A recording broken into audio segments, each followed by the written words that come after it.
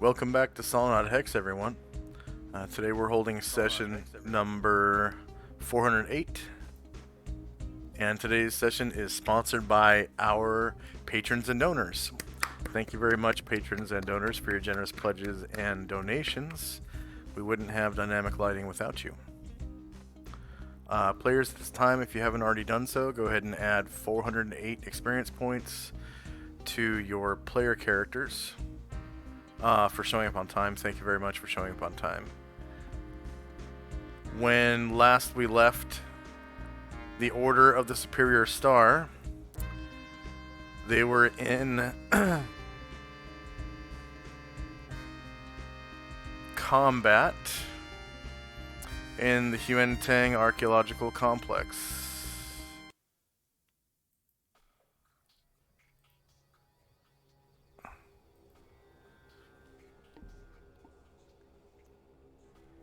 Riveting combat.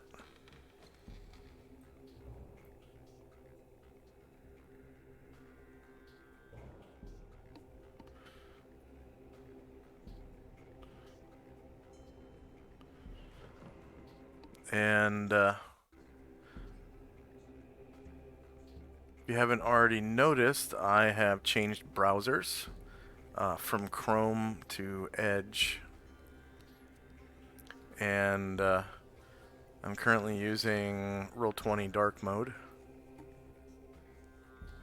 because Chrome is really jacked up right now on Roll20.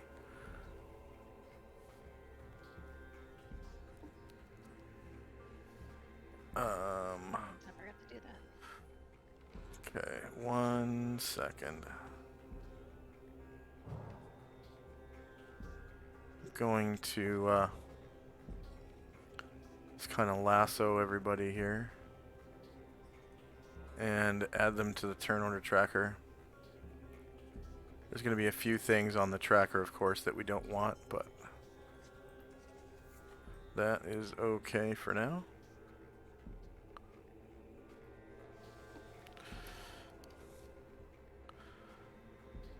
Alright. You can go ahead and roll initiative because we were in combat. And we're in combat with fiends.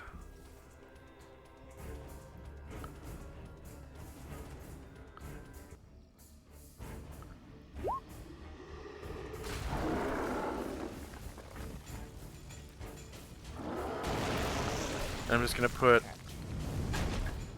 Dante onto the GM layer.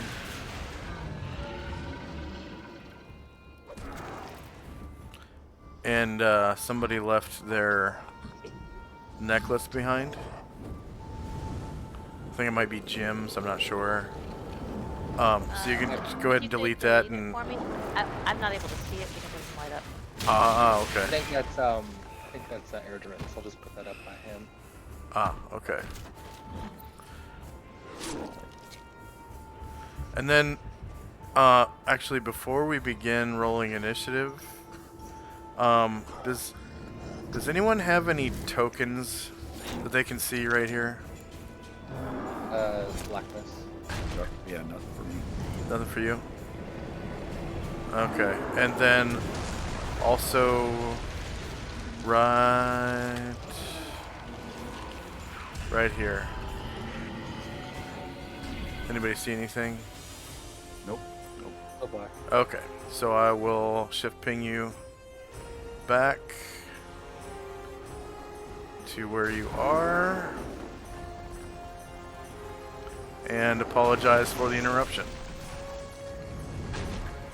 Just realized that I wrote down our main campaign hit points on a piece of paper and now I need to find it.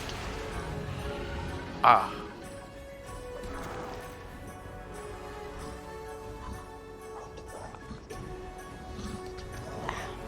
initiative first.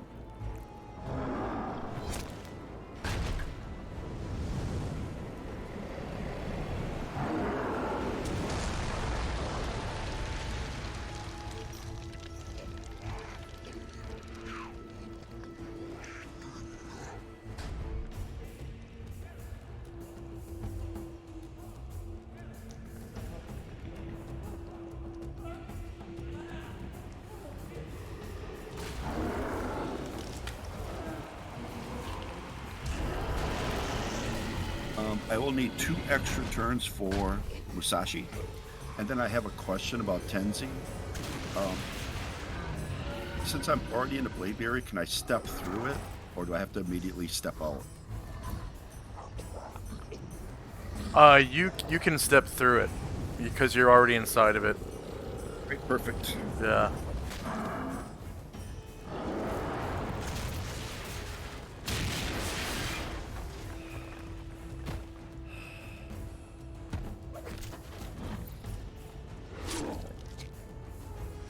Okay, so 2 extra ones for Tenzi Yep, 2 for Tenzi and 2 for Musashi. and 2 for Musashi.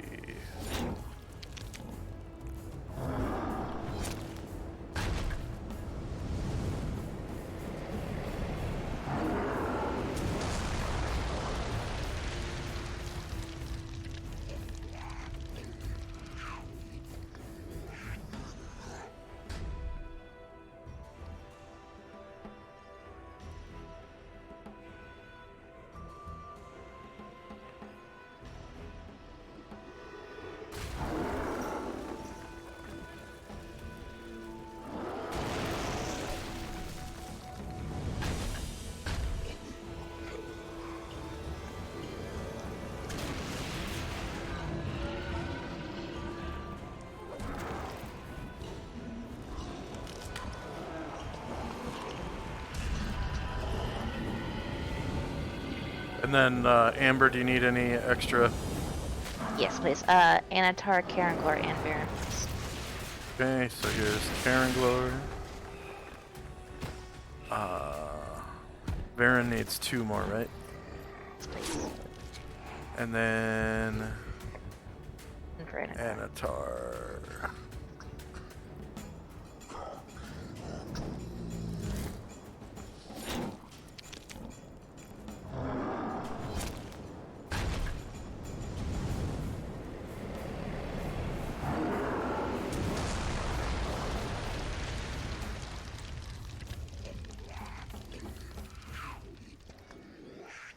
Oh wow, there's a Garistro left still. Okay.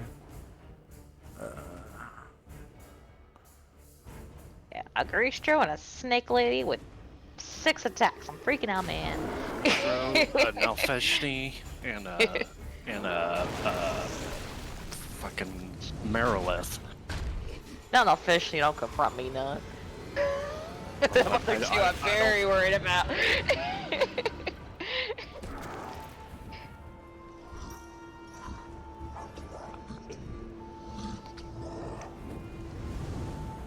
think this is our first Marilith we've encountered, though.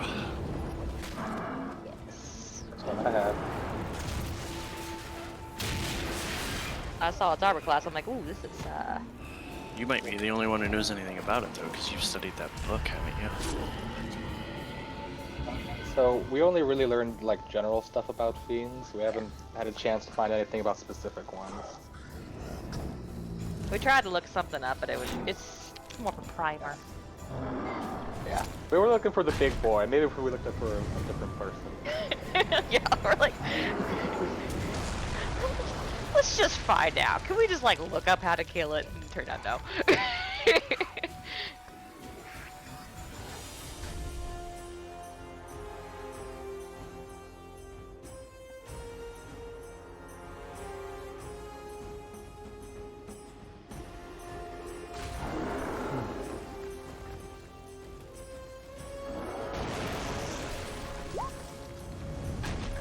Alright, everyone say hi to Watch Your Pants. I watch your pants. Howdy. Howdy. And Hello. Sophie Cal.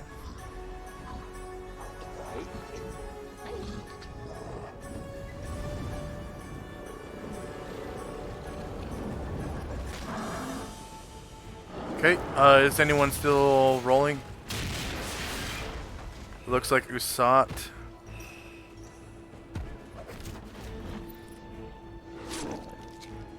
Oh yeah, I accidentally rolled for the necklace.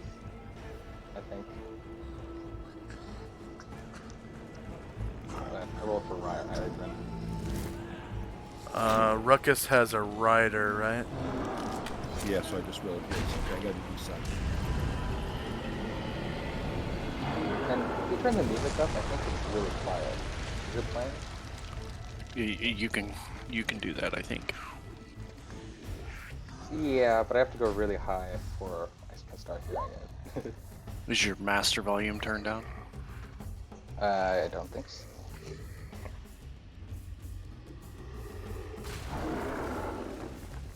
You can adjust your And your microphone. volume mixer. Make sure your browser volume is turned up too.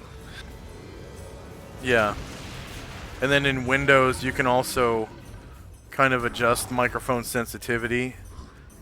Usually about 80% is enough to where it won't pick up like nose breathing and nose whistles and stuff.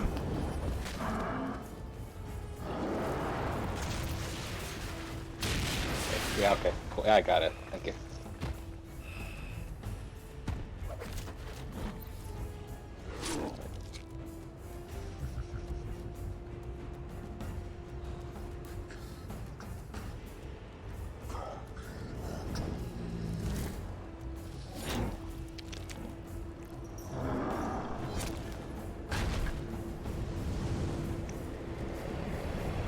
Alright. Is anyone still rolling? Alright, here we go.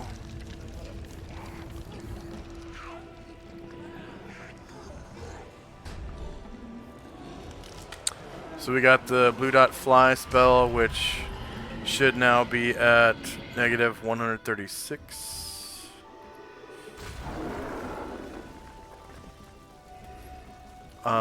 Is that Karen Glor's fly spell? Yeah, he's got blue dot 1. Okay. And then time now is 11:45 a.m. August 2nd, 11:85. We got Anatar's fly spell, Tenzi's magical stones given to Fenmar. So Fenmar, you've got those magical stones. Asriel's spell turning. We got slow 1.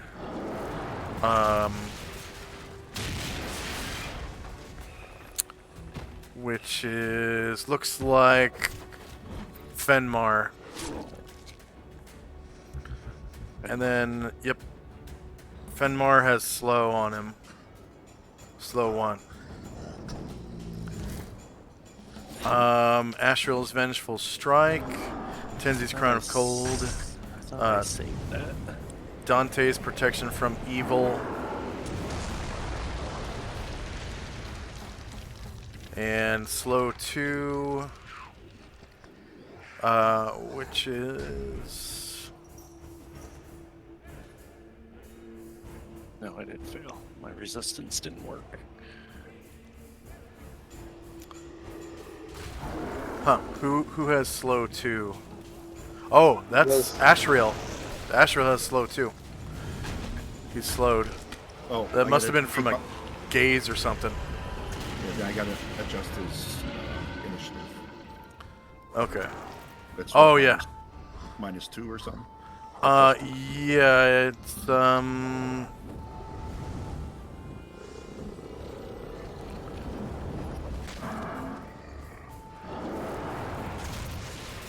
let's see. It's written on the actual marker in the menu.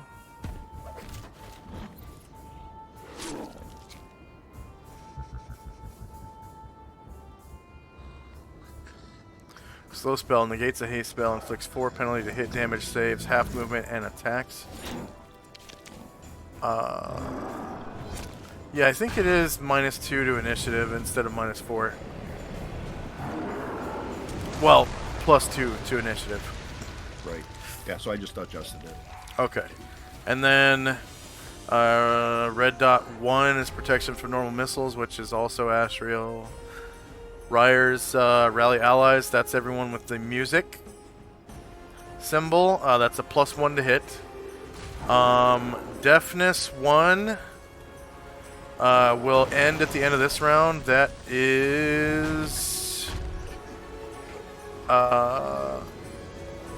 is Asher. Yeah. So she is deaf right now. And the effects of deafness, I think, is mostly for casting, but we'll see in a second. I rerolled with a +2 initiative and my roll got better. That's fine. And then, let's see, deafen, -1 penalty to surprise and initiative for Asher. 20% Okay, chance so I of need spell to- failure. Yeah, you can Reroll initiative. reroll initiative and add +1. And then Fenmar's locate object spell.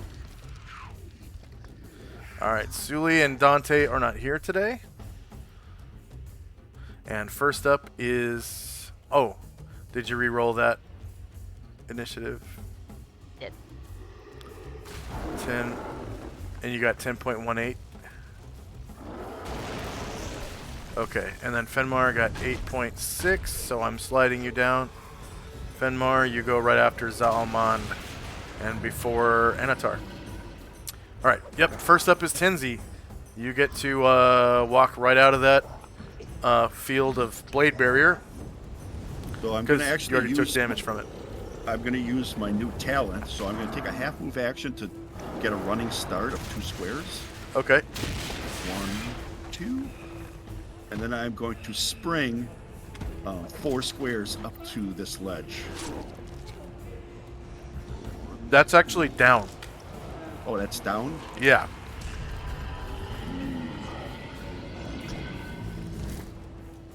Well, that changes everything. I guess I'll just do a half move to move to here.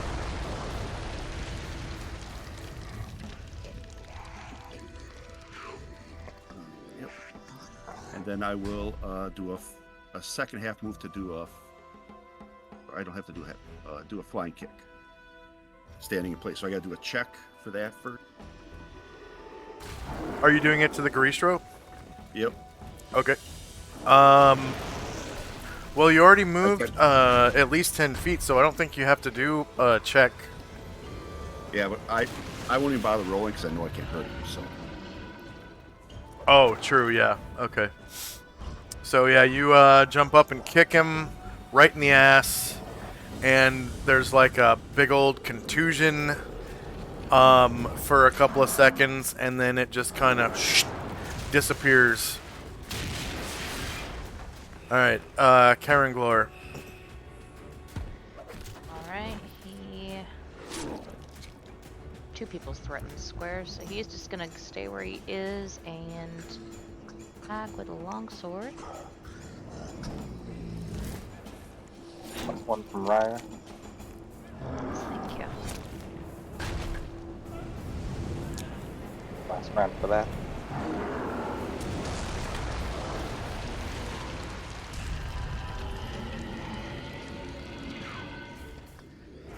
He's going for that Marilith. He's facing. Alright. Oh, were you already facing it? Okay. Because I don't want to give that any of them my back to him. Yeah.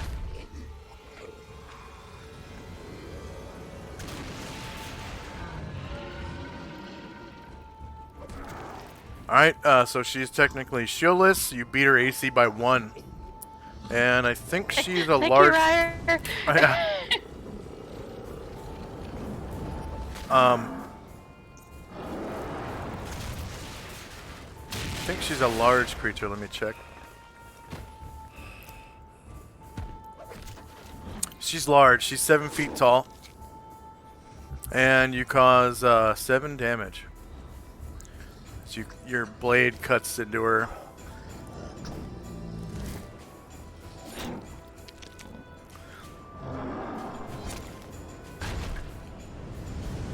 She says,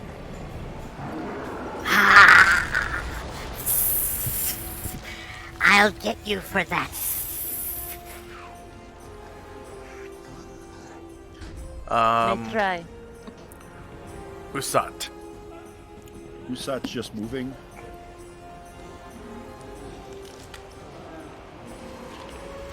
Alright.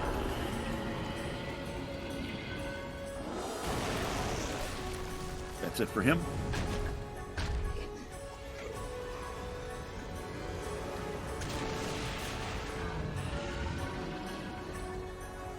The Nelfeshne,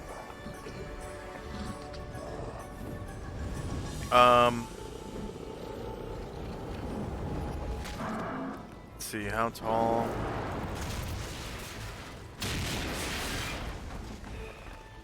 Okay, the Nelfeshne is 20 feet tall, so you can see right over this ledge in front of him.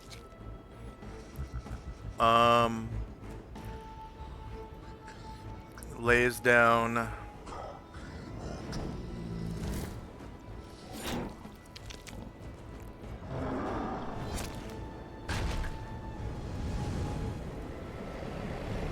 a slow spell.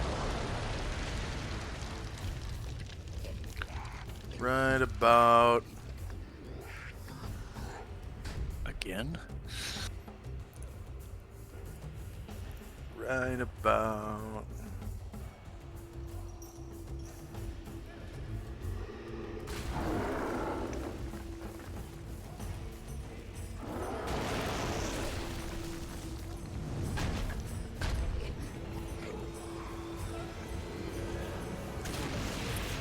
about there.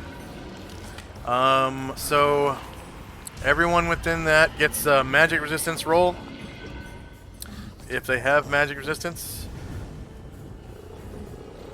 and then if they fail it, or if they don't have it, save versus slow at a -4. So that's Shandrak, Jim, Eridrin, Musashi, and Fenmar.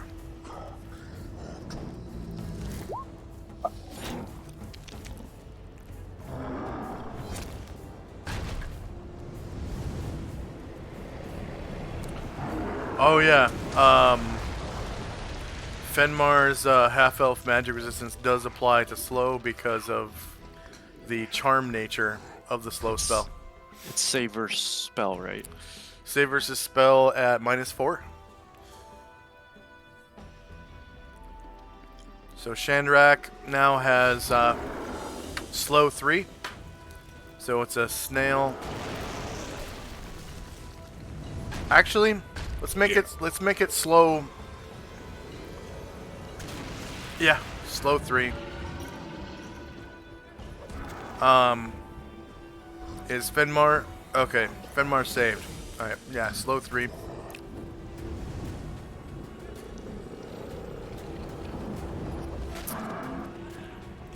Now Feshne. Slow.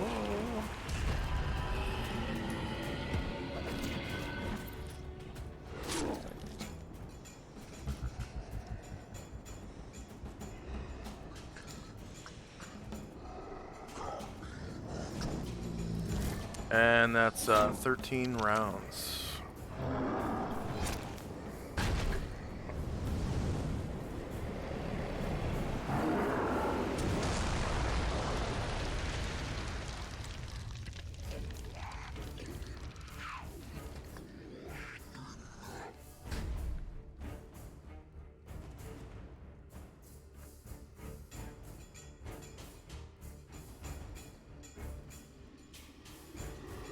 And then, did Erdron have Cat's Grace? We did. Okay. That's slow 3. Yeah, slow 3.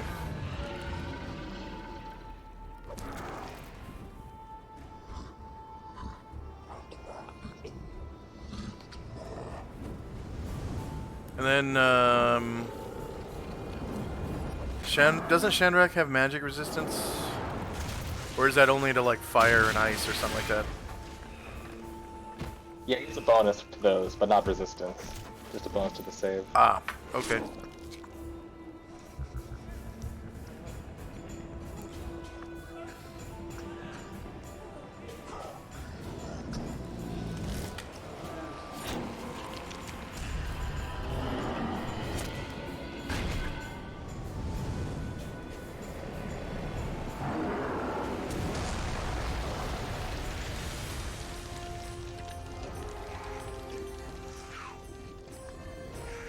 Alright, next up is Jim.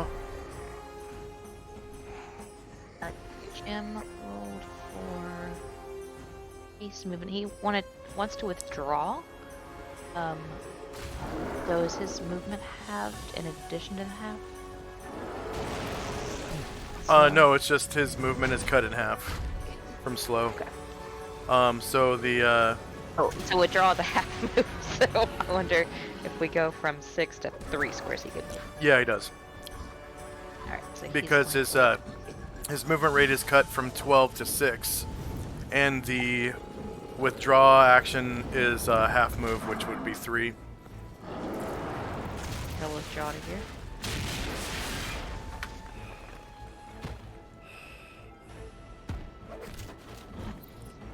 Alright, Zaalmand, the paladin. He's looking for stairs. One day he will. One find day them. he will find them. Yes. Hey, my stairs will come.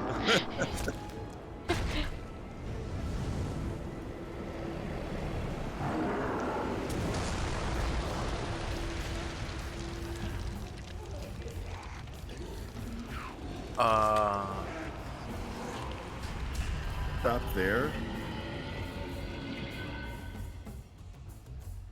Ground.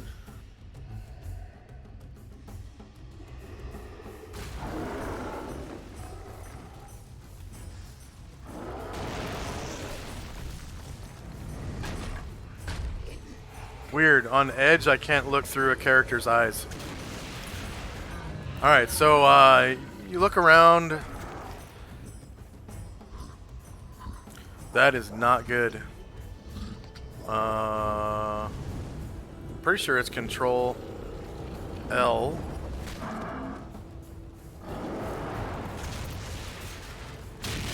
Alright, so you see a big old treasure trove. Pretty sure. Yeah, that's what I think I see. But he's more interested in stairs at this point, so he'll just note it. He'll just note it and continue on. I'm one Alright. of those treasure chests. I keep getting somebody around, trying to get somebody around the treasure chest. Fenmar.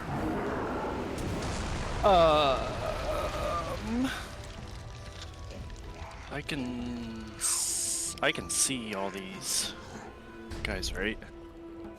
Man, I don't These 3. I don't know what you can see right now, honestly, because I'm on Edge, and Edge will not let me look through your eyes. Okay. I'm pretty sure I can. Because they're fighting all these guys. I'm gonna do. Because I haven't tried this encounter yet. I'm gonna try. Turn these fiends.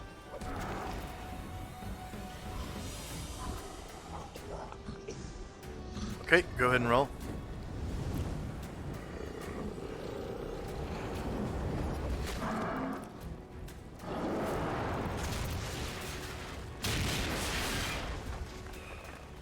There's no apparent effect. And Rolled a 1. You gotta be kidding me. Me and 1s. Anatar. Anatar is going to attack the Garistro he's facing. First with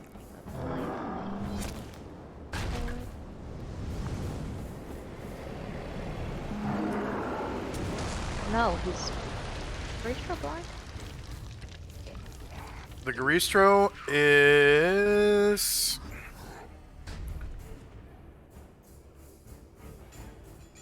blind. 8, so +5. Yeah, I don't have his I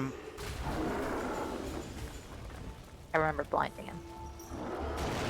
Blinded. He's Oh, enraged. and he's Enraged. enraged, so Yep. +7? Oh, it looks like there's a round counter on there. 9 rounds. For enraged, 4 for blind, 1 for rally allies, so +7. So Goristro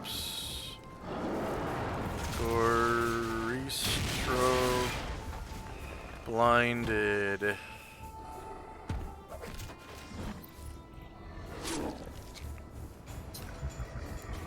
So it would be -8 by now. Get that. It's clutch. That is clutch. And then what was the effect? What made him enraged? The scarab of enraging enemies. Okay. Did that have a duration? Was it like the spell? I did have a duration. Okay. What spell did it cast? Or it didn't? It doesn't have a I think duration? it was a It's a magical item. effect.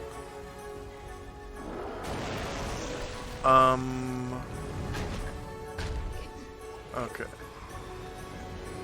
In the description, maybe? It doesn't. They have to save versus spells or become enraged. So there must be... And there is a duration, 1d6 + 6. Okay. rounds.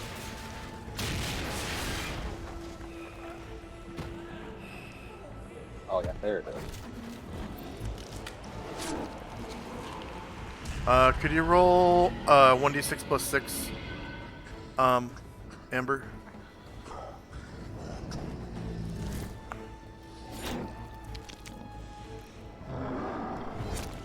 And then Garistro. It's been like that at least 2. I think more like 3 or 4 rounds. At least 2 rounds. Yeah. So I'll just put 8. Blinded for 8 and Rage for 8. Okay, and then Anatar made an attack just now with his sword-like plane of energy, which functions as a +3 longsword of sharpness against the Goristro, who is shieldless. -21 versus -2. That is a natural 20. I can't. There's no. All the dice rolls with dark mode are purple, so I'm just gonna turn dark mode off. Oh, there's a blue line around it, which is extremely hard to see because I am green-purple blind. So I'm just turning dark mode off. So natural 20 to a large creature. You do 29 damage, and pretty sure that would sever I believe so as a well. limb. So give me. I don't think you've severed a limb off of this guy yet. So give me a D4, and it's going to be clockwise from the left arm. So you cut off his left arm. Ah, yeah, I hate to see it. Oh, thank God. Alright, oh, and I still have an attack. Yep. Let's see. So arm 1 means that his left arm is gone, and you also did 29 damage, so minus 29, enter. And you should see his health drop quite a bit. Alright, so this is an attack with a normal longsword +3 against the Garistro, who is shieldless. Wow, a 7 yields AC -8, so you beat his AC, causing 13 damage.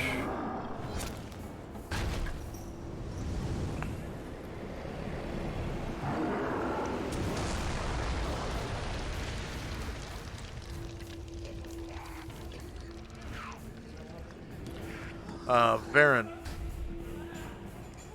Right, Varen is going to try to finish this.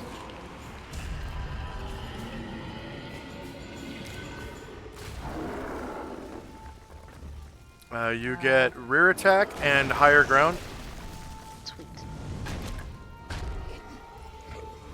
Fires +1. Yep, Ryer's +1. say +7 again. Blind and rage. +1, yeah.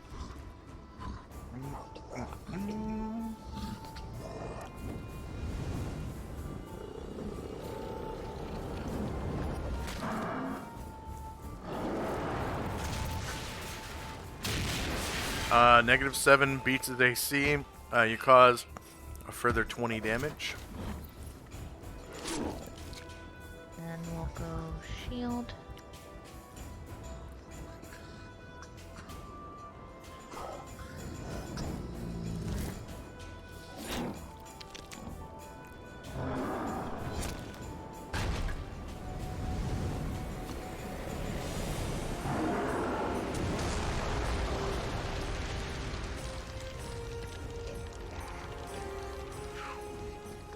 All right.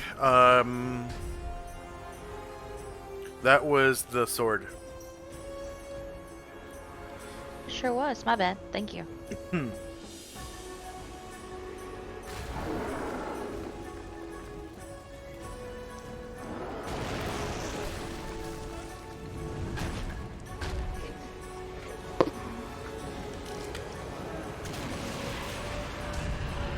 All right.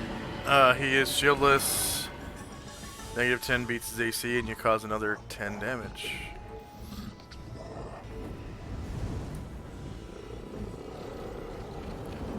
Asher, who is deafened. Yes. And quick question. I believe Anatar has attacked this Marilith, so it just now occurs to me, should she be in his bubble?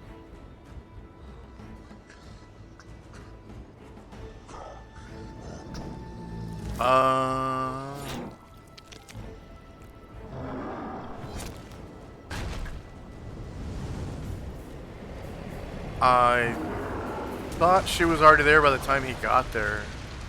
Oh, that's probably what it was. Okay. Cool. Alright. I mean, not cool, but... Alright, let's see. So...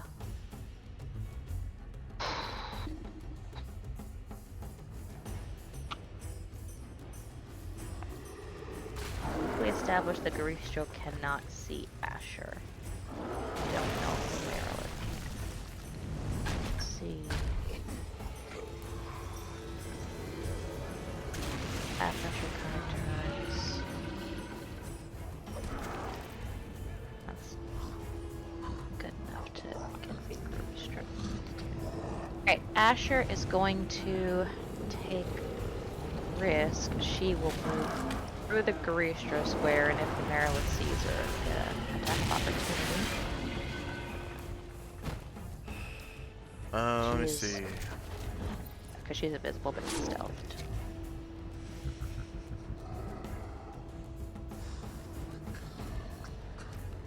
She does get a saving throw versus spell to be able to see you. So save. Spell. No modifiers. She counts as warrior level 12. And not multi-classed. She doesn't make the save, so she doesn't notice you. Okay, so Asher is going to try to backstab this Garistro.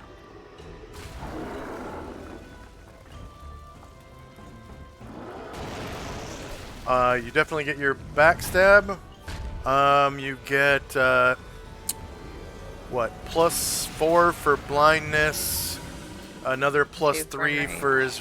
Oh, okay. +2. I thought. These two. These three.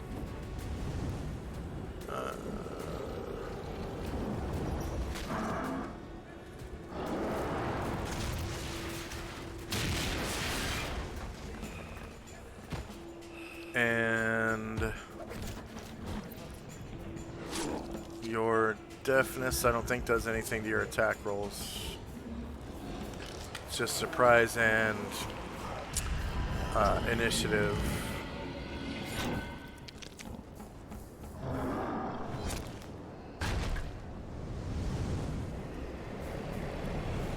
Oh, let's see. Ooh. good. Yeah, but it's not always functioning. So, All right. and she didn't cast that.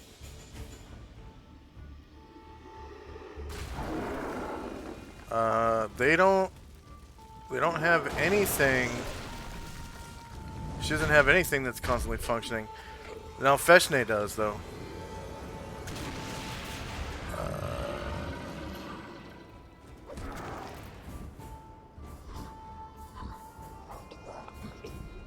Yeah, neither does the Garistro. He has that ability, but it's not always functioning. Okay. So backstab, Asher.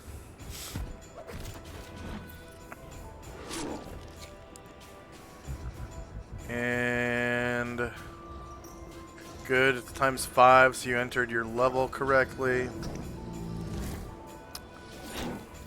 So negative 11 beats his AC.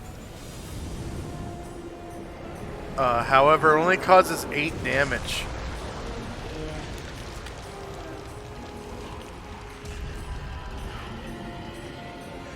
You get him between the guts.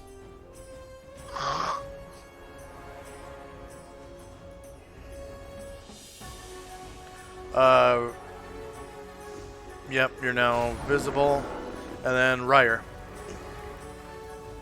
Fire. Let's see if he has any better luck than everybody else. He is going to try to run in on the action, and he's going to have to make some tumbling checks. So, tumbling down from this first place. Okay. And he's going to try to jog down. Give me a tumbling roll. So Ryer has an epiphany and it's like, wait, I can roll. Tuck and roll. I gotta move it up on the table. Okay.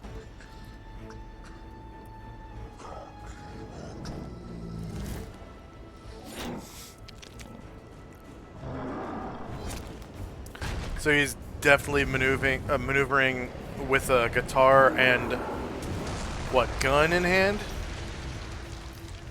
Yeah. His sword gun. Multitasking.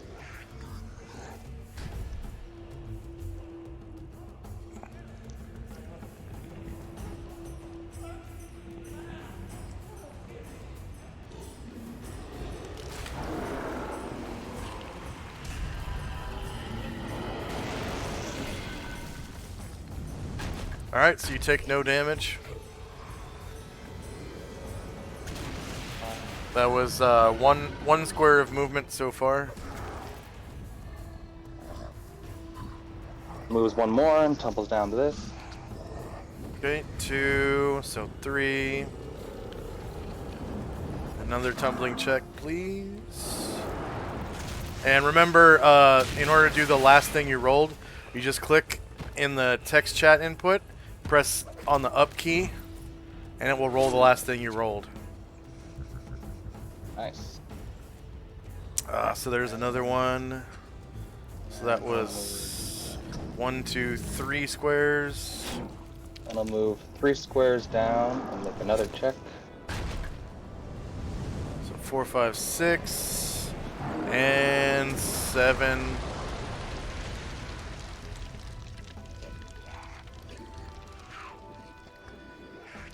And you take no damage. Still have 5 squares of movement left. I did roll to... Can I tumble and jog? That's what I was trying to do. I will allow it, yeah. So that would be 17 squares left. Alright, so 4 squares here, and then I'll tumble down to here. So 13 squares left and 12.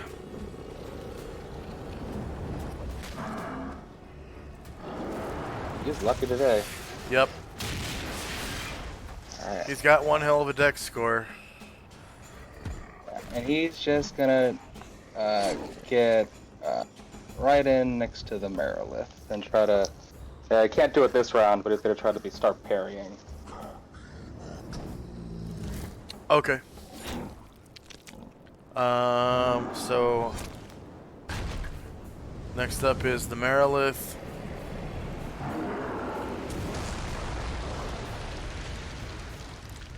Alright, she's gonna attack,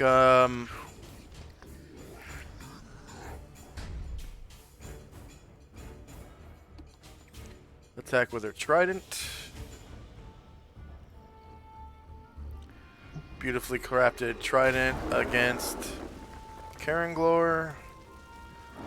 Is Caranglor covered with stone skin? Not anymore.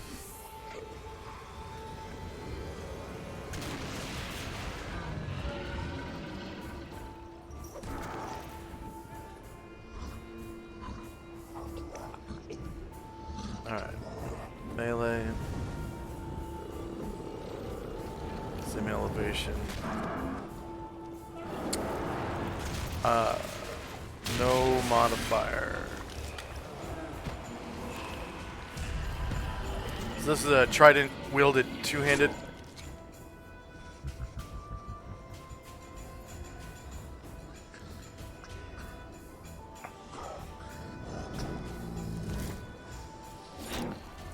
He is shieldless.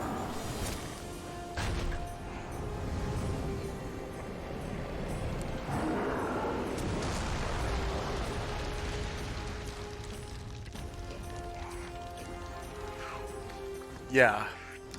He's shieldless. He's not wearing armor?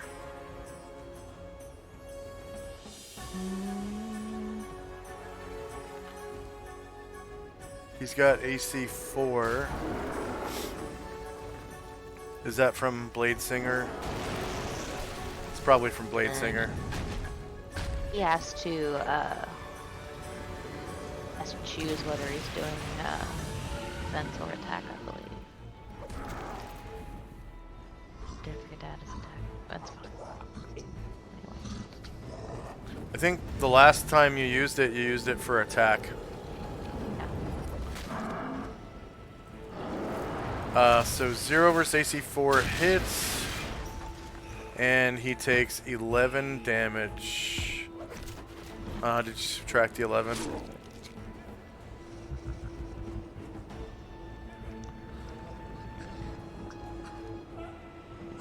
Did you already subtract?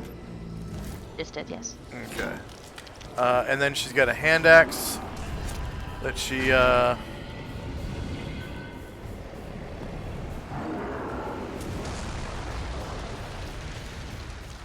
she's gonna kind of turn so that she's facing both Caranglor and Ryer. So she's gonna try to chop at Ryer with that hand axe. Is Ryer covered with stone skin? It's not. They've got a pretty good AC. Yeah.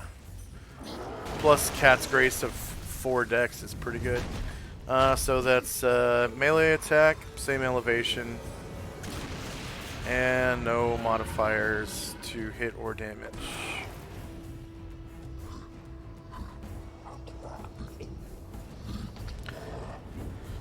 Pretty nice looking hand axe.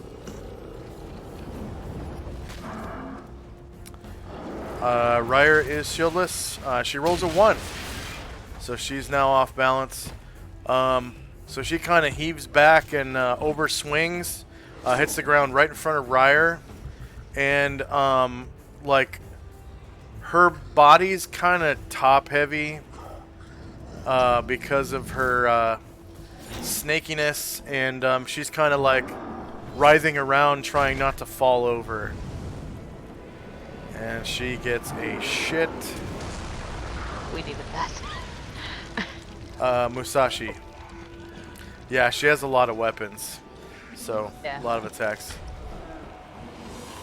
I'm familiar with the concept. She's A lot actually... of ones. Yeah, she's holding, just to reiterate, she's holding that trident with 2 hands. She's got a hand axe, a javelin, which she can use in melee as well, or throw. Same thing with the hand axe. She can throw it or use it in melee. She's wielding a katana with one hand, a wakizashi, and she also has her tail that she can attack with. So 1, 2, 3, 4, 5, 6 hands, and 5 weapons.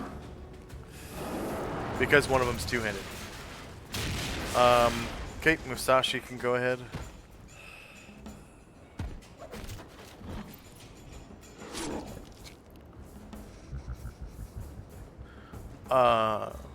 Michael, are you here? Yeah, Musashi's shooting an arrow at the Nalfeshni. Okay. Oh, does he have 3 spots on the tracker? Yeah. Okay, good. And is that a silver arrow? It's a normal arrow. Normal arrow. All right. So the Nalfeshne is shieldless, but you just completely miss him. Yep. All right. Ashriel, who is slowed. He's innately casting Dispel Magic on the Blade Barrier. Okay.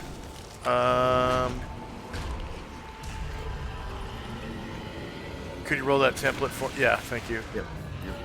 And then the Blade Barrier was cast at level 14. Sorry, Cat. I threw the wrong one.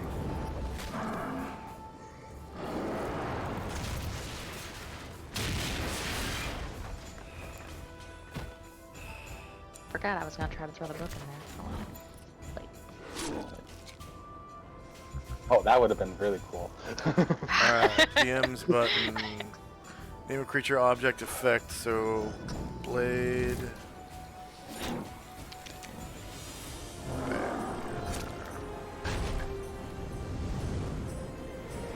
Oh, wow. Let's see. We've already said hello to Watch Your Pants. Everyone say hi to Thaco Tuesday. We've got Sophie Cal, small streamers, DC community, new streamer support chat, Lurks, Lana Ray, Lakaylee, Drapsnat, Commander Root, Celestian GC, which I think is a real person. Say hi to Celestian.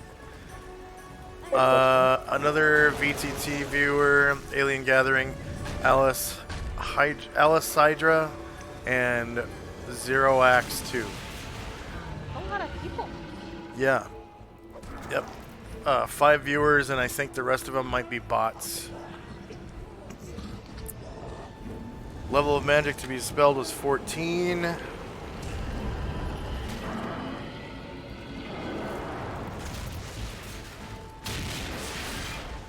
Level at which dispel is cast. What level does Ashriel cast at? 8. Okay.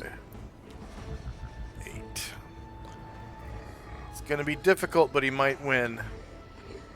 Nope. Target number was 17, and he rolled a 4. You gotta roll 17 or higher on that. Yikes. Yeah. The magic number is 11 with Dispel Magic, and it's plus or minus the difference in level between the casters.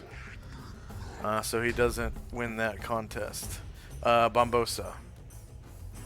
Is going to attempt to move silently, just magic weapons or anything. He's just moving along. All right, Shandrak, who is slowed. He is, but so fingers crossed. He's gonna try to cast Hold Person on the Merilith and the Garistro.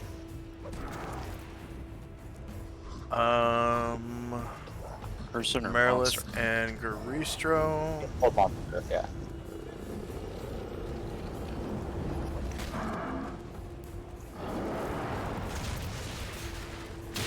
So since it's 2, they step at a -2, right? -1. Oh wow, now I can see through their eyes. So he can't actually see the Garistro from where he's at. Oh, it is an AoE though.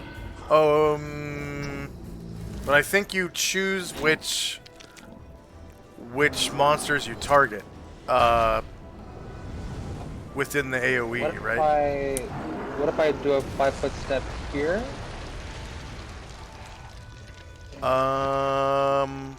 Now you can't see the Marilith. So it's gonna be either or.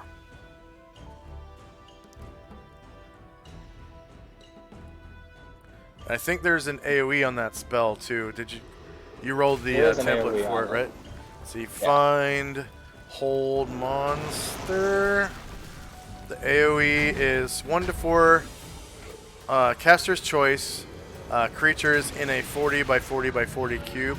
Yeah, you're gonna have to be able to see them Alright, then because it's yeah, I caster's think... choice. So Alright. either you can get the Okay. Marilith from here, or you can take that 5-foot step and get the Garistro and then go back to where you were originally. Trying to look at the so- whether enrage is going to give him a negative to saves. Yeah, so Yeah. I guess with where the battle is now, Chandrak will stay where he's at and try to cast it on the Marilith. On the Marilith? Alright. Yeah. So she is off balance, so I am going to give her that -2 to her save. But she does have magic resistance, I'm sure. I'm sure. Yeah. And then I just want to make sure that I plugged it in correctly. I did. Okay, so she's going to try to resist that. Hold monster, yeah? Yeah. And no miscellaneous modifier yet because you're not a Planewalker wizard yet. Not quite. And she successfully resists it, and you get no XP for that. And the Garistro, who is blinded and enraged. He's supposed to attack the closest creature. So he is facing Anatar and Karanglor. I think Anatar would be closer because Karanglor's kind of off at a diagonal. Is Anatar covered by stone skin or anything? He is not, so Okay. I want to say the So there's a- Garistro gets a +2 to hit from enrage, but then a -4 from blind.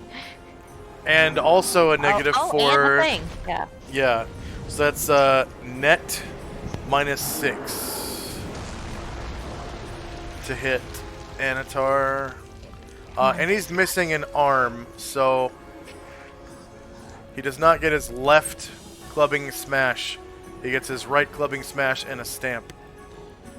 So right clubbing smash against Anatar. His Thaco is disgusting though, so he might actually hit Anatar. Even with the penalties. Okay, so that is a melee attack. That is same elevation because he's not flying. Miscellaneous attack roll modifier is going to be -6 net.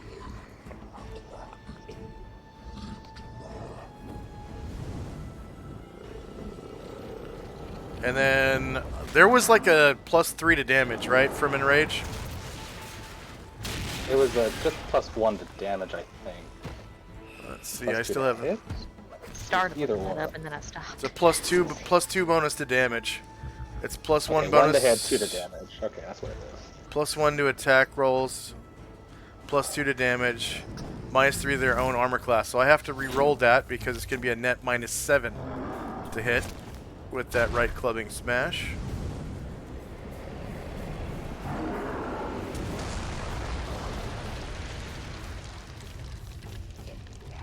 So melee attack, same elevation, -4, copy, paste, so -4, -4, and then +1, and it'll do the math for me. It's a net -7, and then it's going to be +2 bonus to damage. If it hits, which it could because Garistro Thaco is disgusting. Oh wow. So Anatar is shieldless. He's wielding 2 swords. The Garistro manages to crit him. And Anatar is large right now because he's wild out. So he takes 36 damage. 36 damage. Ouch. Yeah. And he is going Get him out to before that attack. going to stamp Anatar.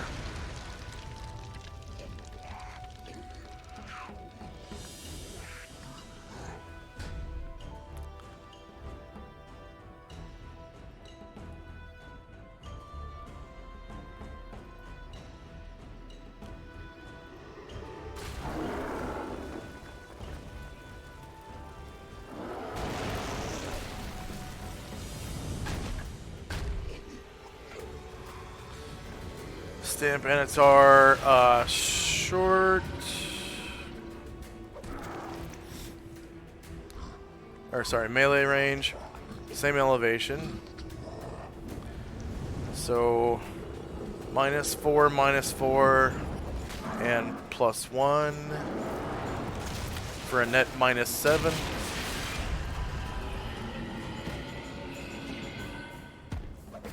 And then +2 to damage. So we're looking at shieldless AC. -9 hits, causing 30 damage, and Anatar disappears.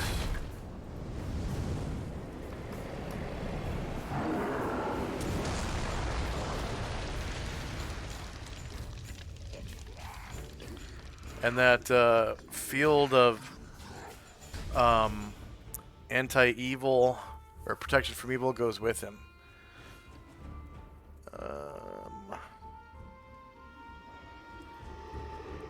And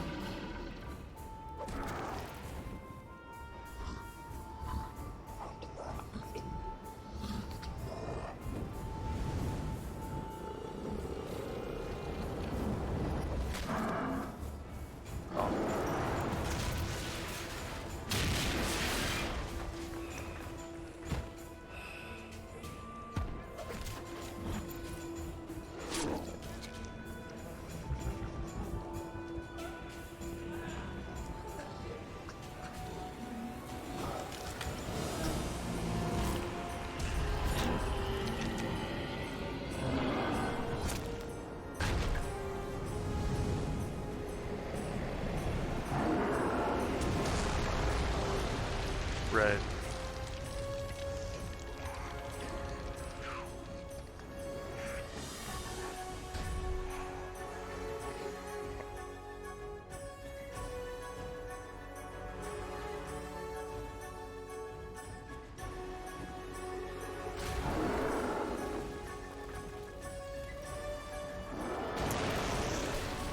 Airdrin.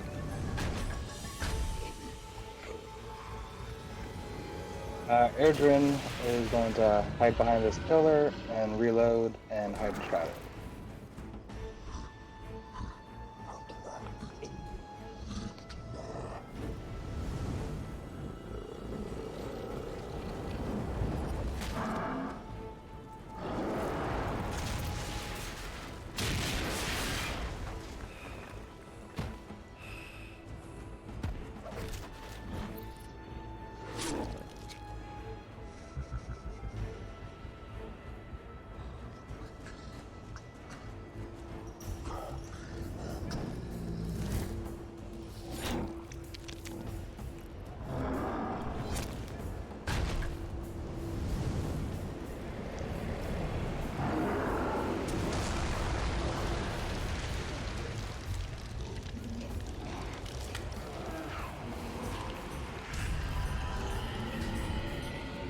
And don't forget his light source.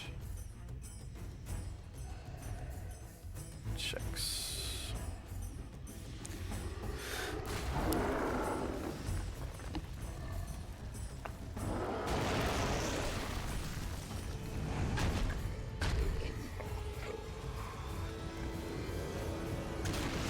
And Tenzi. I'm gonna first roll Oh. my crown. I'm gonna roll my crown of cold damage first. Yeah, yeah, yeah.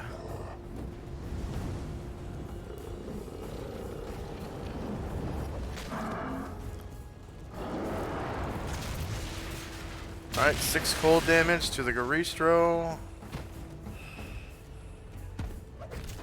And doesn't quite reach the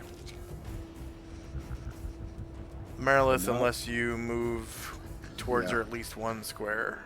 Yeah, I can't. So I'm just gonna do dual psi attacks now on the Greastro.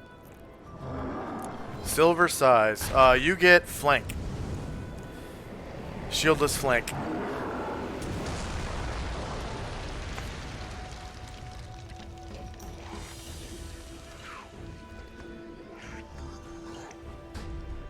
And then it's +3 for enraged, +1 for Ryer. And is there something else? +4 Oh, for blind. blind. He's blinded. So net +8. Yeah.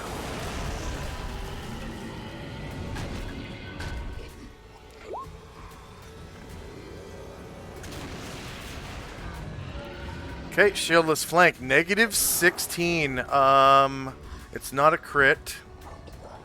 And you cause 13 damage from one side. Oh, half damage? Yeah. Half damage. So that's rounded down, so it's going to be 6. I will try the other one. Yeah. Do it. Thank God for that girdle of giant strength. No kidding. Yeah.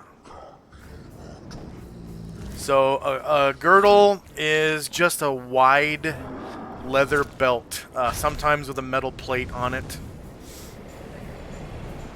That goes over the waist, but it covers the belly with the wide part, the wide plate or whatever. All right, shieldless flank. That is a natural crit. We rolled a natural 20, causing 15 divided by 2 rounded down is gonna be 7 damage from that silver side. -7. All right, Karanglor. Karanglor just saw Anatar disappear. Yeah. Let's see. I'm not gonna roll morale because the Marilith is off balance. I think I would roll morale if the Marilith was not off balance. Go ahead and take his attack. I wait until Varen takes his attack, so he kind of looks over his shoulder, sees Yes. Varen winding up. Okay. So Anatar is gone. Okay, Varen.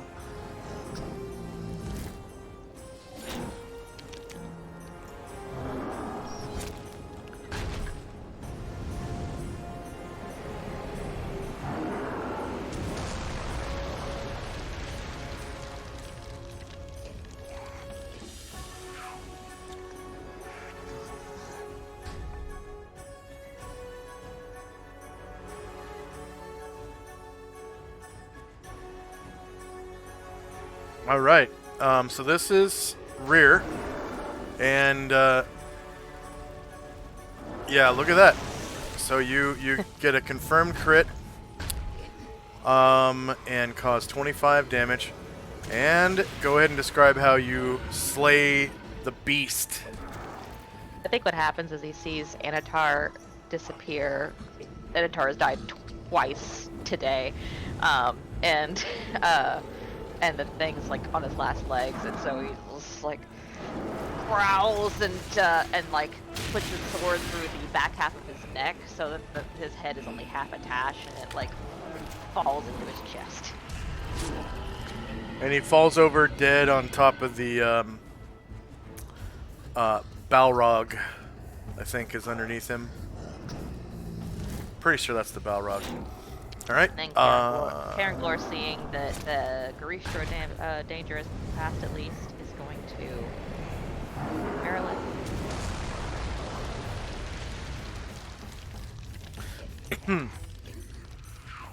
Plus 2 for being off balance, and plus 1 for Blade Song, And 1 for Rally for rally. Allies. So net plus 4.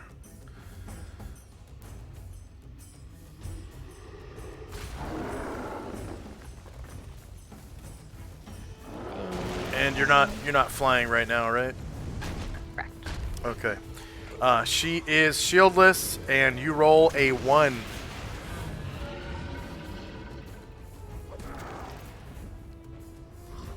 Musashi's second bow shot. Oh, damn it. Never mind.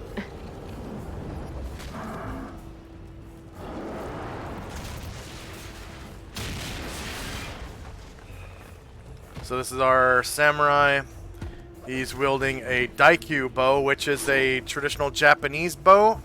It's shorter on the bottom than on the top, so you can shoot it from horseback. It's the only longbow that you can shoot from horseback. And it does, its range categories are the composite longbow range categories. Alright, the Nalfeshne is shieldless. So you crit the Nalfeshne. You get it right between the eyes. But it has images. So might have hit one of the images. So I just Yes. rolled I think he had... Yes, 5. But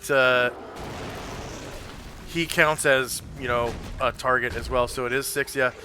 So you get one of the images. Yep. And right between the eyes, and it disappears. So there are now 4 images. Mirror images, that is. Tenzi's third turn. Which I don't think you have any actions left other than blocks, right? I have another attack. Ah. I don't really want to get that close to the Merilith with only 15 hit points. To get her in my Cone of Cold for next, or Crown of Cold for next round. I can't damage her now, right? Yeah, it's...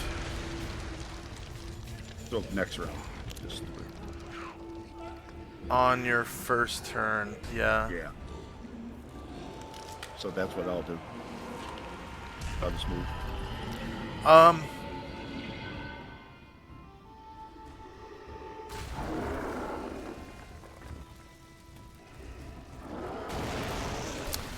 No, go ahead and roll damage. Go ahead and roll damage for Crown of Cold. I'll take it.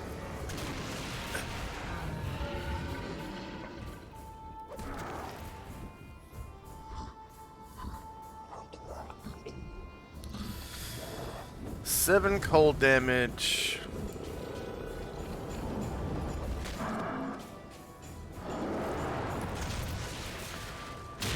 Alright, Varen's third sword attack.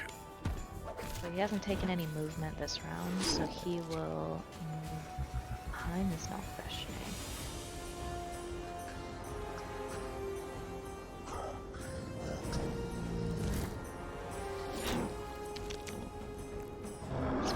Oh, how Nalfeshne? far in the air is it? So the Nalfeshne's over here. He'll have to climb up to get to it or fly. That's I got confused. I'm sorry. That is will not attack Ashriel. Thank you. My bad. Okay, so I'll put it back. So you can either climb up or fly up. It's going to be really difficult to climb because of his shield, I think. Then he like take a half move to walk here, then glide down to here.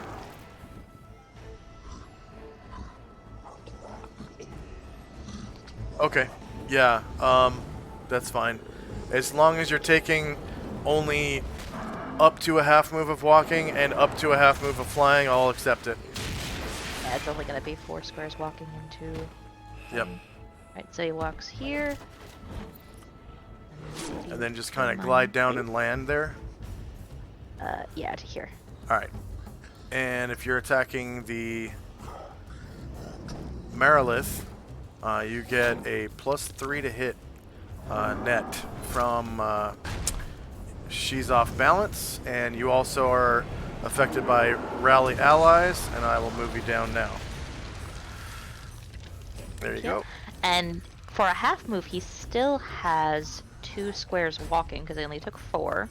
So he'll actually move 1, 2, and get her from this direction.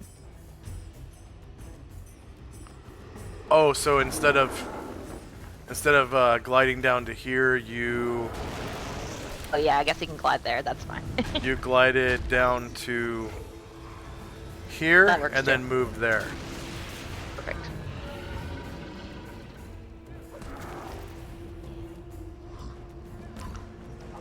And you get the rear attack with +3 to hit.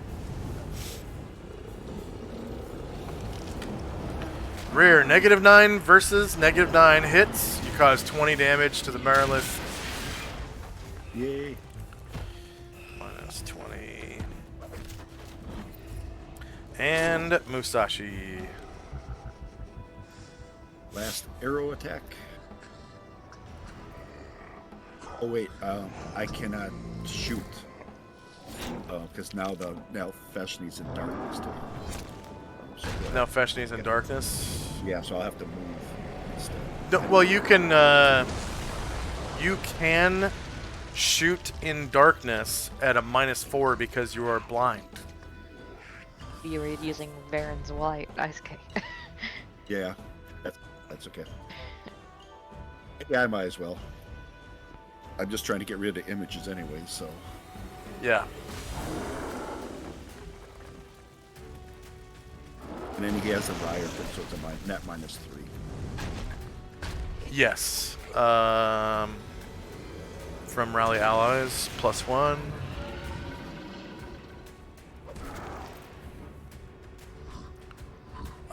So, yep.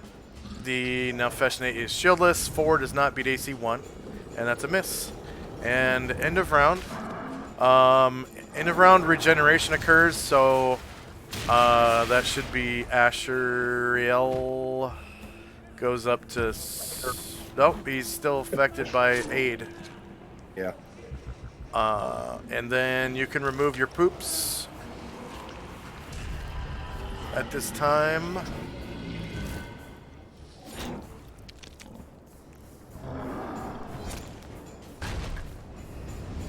And his rally allies over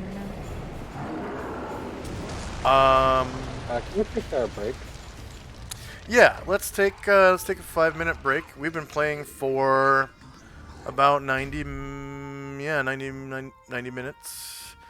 And for our viewers, I've got 3 minutes of pre-roll ads, and then we'll come back 2 minutes after that is over. So total of 5 minutes, and we'll be back.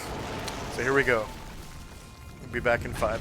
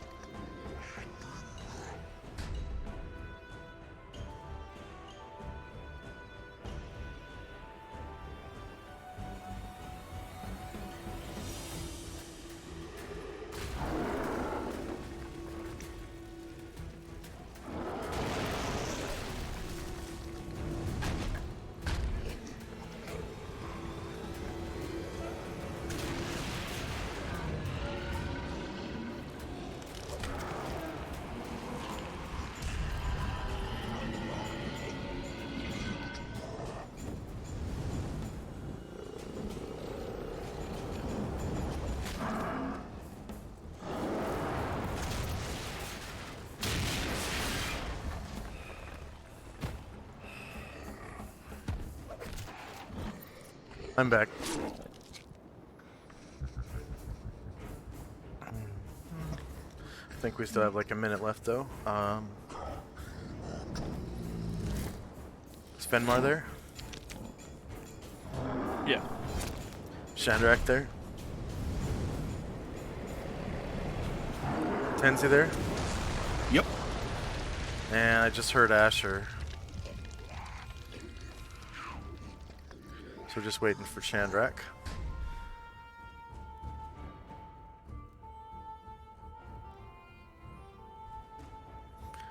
I think- I forgot again about my plan to throw the book in the blade barrier, and now I'm not near it. I think chat might be working on that wish to get Anatar back. Dear. Maybe.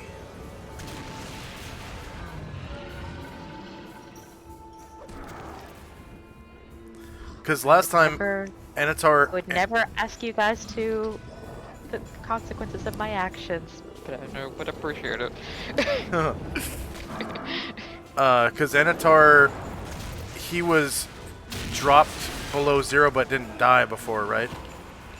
And someone cast heal on him, wasn't it? Oh, Yeah. we used the rod on him. We have the resurrection or something. Ah, okay. That's right, so... I think the ruling was that because he wasn't summoned, he intentionally came to the plane. That was why he didn't disappear. That's right. Yep, so So yeah. he is still here, but dead. Animation, let's see. Red X. And multi-sided. Choose side, so he's... Well, I guess he would still be... He would be in his true form.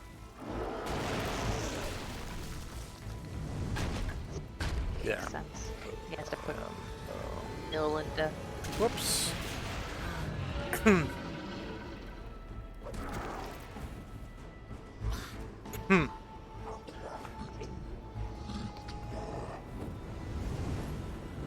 Okay. So we're currently in initiative phase.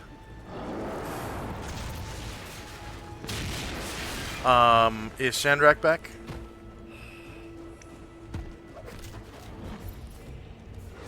Okay, well we can roll initiative and hopefully Shandrak will turn up.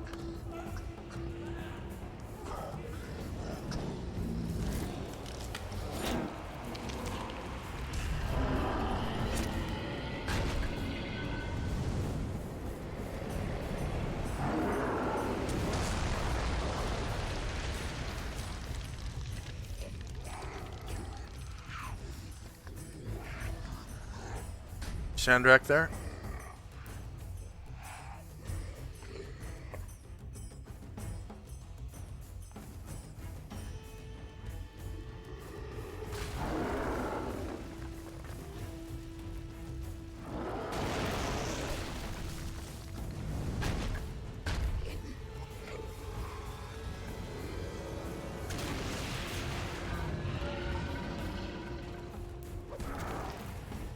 And I had something he had to attend to. He doesn't usually.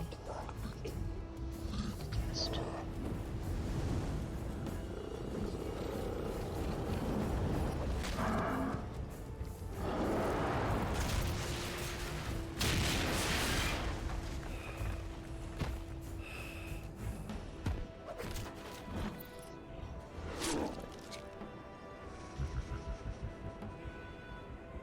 bother him, I can't.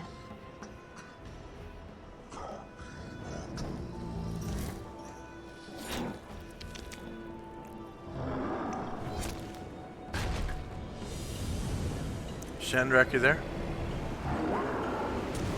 Okay. Okay. So we're in initiative phase. For Lyra, I just want to do that parrying attack to increase his AC. Is that medium base speed? Yes, yeah. The funny thing about that, though, is it works the whole round, so your initiative doesn't matter, but you still need to roll it just in case some weird unforeseen thing comes up.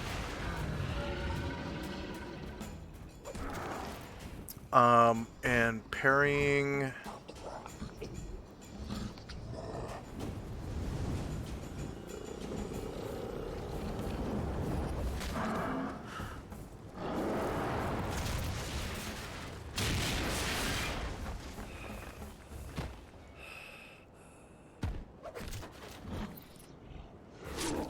Parrying, optional rule from player's handbook.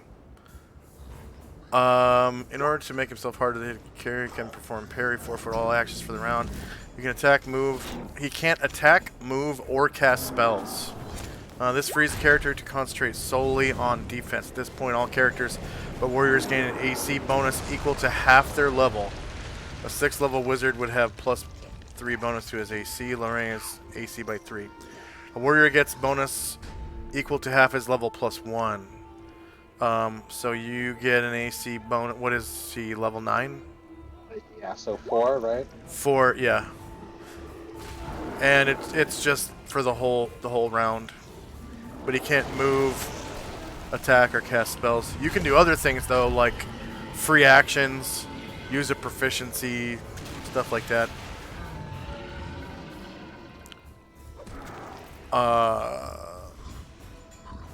And it says can't attack, move, or cast spells, so I'll allow you to use a bardic ability if you want. I don't see why not. You could parry and play your guitar at the same time. And then I think tumbling does something similar. I think it does, yes. Tumbling. You got to win initiative, though. I think I'm tumbling. Skills and powers. It is similar.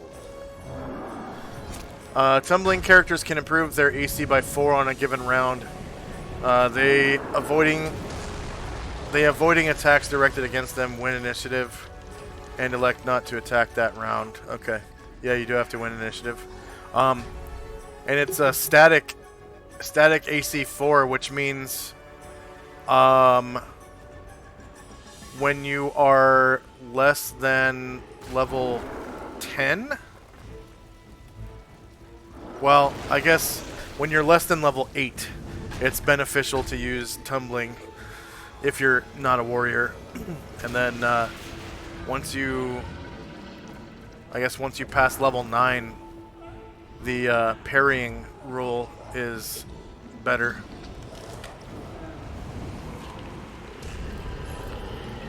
Alright, is anyone still rolling? Alright, here we go. Alright, so we got spells and time.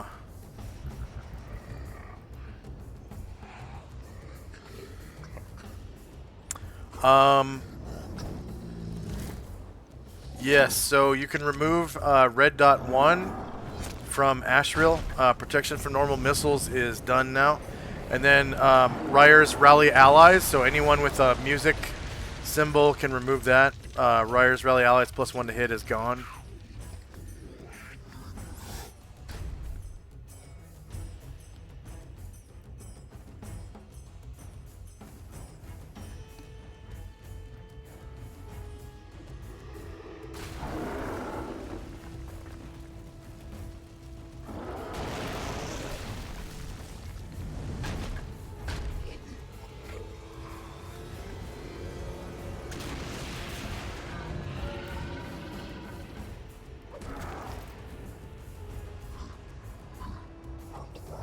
Okay.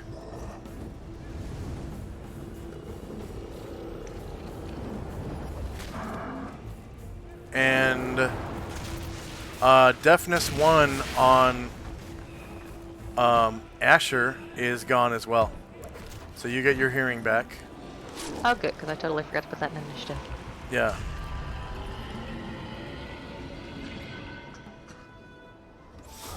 Alright. And then slow. I forgot to add Gem Flow. Forgot to add what? Him loses space on initiative because of his slow, right? I forgot to put that in. Okay.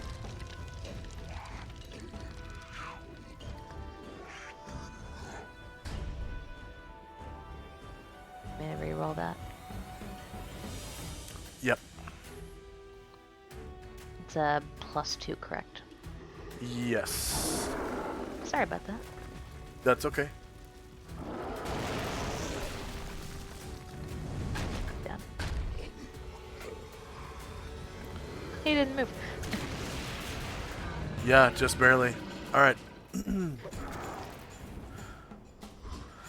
So Sully and Dante are not here. And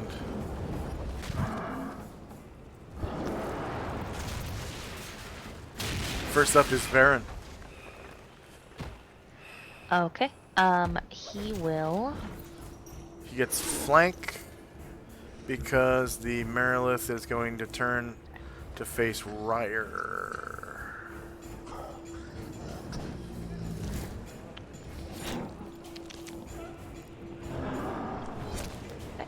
So, yeah, let's do it.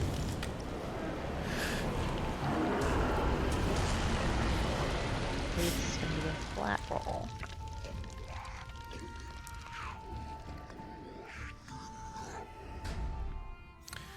Alright, shieldless flank, -11 beats AC 9. Cause 15 damage to the Marilith. And your then- shield, please.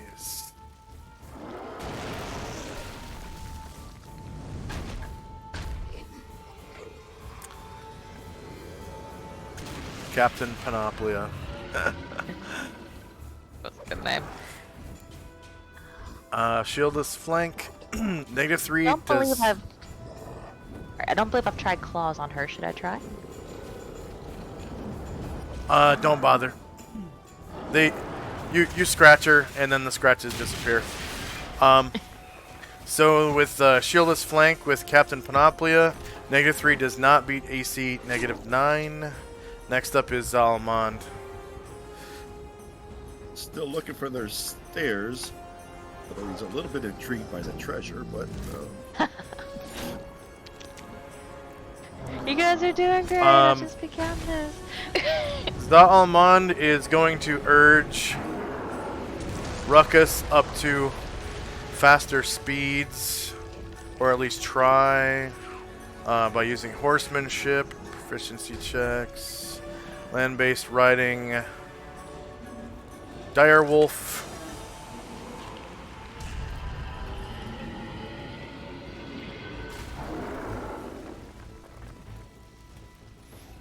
Alright, so Ruckus is now able to move twice as fast, and neither character can make attacks, so he gets 36 squares of movement. and he finally found stairs. Yes. Oh, it's a miracle. Yes. So you can see there are 4 sets of stairs, and the room is essentially a big spiral leading down to the bottom in the center. That was 15. To get us a make stairs spell.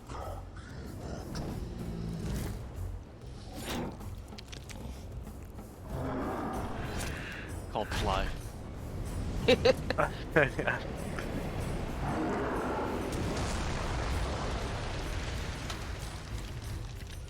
Or featherfall, one of the two.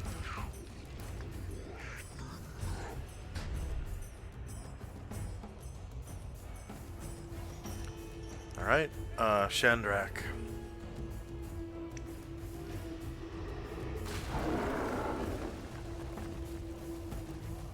You there, Shandrak? Look at chat.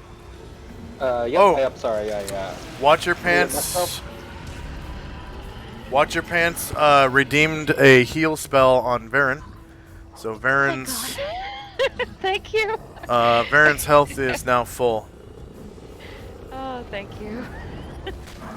Thank you. Watch your pants. for 5,000 He's so channel points. Shadrach is slowed, but if I use my Featherfoot, can I move half of that, so 6 squares instead of 12? Absolutely, yes. Any of your movement rates that you can possibly use are simply cut in half by the slow spell. And so you get 6 squares of movement? But yeah, so that should be just enough. So Shadrach is going to try to tumble down from here. Outstanding. So there's 1.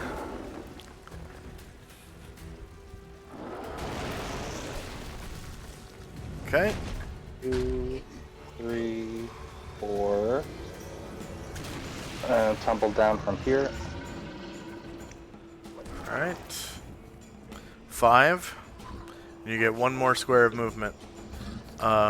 If this tumbling succeeds. Which I'm... Oh, no! Oh! So Shandrak just kind of face plants on the floor and is now prone. You're now prone and you take... Oh, whoops, no, that's the wrong one. 5 points of falling damage. Bumbosa. It's attempting to move silently. He's attempting to what? Move silently. Bumbosa. Heard there were stairs. He'll get there sometime this week. Oh, he doesn't have tumbling.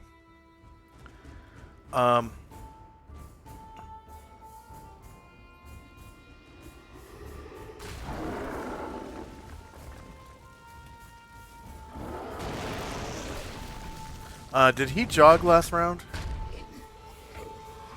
Oh, he hid in shadows several rounds ago, and he's been attempting to move silently ever since. Oh, okay, so he's sneaking around the edge. Yeah. He doesn't really have anything I'm aware of that could hit these things anyway, so he's just staying alive. Oh, look at that. There's some pillars I didn't put dynamic lighting on.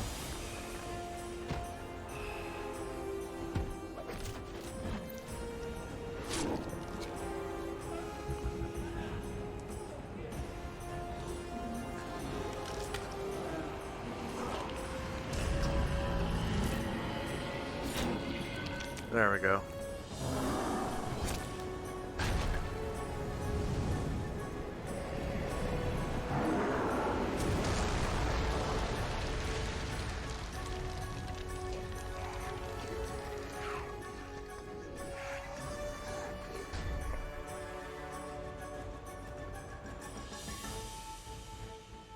Alright, so thanks again. Watch your pants for that heal spell. Very much. And next up is the Marilith, who is facing Ryer, who has used the parry optional rule, which I do use.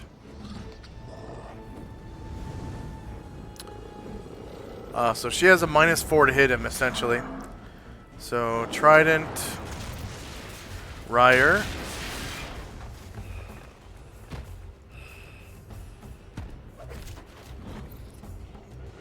So, melee attack, same elevation.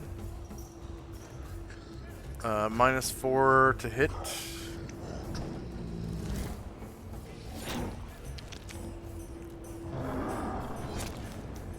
No damage modifier. And is Ryer covered by stone skin?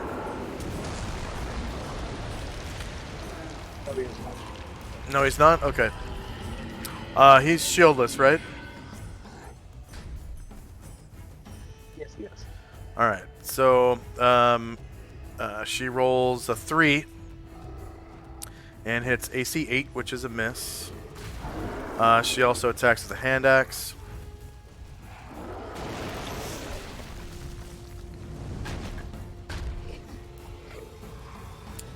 In melee, same elevation, -4 to hit, and no mod to damage.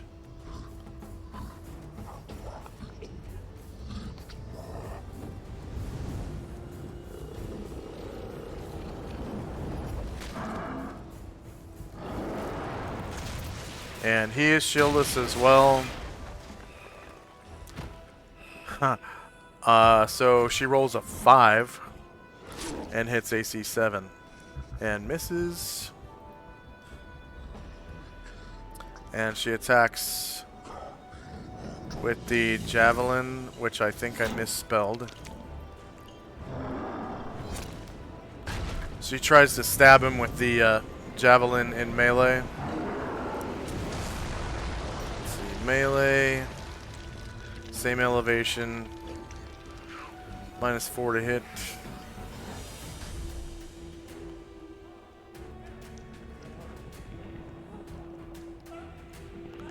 And no damage modifier.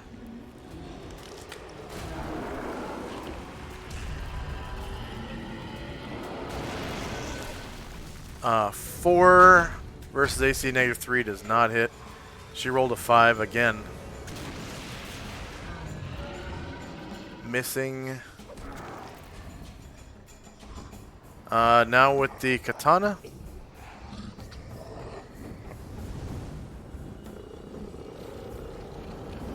Against Ryer. Melee attack, same elevation. -4 to hit, and no damage modifier.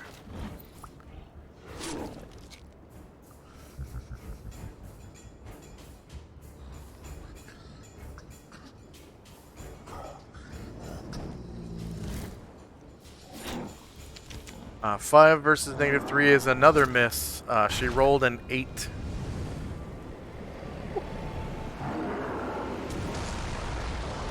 So that -4 to hit is really doing Ryer some good. Now with the Wakizashi against Ryer.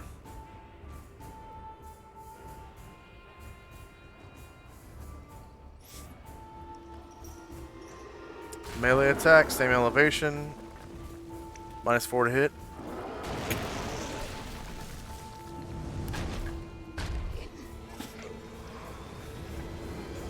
And no damage modifier.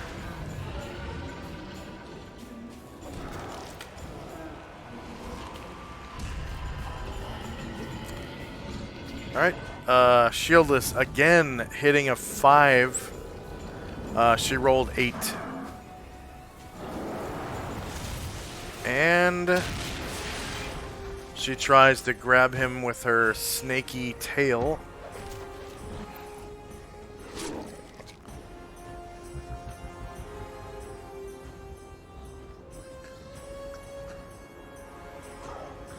In melee, same elevation, -4 to hit.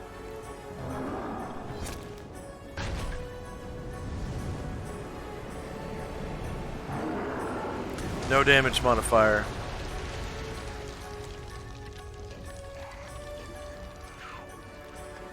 Alright, he is shieldless. 2 versus -3 is a miss. She rolled an 11.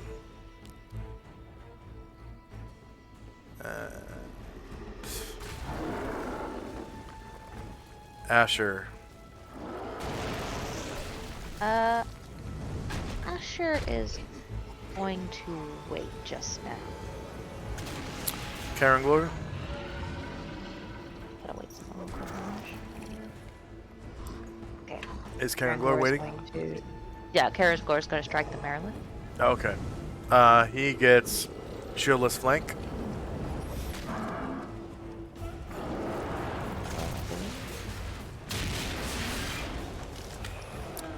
Shieldless flank, -10 beats -9, causing 13 damage. Go ahead and describe how you slay the bitch. She puts her tail out to try and get Ryer, and as she kind of like misses to the side, he swipes her tail clean off and just bleeds out through her tail ass area. And Ryer. Oh, go ahead. Real quick. So Asher, with her intelligence score, can see invisible creatures if she passes a check. So I don't know if the Demogorgon is sneaking or invisible, but as she looks around, does she see any sign of it? You get a saving throw versus spell. Go ahead.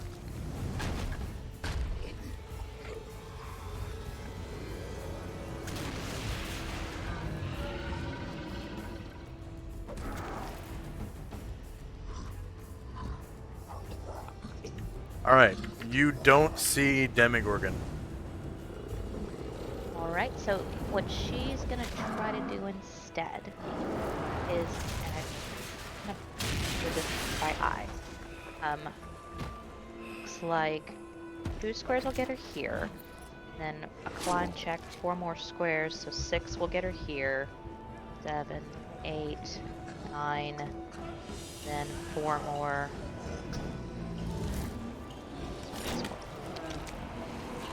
Oh, yeah, so she won't quite get there. Yeah,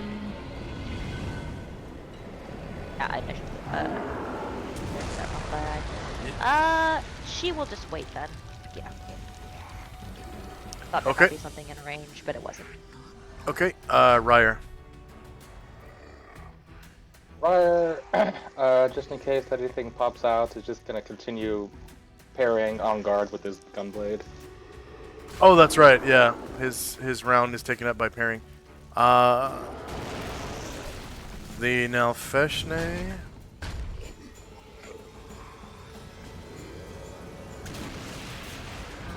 What was it?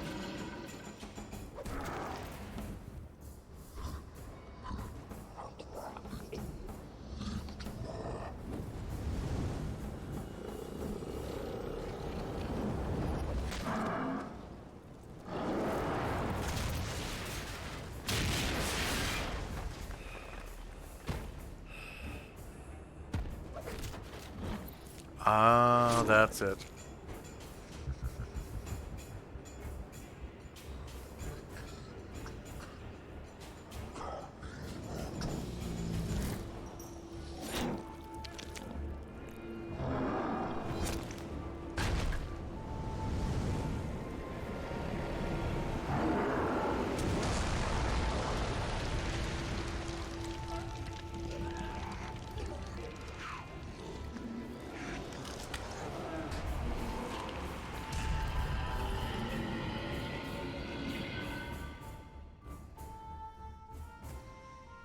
Well, I didn't roll initiative for that, so,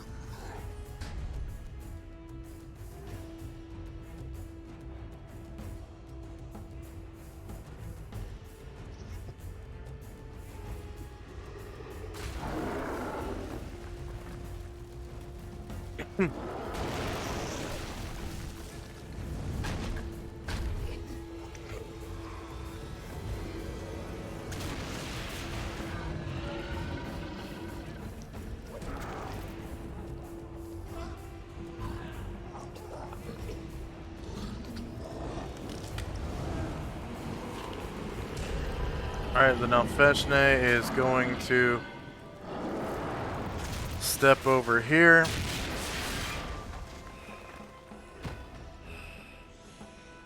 And Jim can't see, so he's effectively blind. Yeah. And he is casting Feeble Mind on Shandrak, who gets a save versus spell at -8, or be affected by Feeble Mind.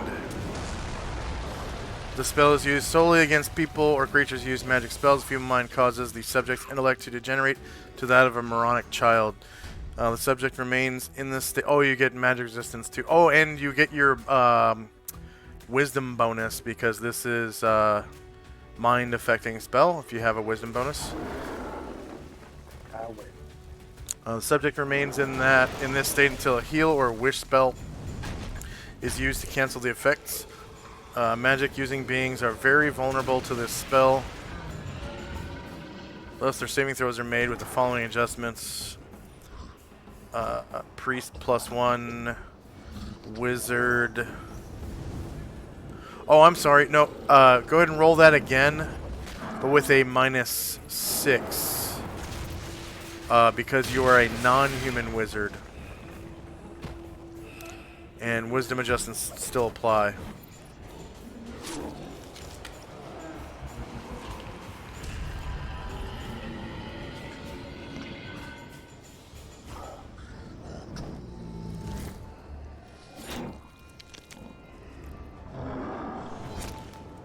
So your target number should be 14 instead of 16. Dang it. Alright, so you are feeble-minded and act as a moronic child. Your, like, spell casting abilities are gone. A child has, man, really low intelligence.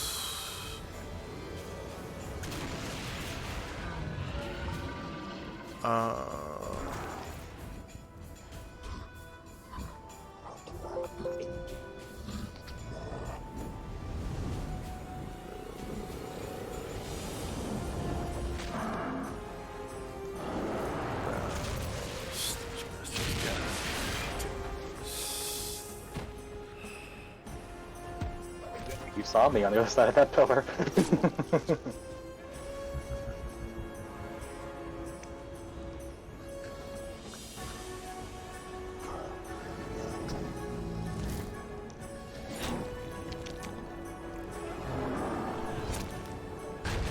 there a token for that?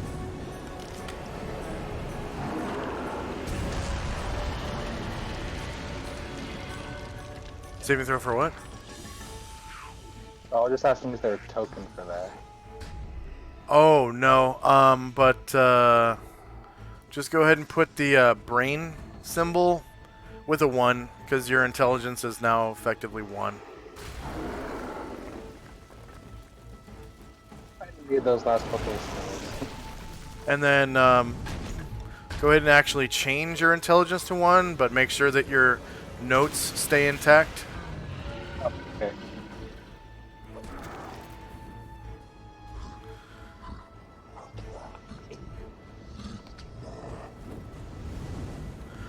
It doesn't say that you forget your slotted spells, but of course you can't cast them right now. But if someone were to heal you, wink wink, nudge nudge, chat,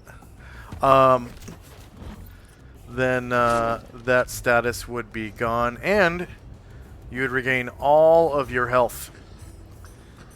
Alright, Jim. He is just going to withdraw again. So he's kind of so I guess he also needs to make a dex check. As long as he doesn't take a full move. If he takes a half move, Yeah. which Well, he doesn't has even to need because of withdraw- slow. Yeah. Oh, yeah, that's true. Alright, so he'll go.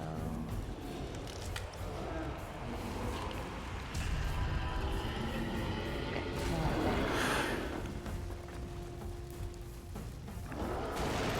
All right, and then Usat.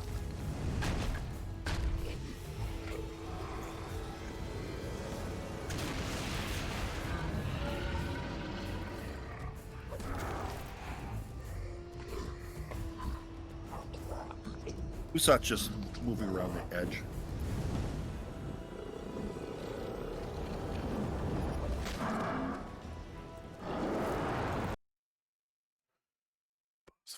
Okay.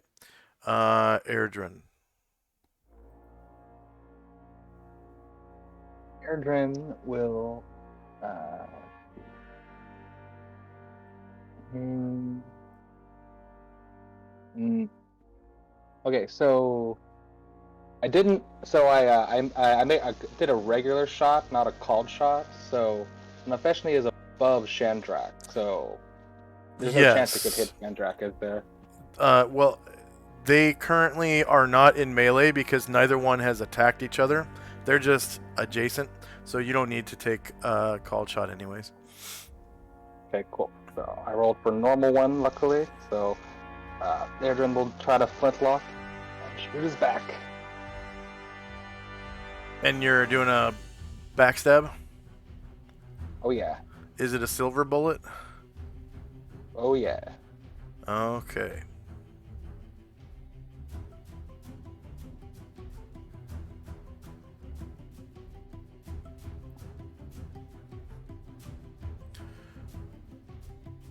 Shots fired.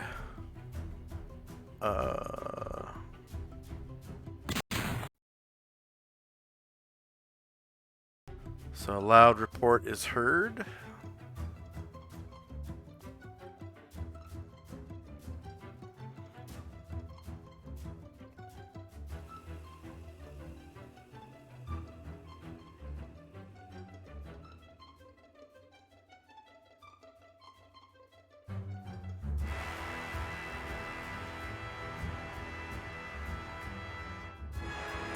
And 5 does not beat -8. So the bullet just kind of ricochets off that pillar or something. Tenzi casts a spell, I suppose.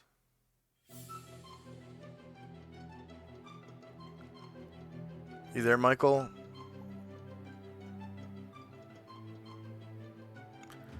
Okay, we will take a 5-minute break. And actually, let's make it a quick 3-minute break. And maybe Michael will be back by then. Probably just had an emergency bathroom break or something. So we'll be back in 3 minutes. And for our viewers, I've got some pre-roll ads, and we'll come back right after that. Must be a timer on redeeming heal. Oh. Yeah, probably. I think it is the shortest timer, though.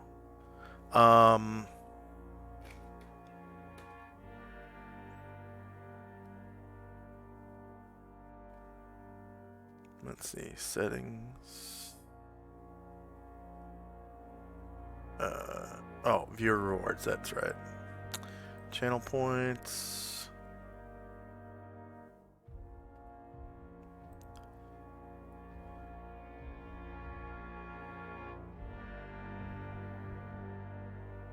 Heal spell.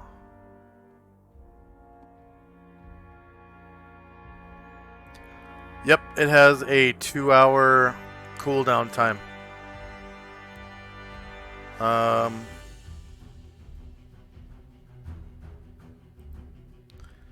then I think Grant a Magic. Oh, let's see. Grant a Magic item has 3-hour cooldown time. And Grant a Wish has a 4-hour cooldown time.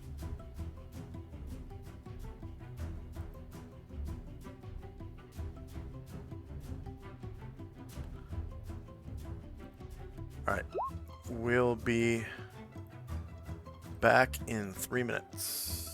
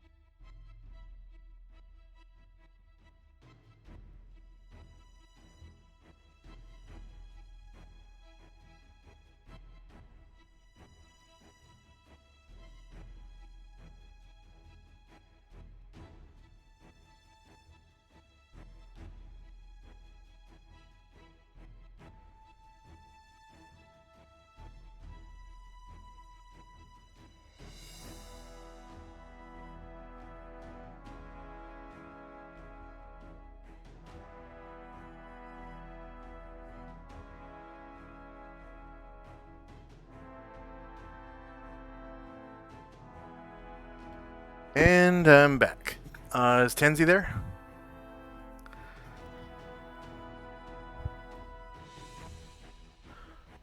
Oh, you can't hear me.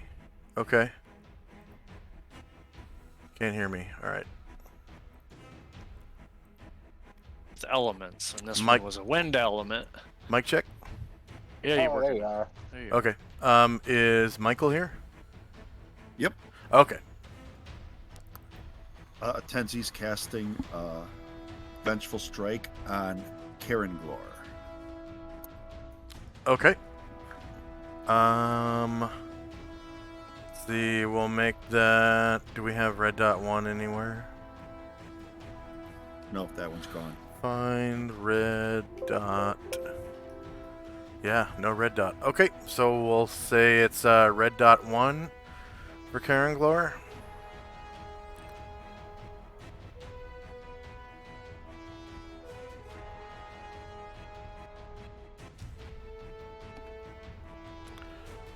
Red dot 1. Tenzi's Vengeful Strike on Karanglor. And how many rounds does that last? 120. Okay. I just came back. What are you doing? Cast Vengeful Strike on Karen Glor. So the next 12 times he gets attacked, the damage, he gets hurt, but the damage goes right onto whoever attacked him also. Oh, damn, okay. Thanks.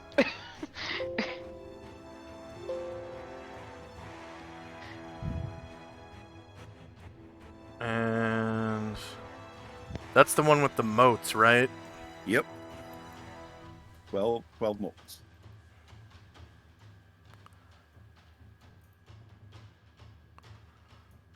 And we use blue bar for that.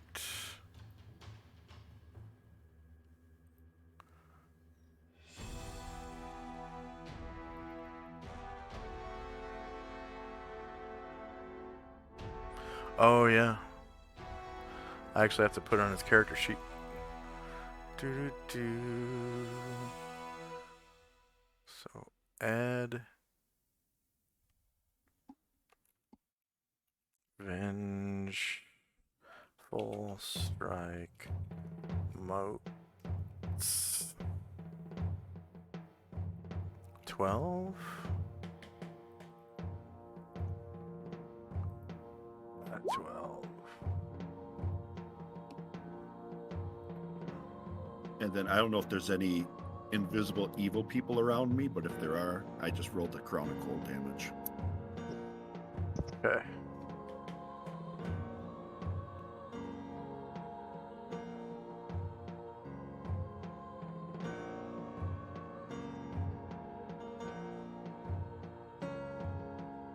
You specify invisible evil people because you assume there's always invisible good people.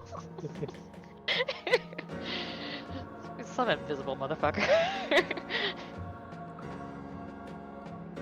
Okay, so if you look at Karanglor's blue bar, it says 12 out of 12, and then Vengeful in parentheses. If you hover over his... Oh yeah, you probably see it all the time, right? Yeah. Okay. I did change it to hover one point, but I didn't care for it. Alright.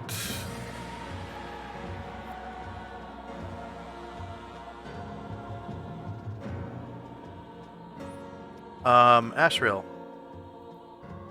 Ashriel's casting Crown of Cold on himself. Alright.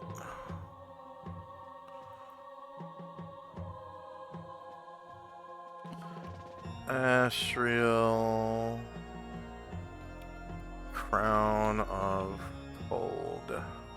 And then how many rounds does that last? 8. 8? Yep. Alright.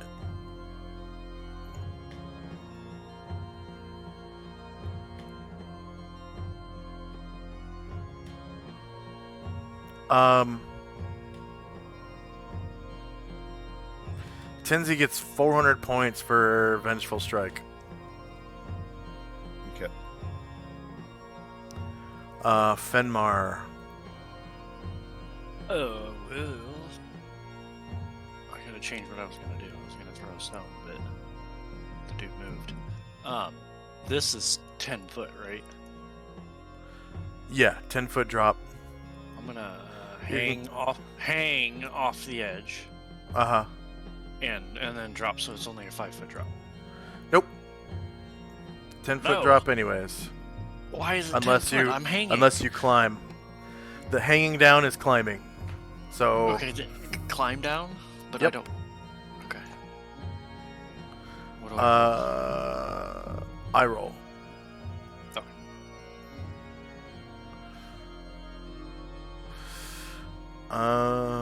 Okay, so these skill checks.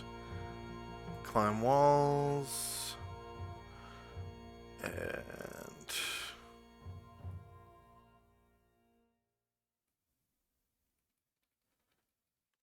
so these are vertical walls. You are wearing splint mail.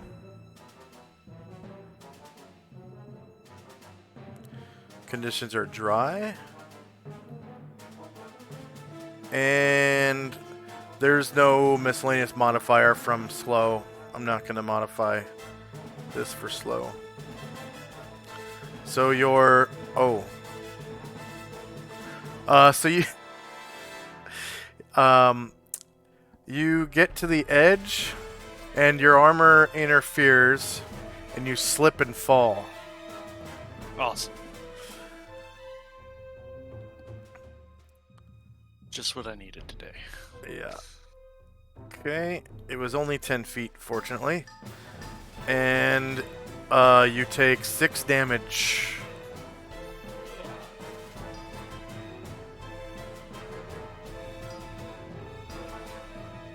And are prone. Prone. Well, supine, really, because... Trying to catch my breath. That a failed check just meant you couldn't find a way down.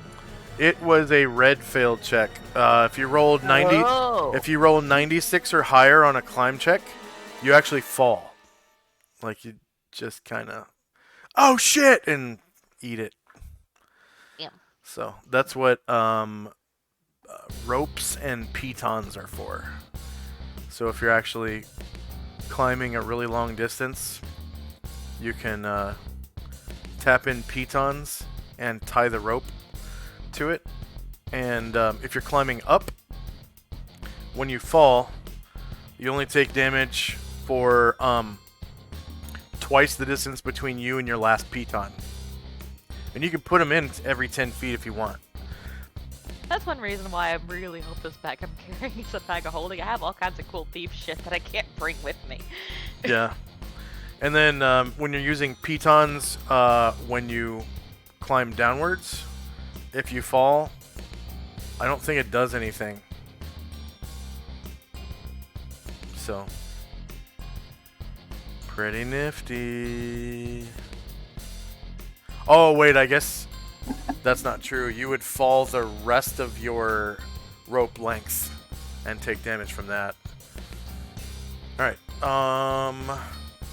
so Fenmar, technically you only took a half move to step out. Did you subtract the 6 points yet? Yeah, I did. Okay. I can stand back up. Yeah, if you want to, but that will... I'm slow Oh, too, so yeah. I don't even know if I can stand up. Can I? Yes, you can. Your movement right now is 6, so it takes 3 of those 6 to stand up, and you already took 1, so you have 2 squares of movement left. I'll just stand up. All right. Musashi. Musashi's changing his action, so he'll go at the end of the round. Okay.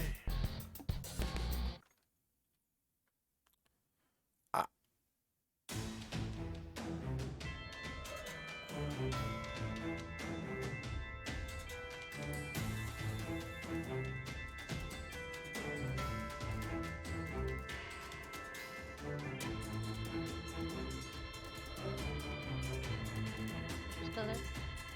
Yeah.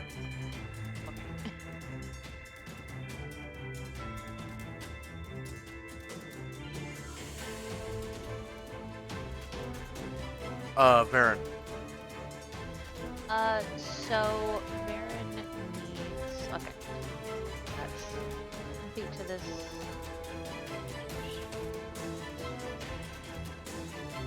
So, 10 feet to this ledge, feet to this ledge, and the.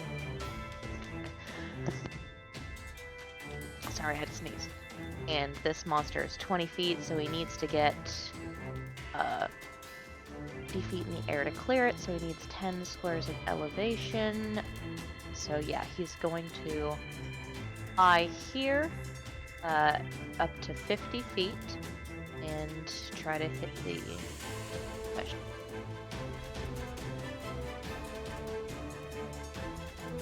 Let me turn it before he takes off.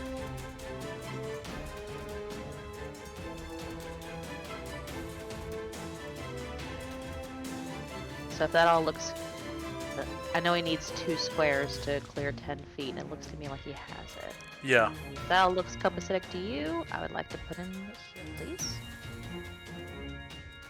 So 1, 2, 3, 4, 5, and then you want to change direction? Yeah, let's go ahead and change direction. So 6, 7, 8, And then he will 9. pause.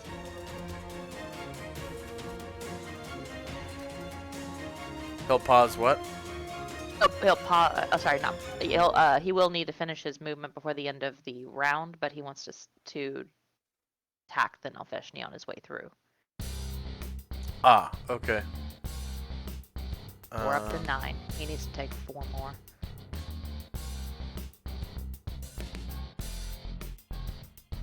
He'll ascend another. So 10, 10, 11, yeah. 12. And 13, 14, 15, 16, 17, 18.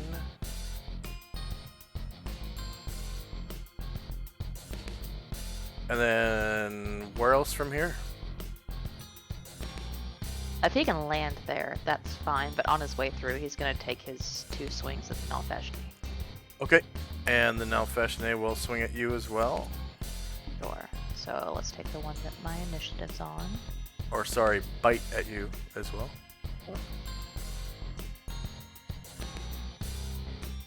And I said he was at 50, so that'll be higher ground, I think. Yes.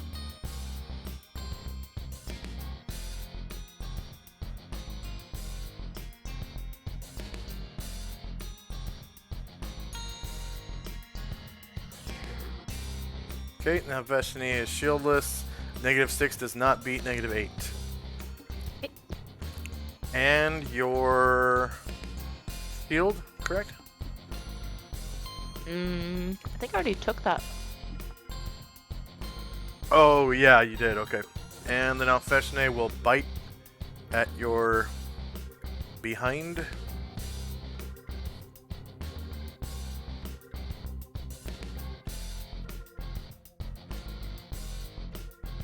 With an attack of opportunity at lower ground.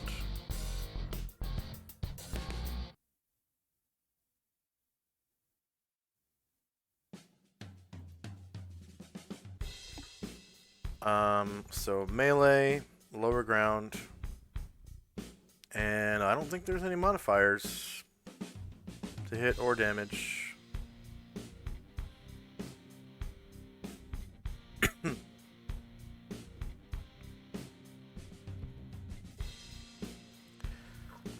Nalfeshnes are kind of just a bag of HP. They don't really do much damage. So Varen has turtle AC. -3 does not beat -10. No, opportunity attacks to the rear. Oh, that's right. Yeah, 1 versus -2 is still a miss. Alright, Karen Glor. Doing a very similar maneuver. So we'll go 4 here and change direction.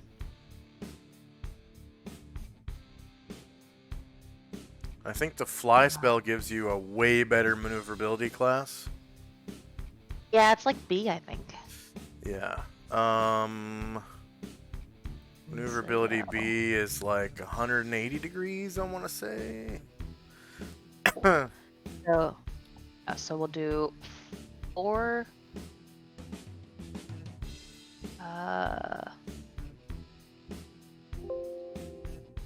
4 this way and change direction.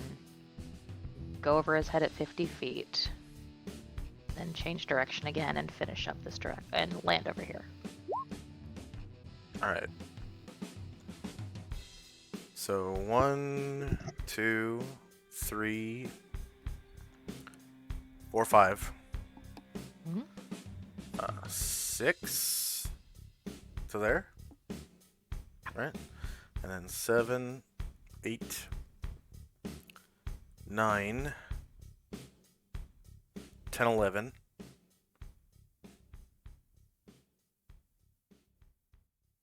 12, 13 for the altitude, that is.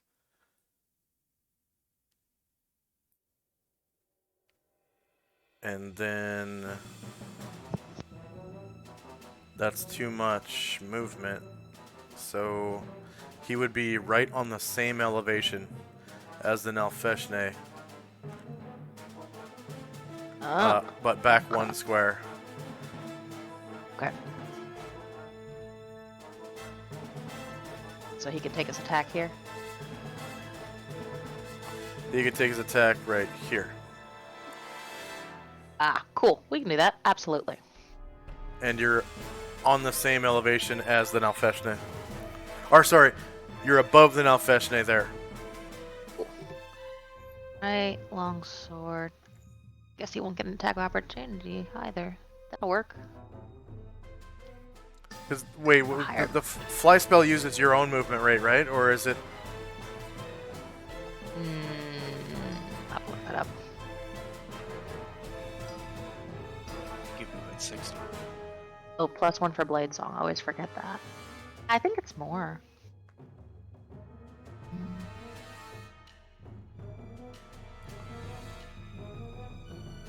Well, you're at 12 right there, so we can move you more if you need. You may just roll the template for the fly spell real quick. Yep. So the Nalfeshne is shieldless. -6 does not beat -8.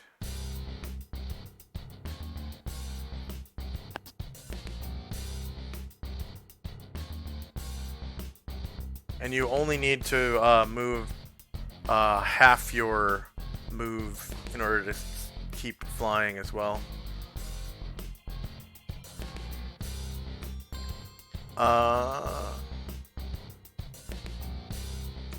Rate of 18. So you can see I can. that would be so 9. Yeah.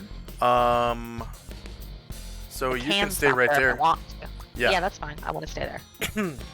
All right. Musashi. Musashi's gonna move now that there's light in the area.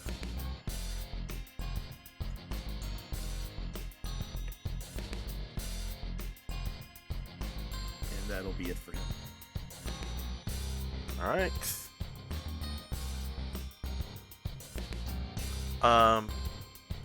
Baron doesn't have any targets, and he took all of his movement, I believe. So end of round. Regeneration occurs. Sorry, I forgot to ask. As a free action, can Varen try to burn the book with his wings?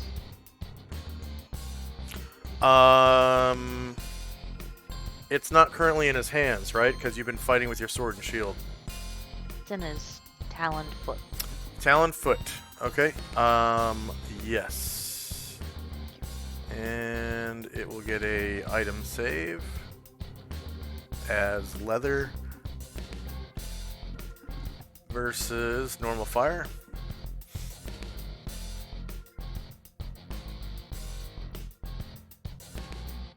Name of the item is Demonomicon copy. What, 4? I don't remember.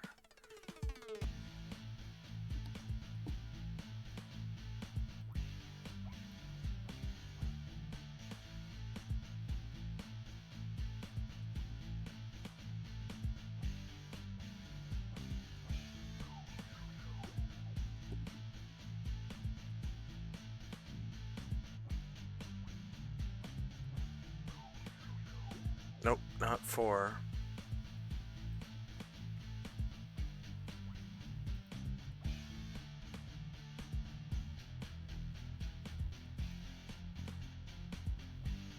Not 2. And do not let me forget. We need to talk to the ninja back there about a book.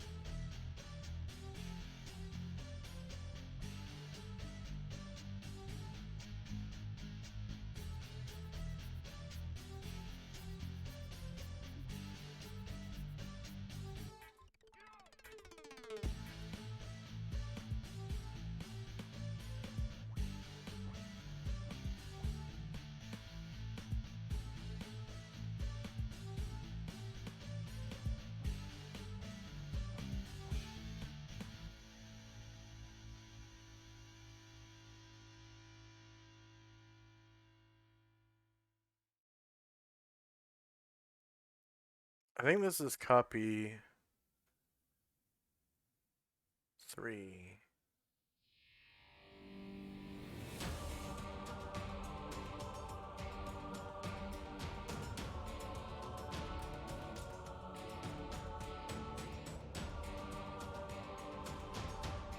If it's in order, it's the third one on my list.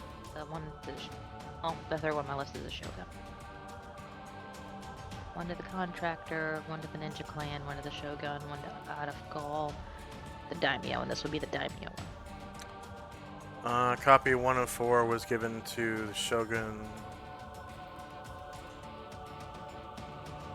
This is the one we found out about from the Daimyo's estate, so I think it's the Daimyo one. Copy 2 of 4 was given to the Nozira Ninja Clan.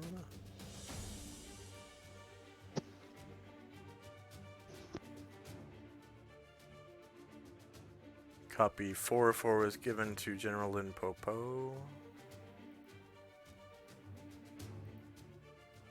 So this is copy 3.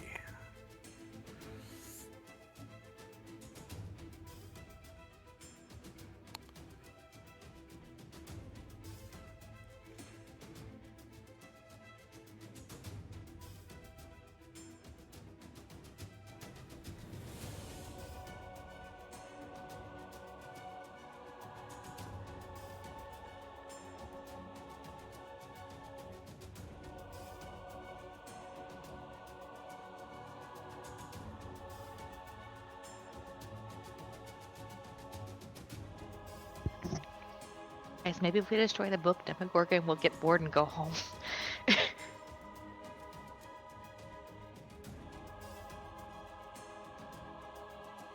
Fingers crossed.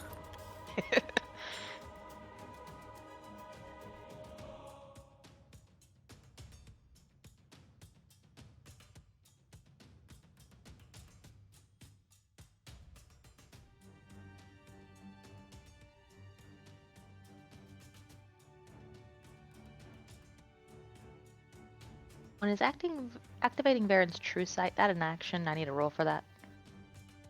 That is an innate spell-like ability. Cool, cool. I'll roll that.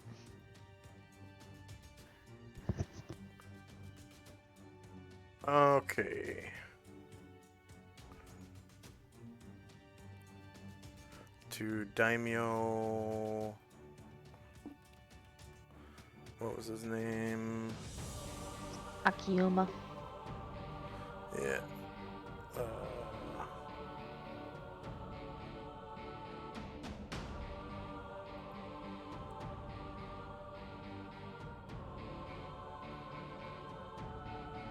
Daimyo Akiyuma Sakaki Buddha.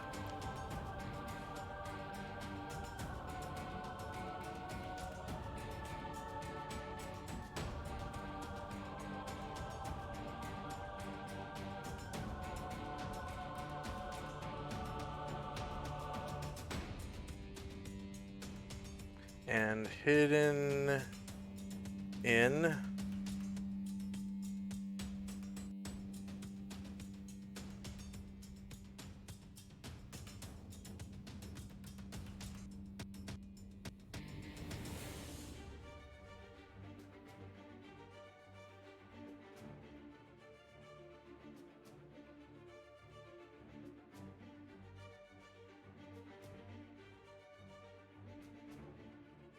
find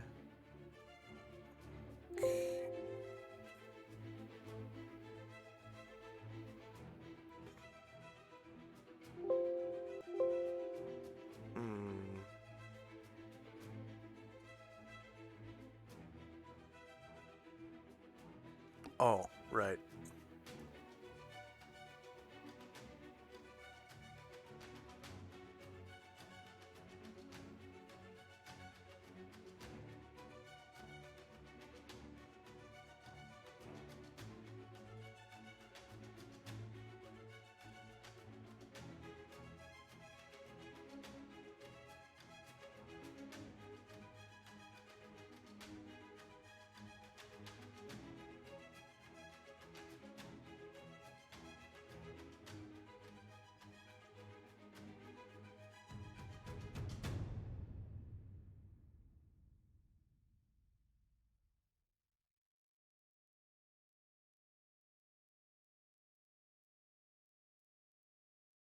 Okay. So copy 3.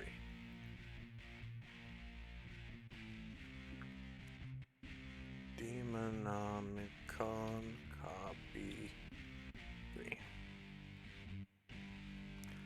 And it's gonna be fire. Normal fire. And no modifier.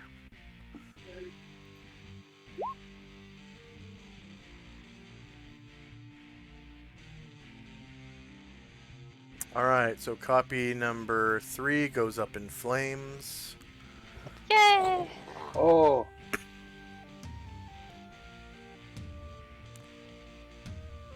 Like 4 tries. Yeah.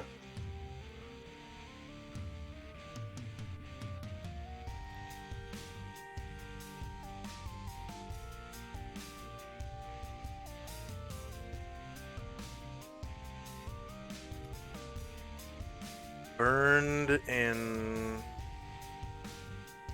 fire barons flame wings.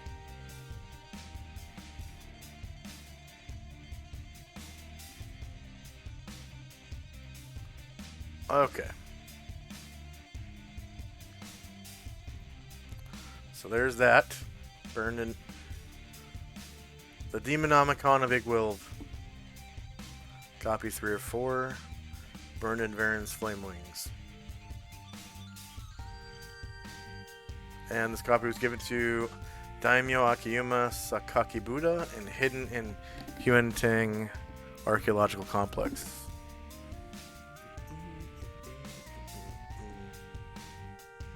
And it was burned. Alright.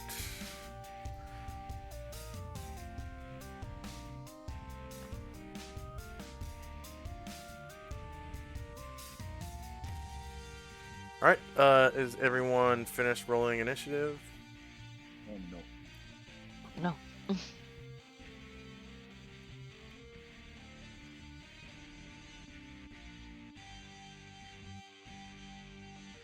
Crap. There's one other order of business before the next round, if I still may. Yeah. I forgot Asher was waiting. Can she take her movement? Yes. Thank you. So she will move to here and try to climb.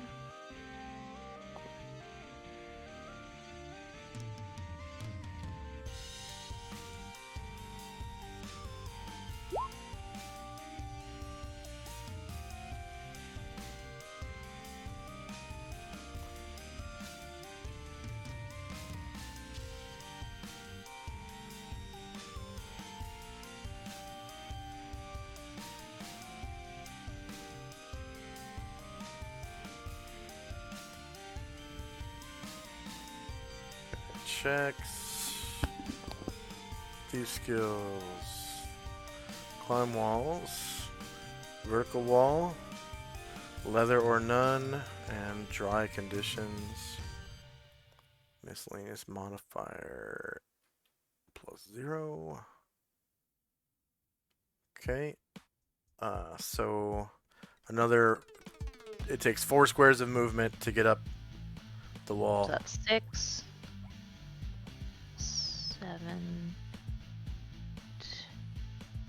9, and she wants to take 2 to get halfway up this wall.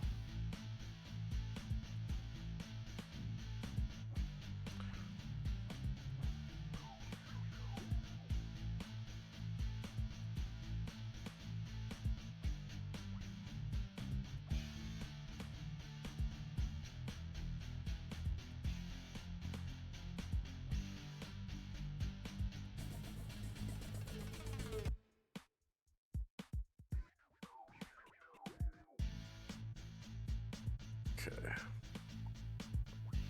So I'll make the check next time you move. Okay. Is anyone still rolling for initiative? That's it.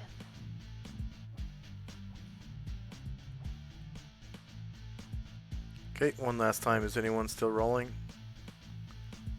Alright, here we go. So spells and time.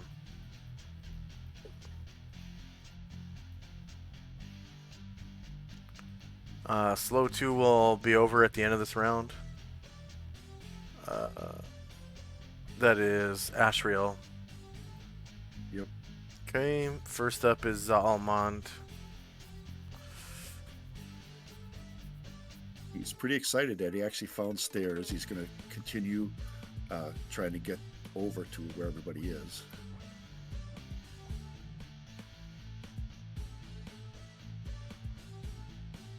And lo and behold, you find more stairs going up.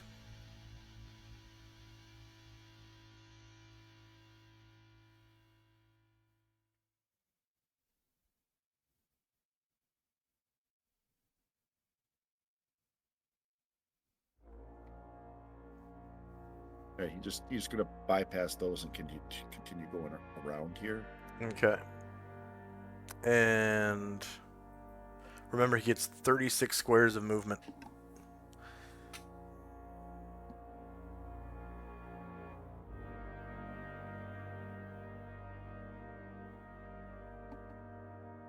I don't know if I'm stuck in a wall or something, but I won't move. You're basically trying to walk into the side of a staircase. Okay.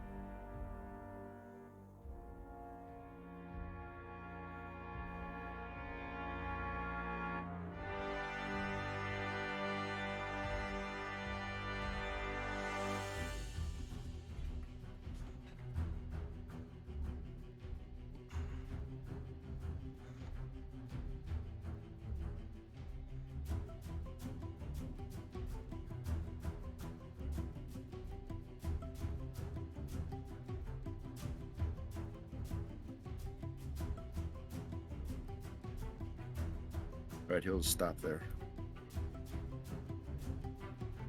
Alright, Varen. Okay, Varen will take a step up to the side of the ledge and glide down behind the Nalfeshni. Okay. Some attacks. To glide down from that height, you have to move forward at least 2 squares. He occupying, so 2. Oh, but he takes 4 squares. 2 squares. Is that Nalfeshni occupying Nope. square? Okay, cool.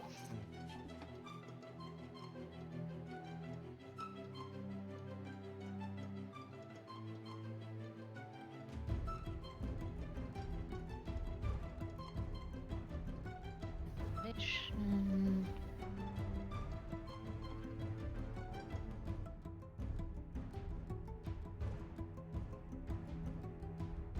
So that red square is his body.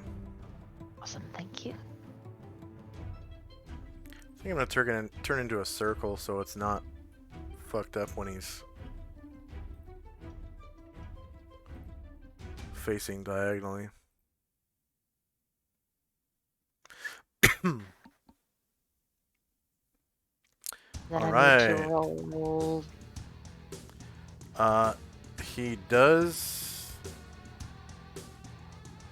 He does turn to face you, actually.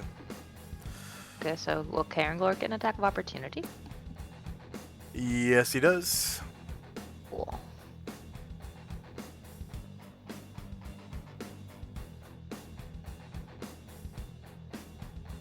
Ground. One from Blade Song. Oh wait, you know what? Not necessarily. Because he can face like this, and that's not turning his back. All right. Mine then. So Varen attacks. The Nalfeshne is shieldless. Negative 16 is a confirmed crit. You cause 26 damage to the Nalfeshne. Need to roll, see if I hit an image, right? Yes. D5, please. So in chat, /R space D5. And if it's a 1, you get the Nalfeshne.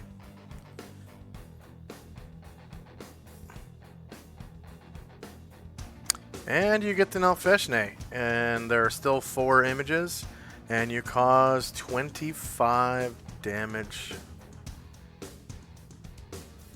to his porky Now- pig ass.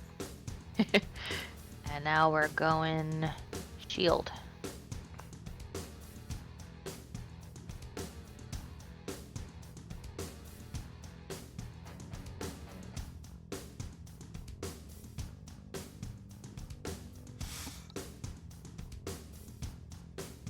Okay, shieldless natural crit.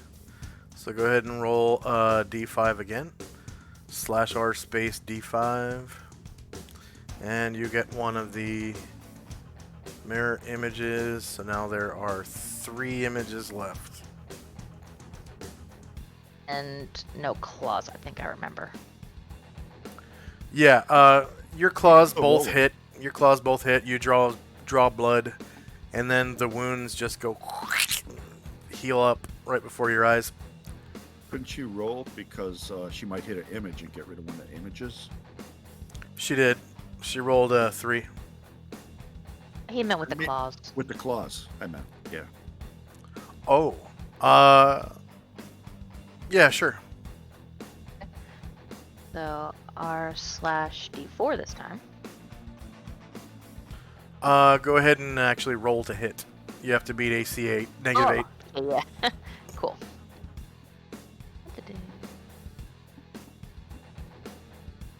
First let me roll my natural fighting.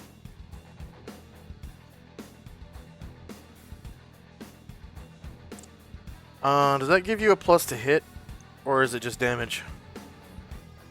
Right, it is just damage. It does allow me to take another one at the end of the round if it's still up. Oh, yeah. Okay, so now we'll go right talon.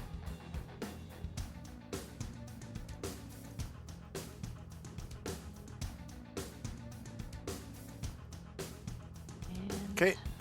Shieldless 2 does not beat -8. left talon.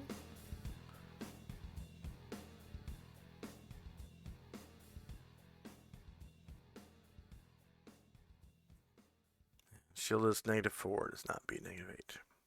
Alright. Okay. Tenzi. Enzi's going to try out his new talent, Spring. He's going to use a half move to move 2 squares. Then he'll use this attack to actually spring 10 feet in the air and 4 squares. So he's going to run to here and then jump up onto this ledge over here. Oops, arrow. Run here, jump up onto this ledge, and he'll just land there. Sure gasps, because that sounds cool as hell. Okay. I do have to make a dex check. To see if I land on my feet or my butt.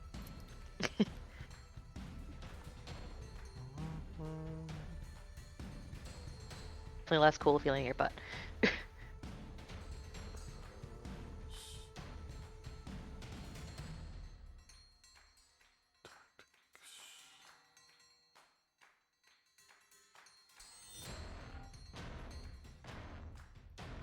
Yay! And jump up next to Ashrail. Alright. Under her breath, Asher's like, "She can fly." There you go.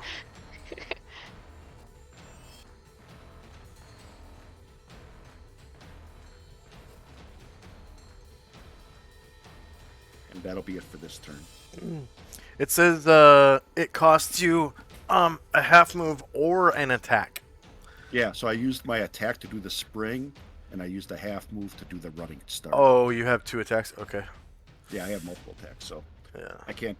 I used this one this time, and then Yeah. I can attack when I come back up. Yeah.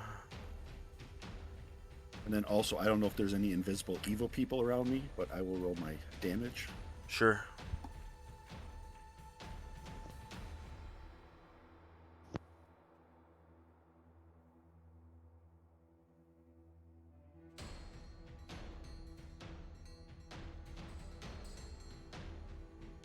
For every additional slot spent on this skill, the character can add 5 feet and 1 square to the distance achieved.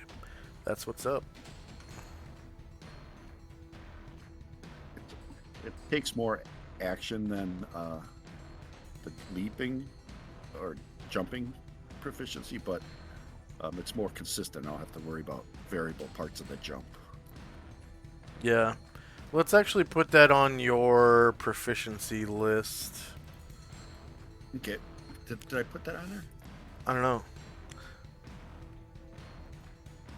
That way you could roll an yeah, actual yeah. spring proficiency, and then of course put wavy bracket. You know, at wavy bracket dexterity. Yep. Actually, I do have it on there. Okay, So next time I'll do it the correct way. Sorry about that. that's fine. Ryer. So everything seems gone down here, so Ryer will move up a square and try to climb up the wall. Okay. So Ryer checks. What? He's wearing chainmail, right? Yeah. Magic chainmail. Thief. Climb walls. Vertical. Plate armors. Scale or chain. And dry conditions. And is he a mountaineer or anything like that? Is he wearing like crampons or any climbing gear? No. Okay. He is unable to find a good spot to climb right there, but you can move to another square and try again. And I have to make a note on the GM layer. Ryer cannot claim here until he gains a level. Yeah. Sure. So Ryer will go a little closer to Tinsy and Asheril and try that spot. Oh, that was your action for the round. Okay. Oh, okay. Okay. I was confused when you said he could try again. No problem. Let's see. Text. There it is.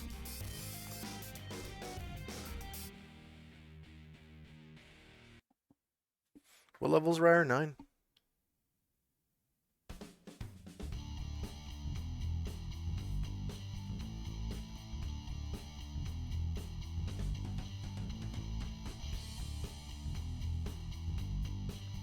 I'm guessing that's a yes. He is level 9. Okay. And then Shandrak. Taking Chadrak's current state of mind, he's just gonna take his half move to get up and then run towards Asheril and Tenzi for safety. Okay. Bombosa. Just attempting to move silently. And Jim.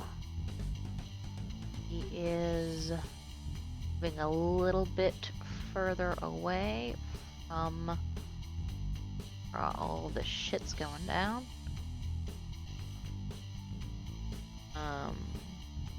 So I haven't seen Bombosa's token move in a long time. no, I've been moving him. Well, he's moving silently, so he's only moving like 4 at a time. Okay.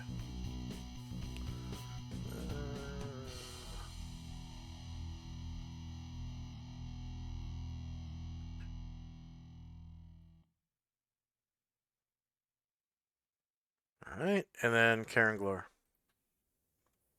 Karen Glor will, before he will end up needing to move, but for now, is going to attack. Higher ground. Get +1 from Blade Song.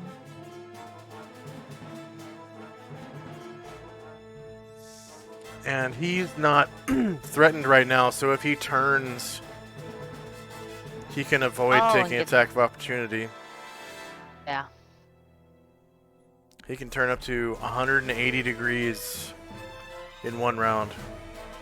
Yeah, so so he 4 will- 45-degree turns, 2 90-degree turns, or a 2 90-degree turns, 4 45s, or a full 180.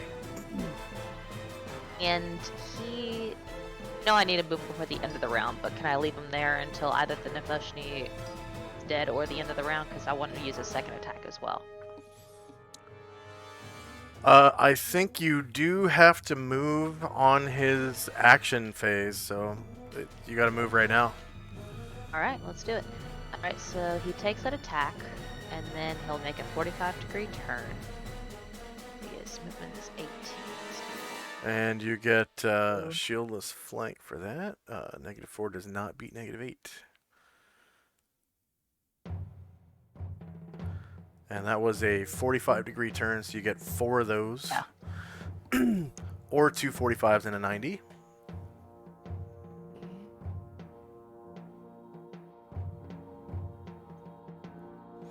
Oh, actually move Asher, hold on. Or...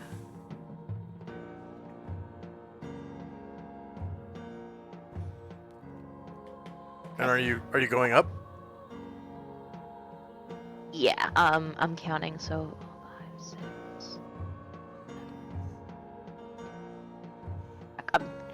6. What I want to do, and I'm counting squares to make it work, is I want to have him go as far as he needs to this way to take a 90-degree turn, then come back and attack him again. Or 90-degree turn to, or actually. So he already took a 45. Okay. Oh, because And- he can't do 2 90s. Yeah, you're right. Yeah, You that's can fine. you can do 2 90s. But you already Sorry, took a 45. He can't do 297 at 45. Yeah, I see what you're saying. Yeah. What if we did a 45 from here, that direction? That's like 135, right? So you can turn 90 like this, and then another 45 and go like this. But you're missing the Nalfeshne. Yeah, okay. It was worth a try. That's fine. Stop him there. Was that at least half your move? Sure. Okay. Because it was 18 squares, right? That was at least 9.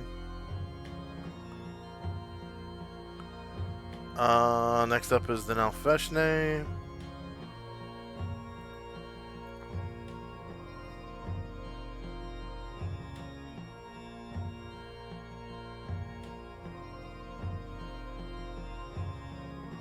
Oh, yeah, he didn't hit. Okay.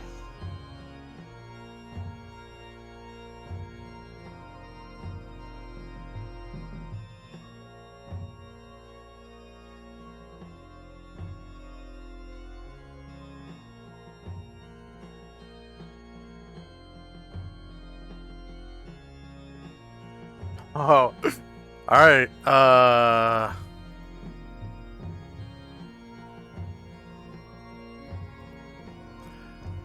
Nalfeshne casts Bind. And Varen's rope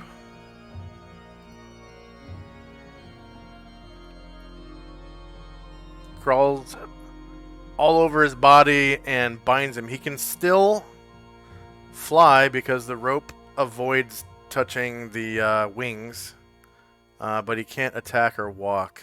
So his arms and That legs just are tied, but happen, not his or is wings. there a save? Say that. Say that again. Just happen, or is there a save? No saving throw. Okay. And he's on foot right now, right? Okay. So when this spell is employed, the wizard can command any non-living rope-like object, including string, yarn, cord, line, rope, or even cable. The spell affects 50 feet of normal rope with a 1-inch diameter plus 5 feet per caster level, which is a lot. So it's over 100 feet. I think he's got a 50-foot rope. Length. Oh, he does. Yes.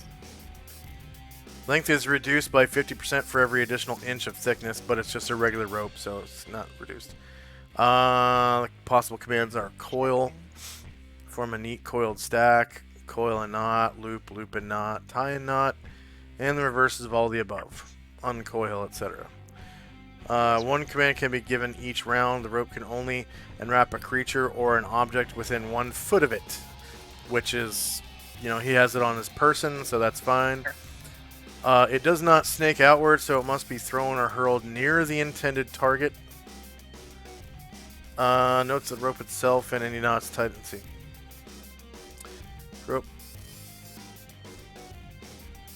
It does not snake outward, so it must be thrown or hurled near the intended target. It's on his person, anyways. Note that the rope itself and any knots tied in it are not magical. A typical rope might be AC 6 and take 4 points of slashing damage before breaking. The rope does not inflict damage of any type, but it can be used as a trip line or to entangle a single opponent who fails a saving throw versus spell. Obviously, I'm not pleased about this, but I gotta give you props. That's a neat move. Rope does not inflict damage. It can be used as a trip line or entangle a single opponent from a saving throw versus spell.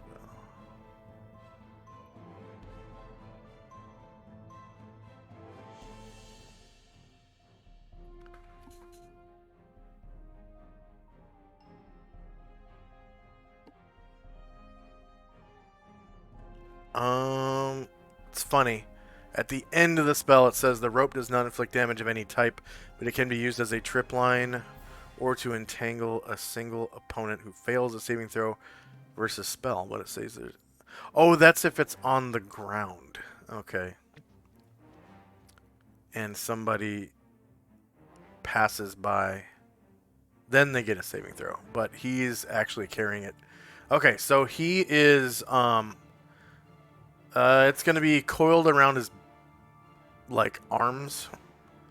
So he can still walk and he can still fly. It's just his arms are like tightly trapped against his body. And someone else can cut the rope, but he's just like unable to cut it. But I will They try allow. to burn it with his wings. Say again. They try to burn it with his wings. He can try to burn it with his wings. Also, I will allow because it's rope. I'll allow a bend bars lift gates to like break the rope if you want to break the rope. And then, burning would be probably the easiest way to get out of it, but he is now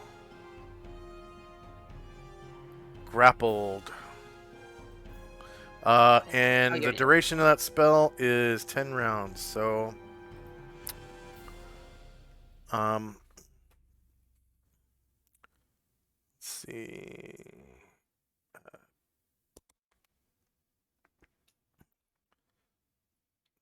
-10.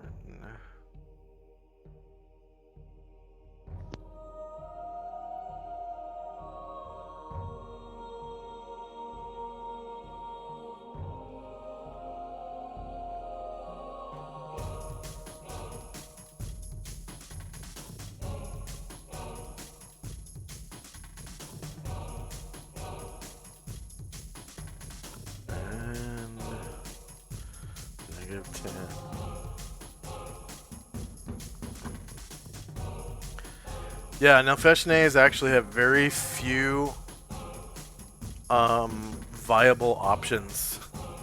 Asher. Alright, so she was already halfway up this wall, but you were going to make the check now. So she Yes. wants to climb the other 5 feet of the wall. Checks. Thief skills, climb walls, vertical wall, leather, and dry conditions. And she's not a mountaineer or wearing climbing gear. She's a very good climber. Okay. Alright, she makes it up. So that's 1, 2, 3 squares off her move. Okay. And she needs to... Or I think the Nalfeshni gets to save to see if it knows she's there. Oh, for a backstab? Okay. I think it's smart. They have to be level 10 or higher. Yeah, there's a...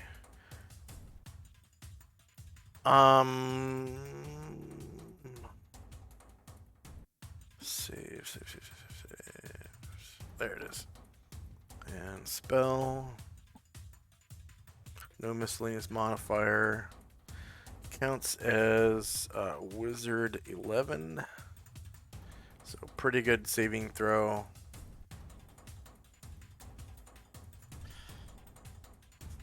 Wow. He fails. The target number was 8 and rolled a 4. So you get your backstab. Did I hear it?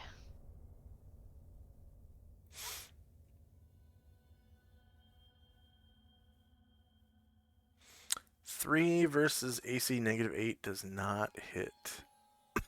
Just visible. You rolled a 4. Okay, Usat. Usat's running around. Alright, Fenmar with the magic stones.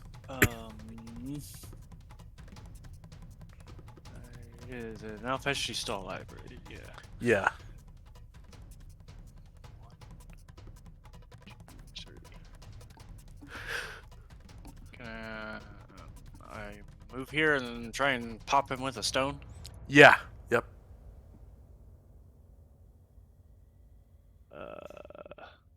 Ranged 1.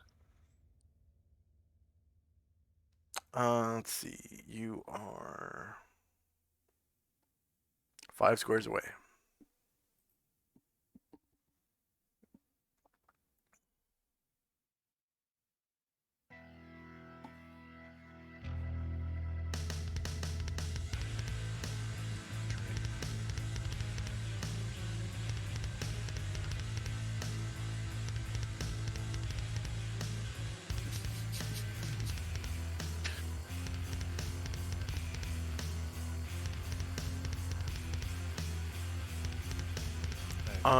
Hit him.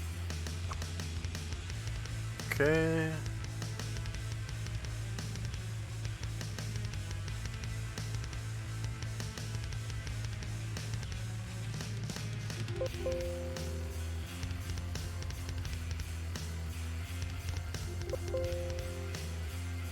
What's the spell called? Magic stone. Is it magical stone? No, I think it's magic It stone. is magical stone. Okay. Oh. I had it pulled up.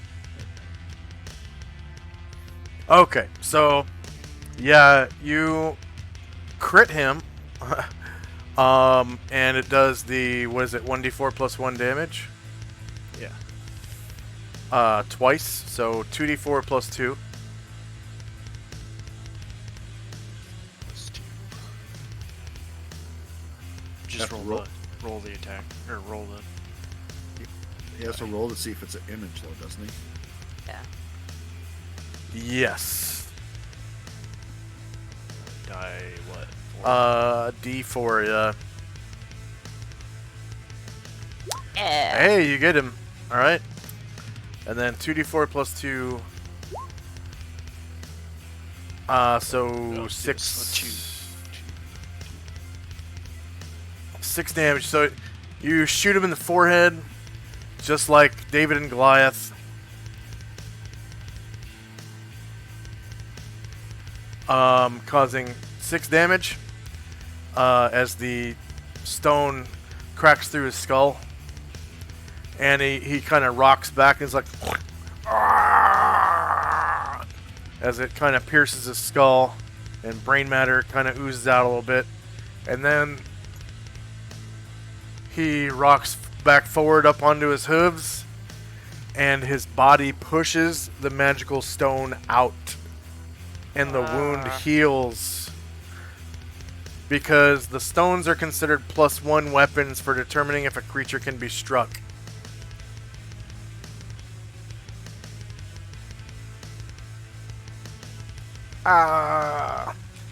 Ashriel.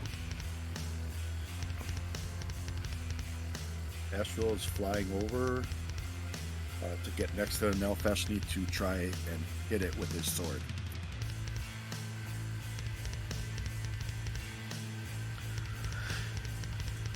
And he has maneuverability class B, so he can make as many turns as he wants. And he flies at 30. Okay. So you get up. It takes 2 movement squares off to get up 10 more feet or whatever. I don't know what your altitude was it? Oh, it was 20? Yeah. Yeah, never mind. So you're at 10 feet now.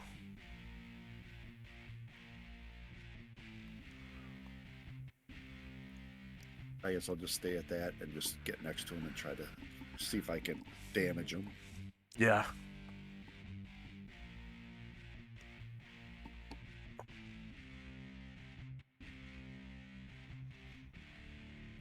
So he's extraplanar, evil.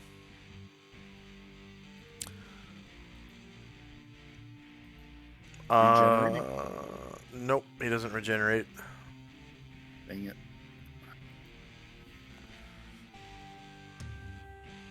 Is it a bird? No, he's got bat wings. I know it's got. You know what? No, he's not covered in feathers. It's just his wings. All right. Just my favorite part. It's my favorite Yeah. part of the whole thing. Is it a bird? So.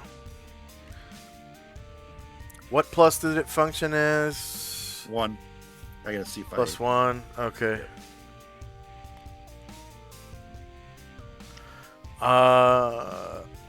Okay, so the sword part doesn't do any damage, but I think I allowed the fire to do half damage last Well, time. I gotta see if I hit an image first.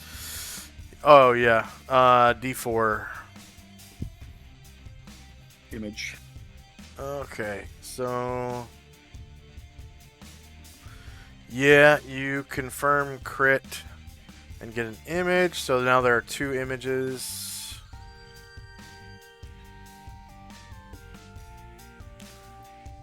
All right, Erdrin.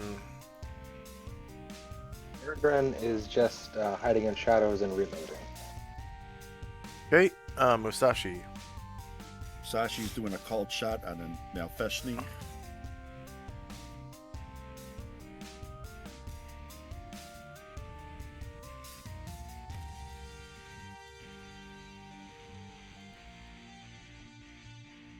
So I would have higher ground here, right? Yes.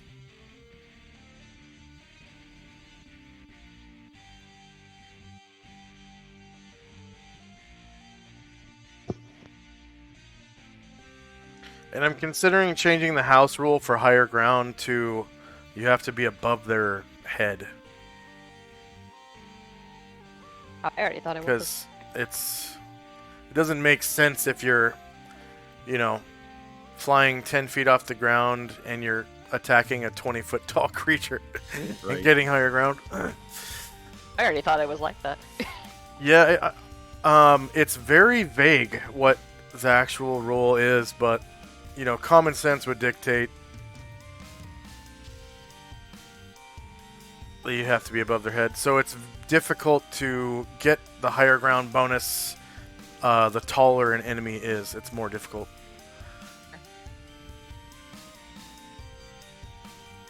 So is that a flank from where he is? You...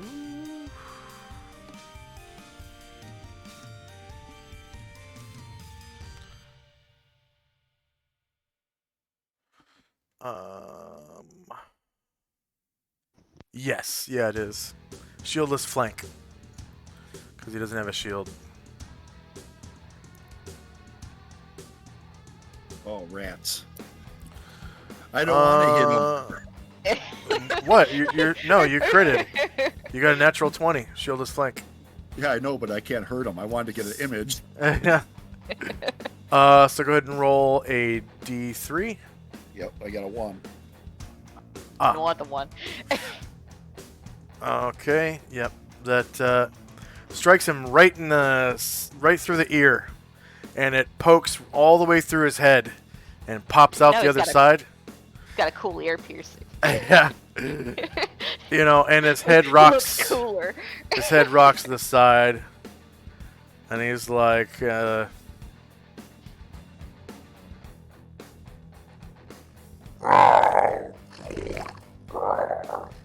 gonna get you for that, bird.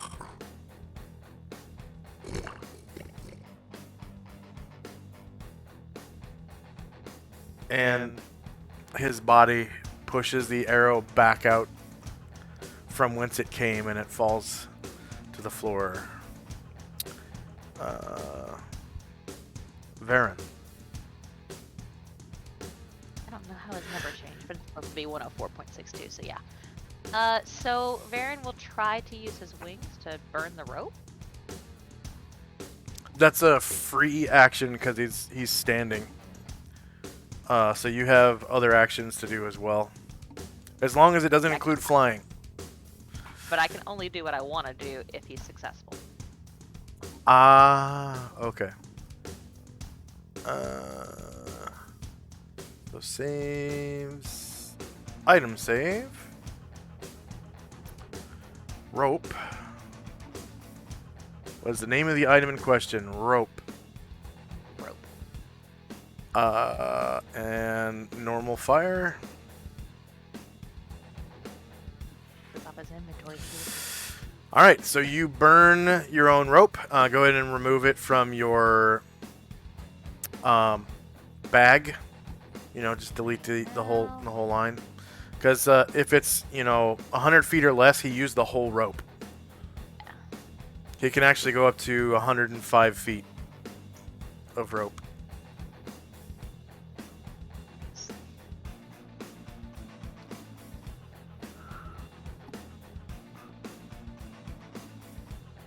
And I think every 50 feet of rope is like 15 pounds or something like that.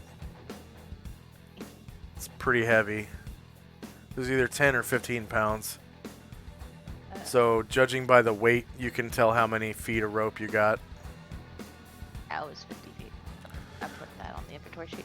Okay. Okay, so that means that his hands are now free to take his sword swing. Yes, indeedy. And yeah, sword swing. I think he passed a. So He's y'all got a are claw doing too. You got a claw too, because you This passed is your natural fighting, right? All right. So shieldless. That is a confirmed crit. Go ahead and roll a d3 / r space d3. So you get an image with the sword. And now there is And claw one first. image. Oh, well. And talon.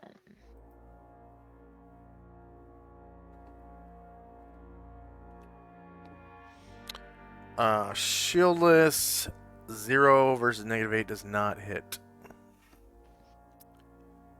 All right, Tenzi. He'll use his other half action and this attack to spring again and jump up to here. I think that's 6 squares from where he is. I'm pretty sure that was all. Yeah, so last time I see. took a. Or was that last round? No, the first part of this round, I took a half action and used my attack to jump. So I'm going to basically do the same thing. Take my other half action and my second attack to do the spring again.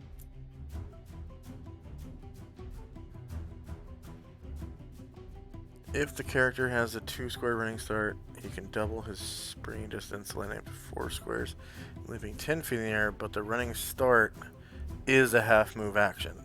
Exactly. So I did one half the first time, and now I'm doing the second half. And then to do the spring. So you spent a half move action to do the spring and a half move action. No. I used an attack. An attack. Okay. Yes. And that's what I'm going to do again. I'll use the other half action and my second attack to do the spring. Okay. And then go ahead and roll the spring proficiency.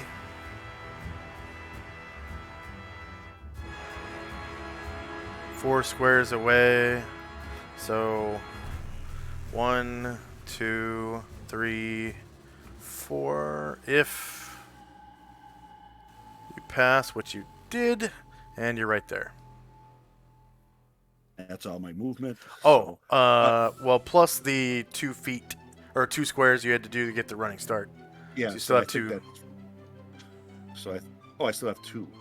Yeah, okay. But it has to be in line with the jump, I guess. So you would land. Yeah, I'm just gonna stop there because I don't. You could land underneath your dad and attack if you have another attack. I'd have to wait till my next one comes up, but yeah, I guess I can do that. You don't have any more attacks? Yeah, I do one more at the end of the round. Ah, okay. Oh, right. Yep. So you want to be underneath your dad's token? And then, yep, and then I'm going to do my Cone of Cold or Crown of Cold. Yeah, go ahead.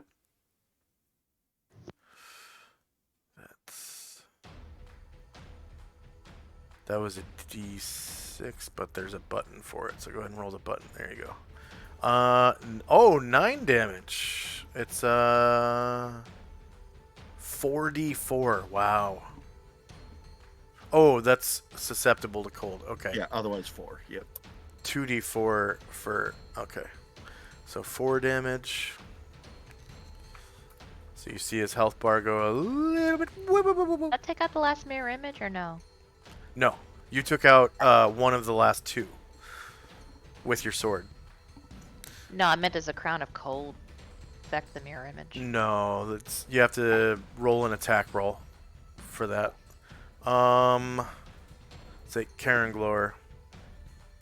I don't think he's facing the right direction to get a hit. Well, changing your facing is a free action. In the air. Oh, you're flying, right? Yeah, no. And you have a little bit of movement left, right? Or I don't know if you want to take that. No, I like him where he's at. Okay. Musashi gets a third arrow shot and could take out the last image.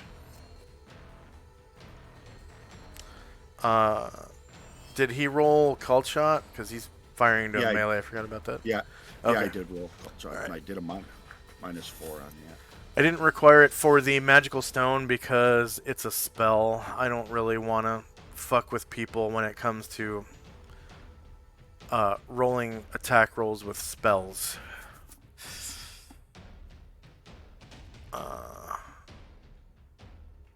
Okay.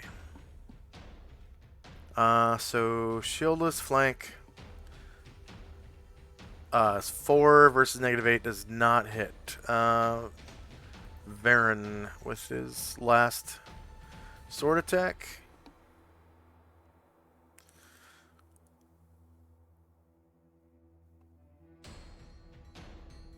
Oh, and he's no longer grappled, so you can remove that.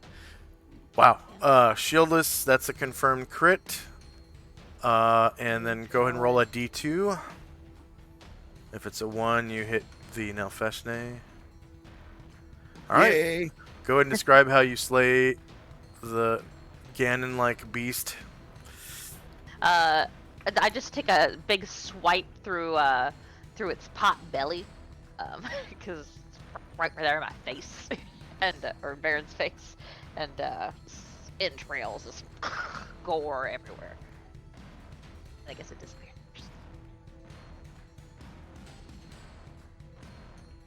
No, we're all still bloody and gross. Animation. Pause. Okay. And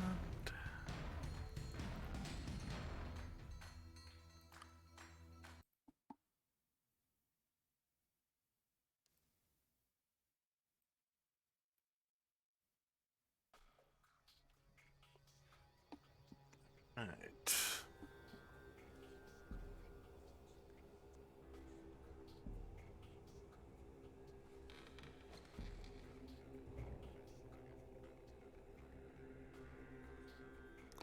So, you survived an encounter with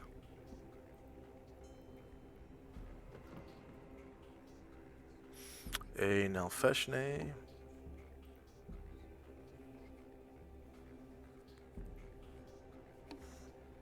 One Not in combat anymore? Nalfeshne. Apparently not. Okay.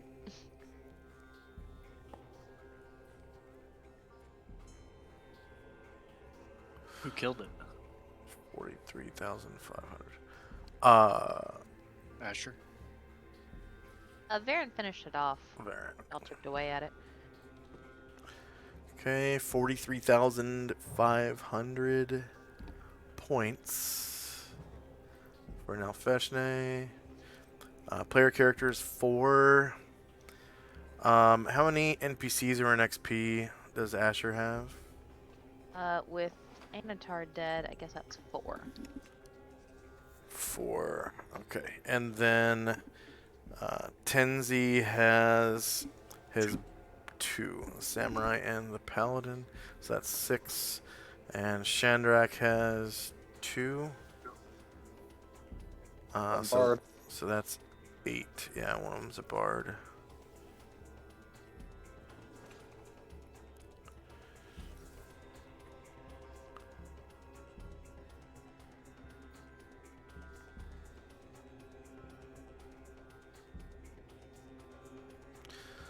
Number of creatures defeated was 1. Hit dice is 11. Number of warriors and bards. So Shandrak has 1 bard. Tenzi has 2 warriors. So that's 3. How many warriors does Asher have? Now. Huh? 2 now. 2? Okay. So 2, 4, 5.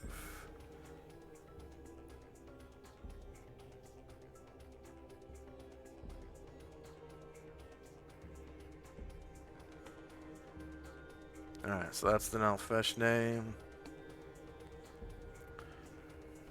And then you also defeated a Goristro.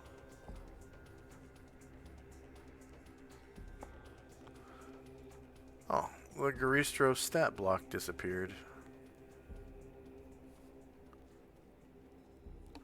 I'm gonna have to replace that right now. Oh, there, it just popped up. That was weird. Alright, so group XP 1 Goristro 23,000. Player characters 4. NPCs 8.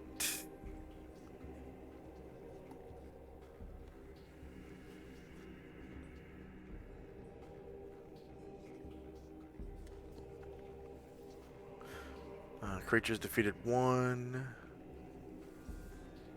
Hit dice per creature is 20. Warriors and Bards 5.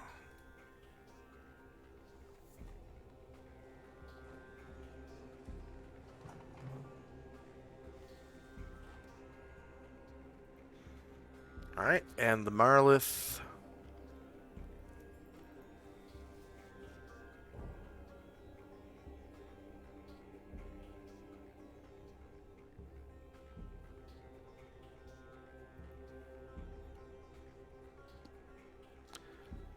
One Marlith.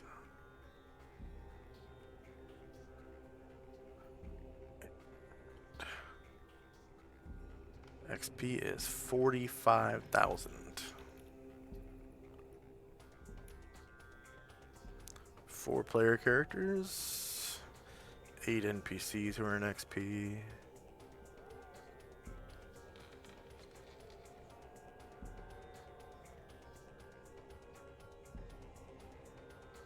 One creature defeated.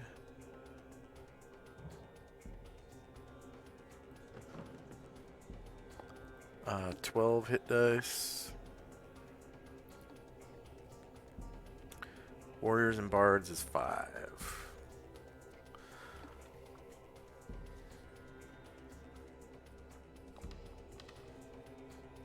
So a lot of XP, over 10,000 per player character. 5, 4, 3, 6.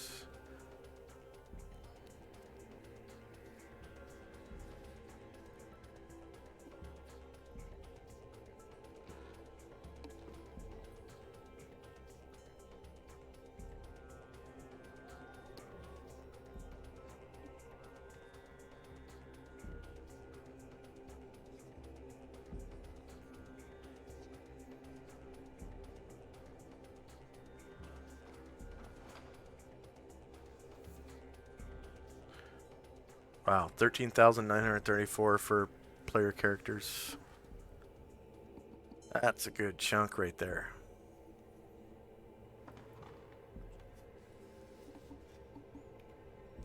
All right.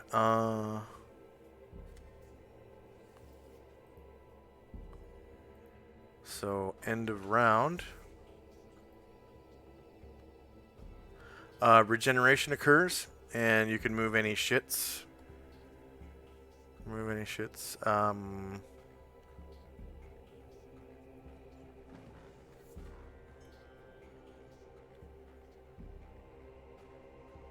don't think anyone with regeneration is wounded. No, but the aid spell ended, so I reset his XP. Oh. Alright. And we got spells and time. Slow 2 is gone. I think that's Yay. Ashriel.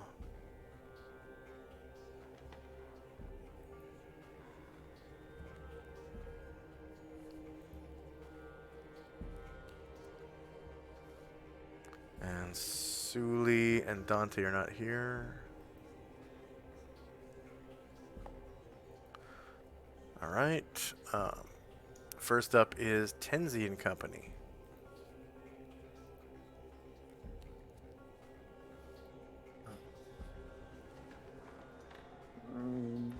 It's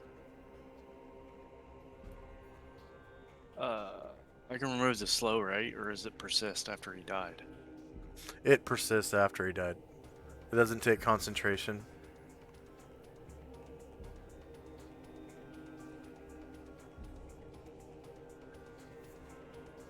Tenzi's going to cast Cure Moderate Wounds on himself. Okay.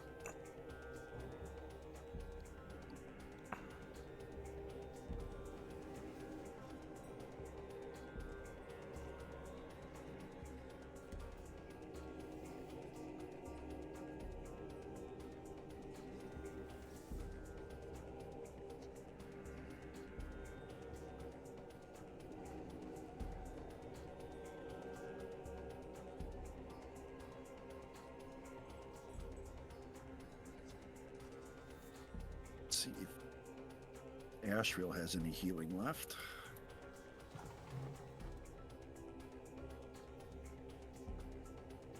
Yeah, he'll do a Cure Light as well. Okay. Tenzi gets 200 points for that Cure Moderate Wounds.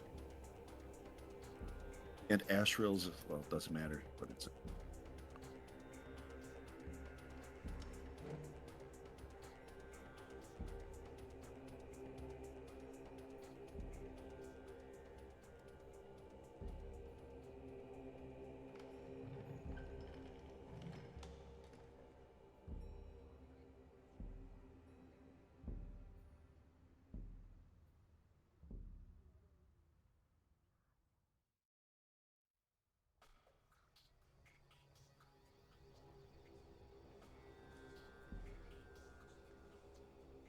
Okay, anything else from Tenzi and Company? Nope. Alright. Shandrak and Company. So in Chandrak's current state, am I able to climb up walls?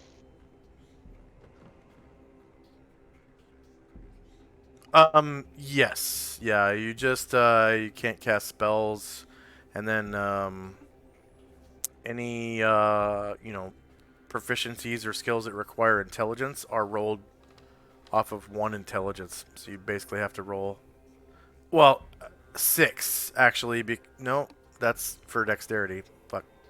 Yeah, just, your intelligence is 1, so... Yeah.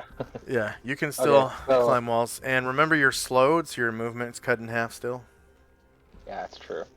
Okay, yeah, so looks like everything's gone and all of Shadrak's buddies are ahead of him, so I'll move 1 square to the left and begin climbing this wall. Okay. So that's 1 square out of 6. Yes.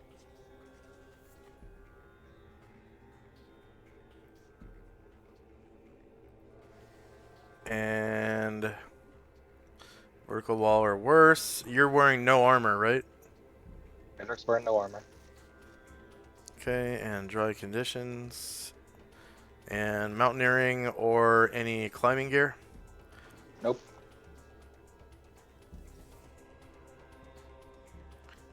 So 1, and then 2, 3, 4 to get up the wall, and then... So 2, 3, 4, 5 to get up the wall, and then 6, and you're in that square. Perfect. So that's all of your movement. Yeah, so and then I guess from there, Shadrak will just kind of look over to Ashriel and Tenzi with kind of big, kind of sad and scared puppy dog eyes. And Ryer will move 1 square, and he'll try to climb again.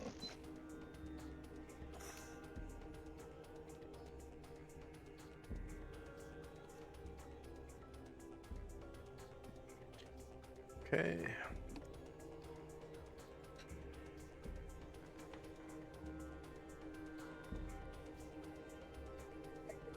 So vertical wall or worse. Scalar chain and dry.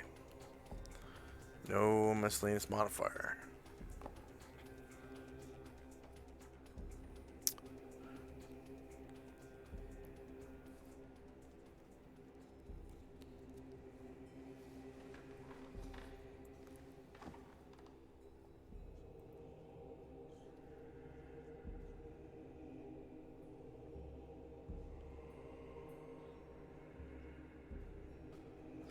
And so Ryer climbs 1, 2, 3, 4, and 5 squares. Yeah.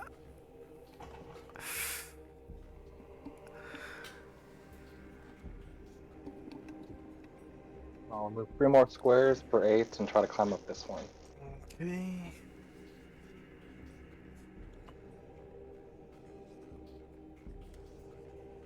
Vertical wall.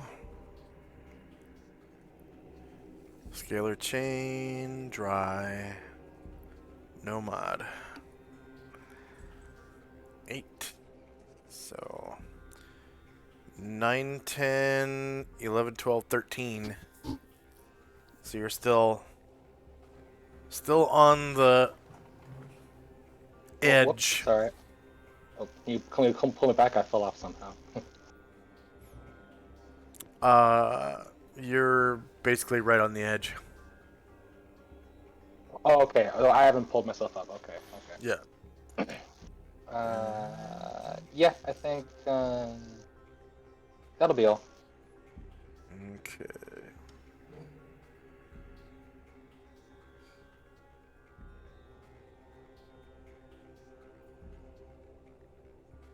Okay. I'll remove the rope binding. Asher and Company. Okay, first Caranglor is going to make a 45-degree turn and glide to the ground.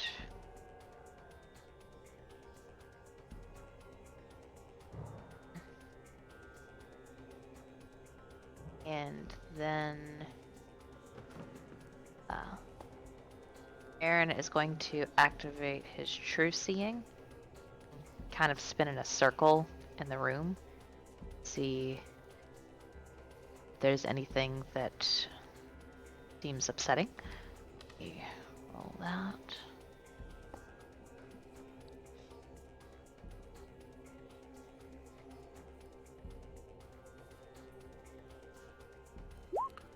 Alright.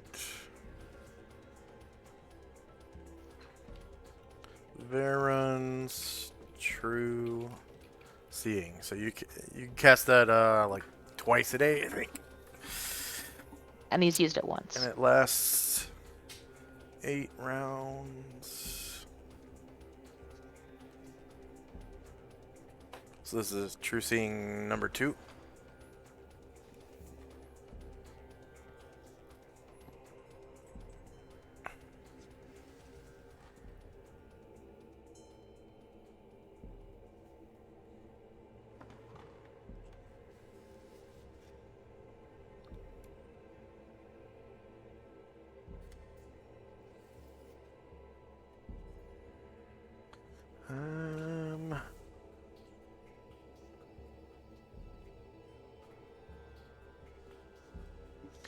When the priest employs this spell, he confers upon the recipient the ability to see all things as they actually are.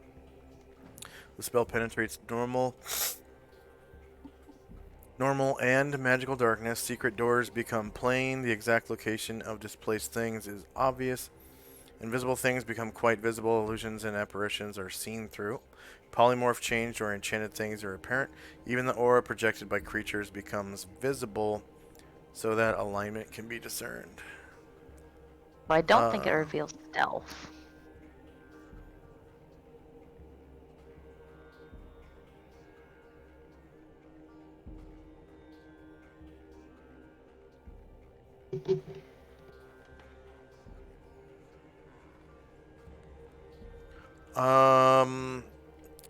It does. Okay. It does everything except for X-ray vision. Like you actually have to have line of sight with it.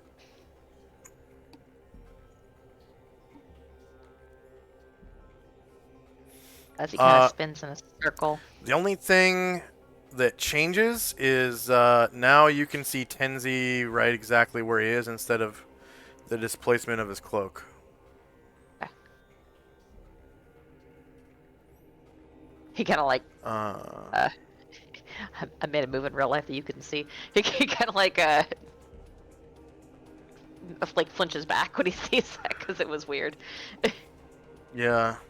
Also, you can see Erdrin is right here.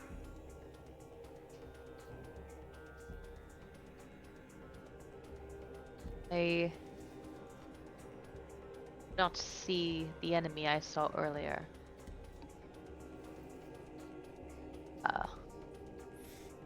Oh, I you're will saying this in continue. character. Yeah. I will continue watching, and he places a hand on Tenzi and says, "And I can offer you some aid."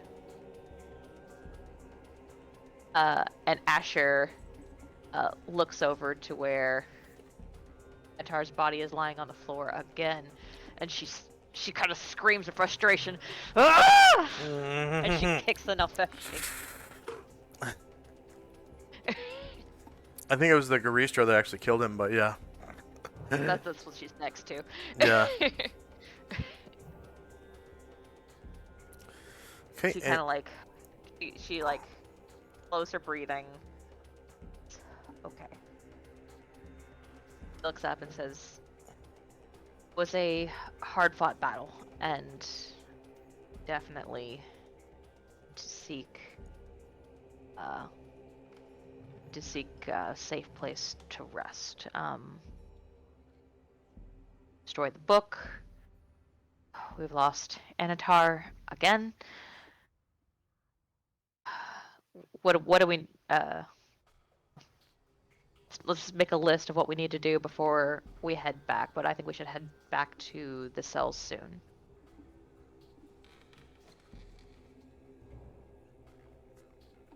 Be it. Yeah, that sounds like a good idea. And then, Fenmore and Company.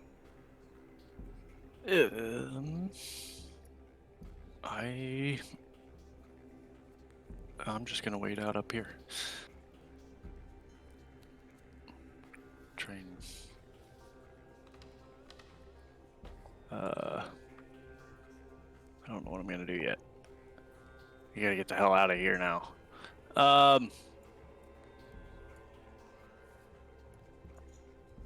Well done. But we have one down, don't we?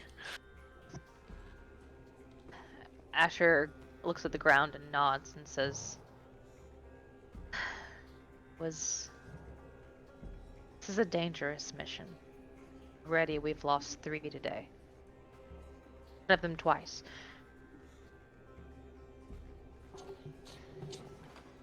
Only temporary. She sighs and nods and says, "I was very impressed by the way you helped Anatar earlier. Otherwise, I would be much more upset right now."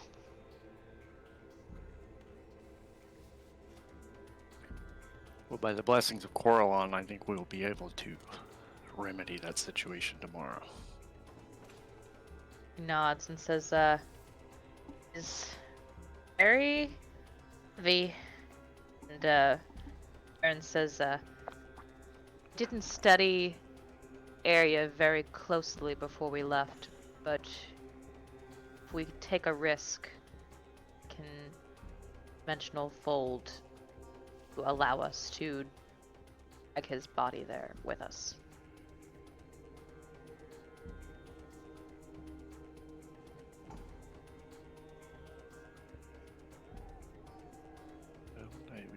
Back to the beginning. We could just dimension door, couldn't we? That's what I'm saying. Yeah, or dimensional. Well, dimensional folding is the name of what he has. If he hasn't studied it closely, there's basically just a risk of aging, which for most of us is negligible. Most of us aren't human.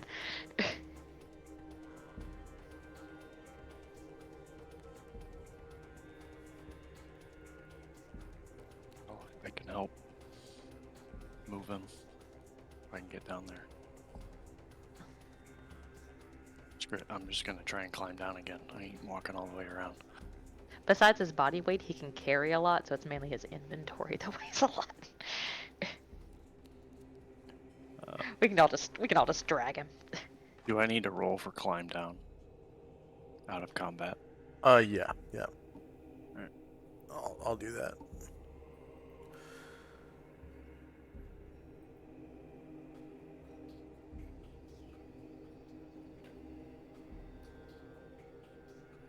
And you're wearing split mail. I'm gonna fall again. Dry can just, I doubt it. You have to roll 96 or higher to, it's like rolling a 1. You just can't find a way down at this particular spot. But you can try a different spot on your next turn. Okay. Alright. I'll just walk down by this pillar.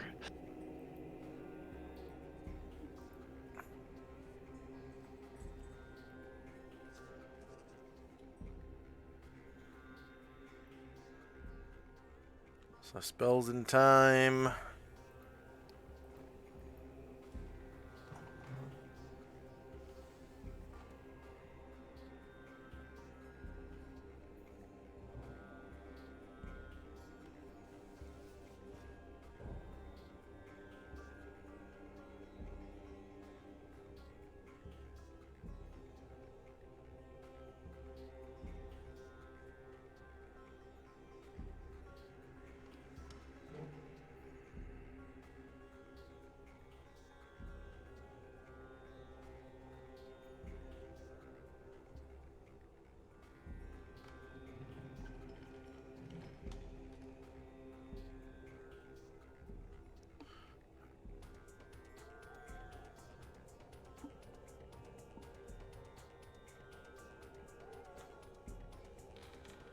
So first up is Shandrak and Company.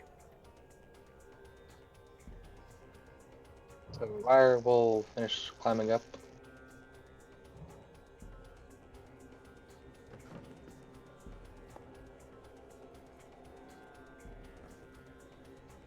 Okay.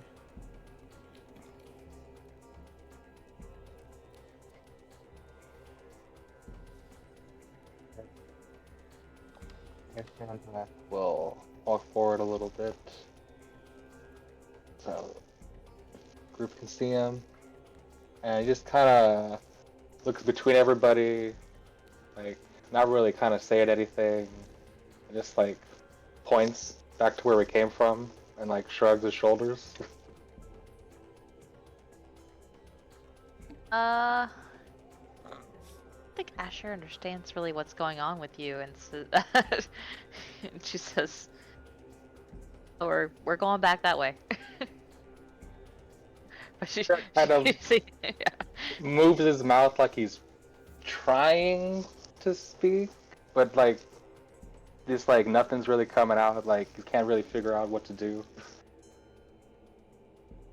Asher, I was actually looking at another character I was moving. See that? Yeah, so he's close by. If you like, she takes a step toward, or like 5 foot step toward you, and she's like, or no, she's not her turn, but like she reaches out her hand to kind of pat you on the shoulder, and says, "Yeah, I know it was a tough fight. We're all you know, the." upset right now. She totally misunderstands what you're about. She just thinks you're upset. Sacco Tuesday redeemed a heal spell on Shandrak. Shit. So Shandrak is fully restored mental health and physically restored hit points and all that. Thank you. And Um, then, quite suddenly, Shadrach kind of, like, the light kind of appears in his eyes again, and says, "Oh, don't know really what that was about, but one of those fiends shot a bad spell at me." Oh, and then it dawns on Asher. She's like, oh, okay. I'm glad you're feeling better. I don't really know what happened, but I feel much better.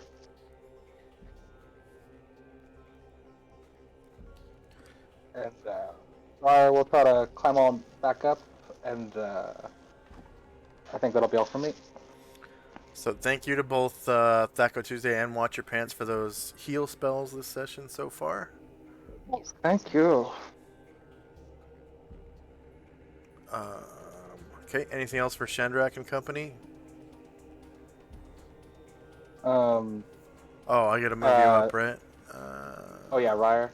And I guess Shandrak will just say, I was kind of out of it for a second. What are we doing now? Do we see that two-headed sucker? Varen has his head on a swivel and says, I'm watching. I do not see it.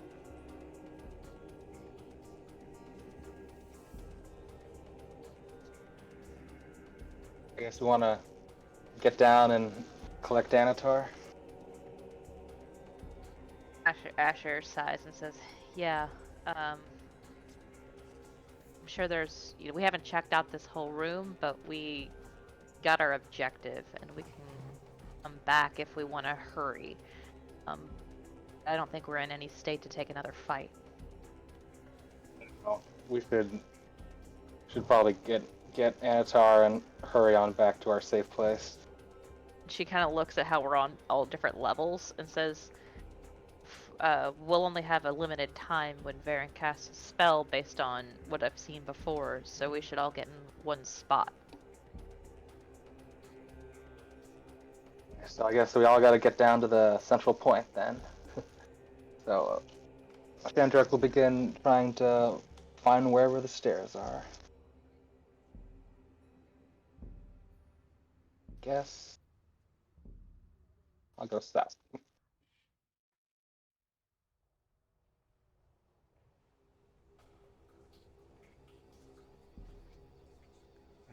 Okay. And that should be it.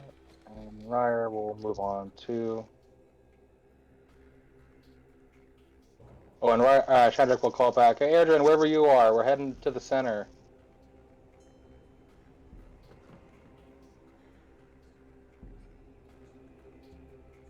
Adrian will tumble on down from here.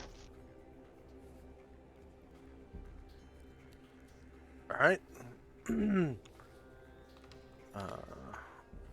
He passes his tumbling, he will not pop out of stealth. And remember, he is slowed, so his movement rate is 6. Out of combat, that movement rate is doubled, so it's 12. And he successfully rolls down. Is this your necklace of continual light? It is Adrian's, yeah. Alright, let's see. So that was 1, 2, 3, 4, and I'll tumble down from here.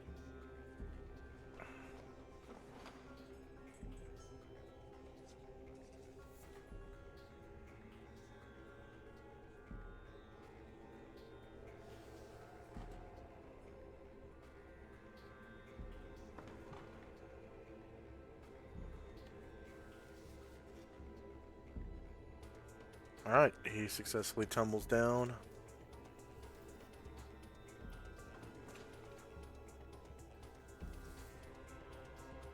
Then, yeah, that could be all his movement. Alright, Asher and company. Right, so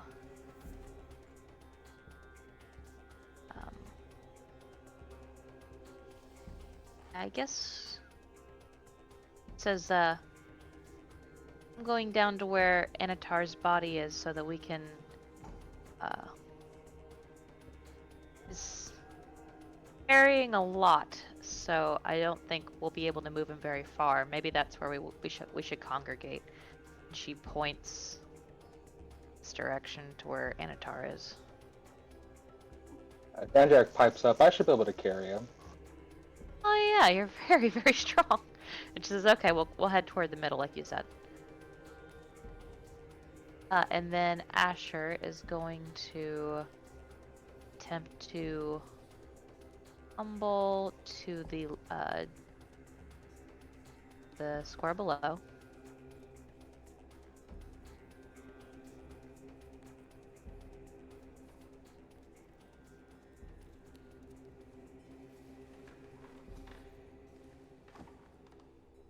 Oh, I gotta make you a check.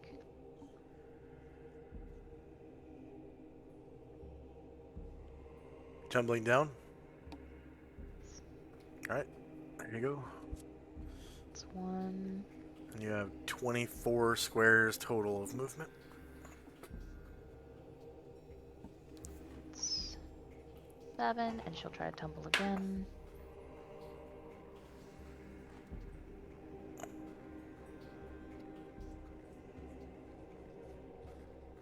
Eight, 9, 10, 11, 12, and she'll try to tumble again.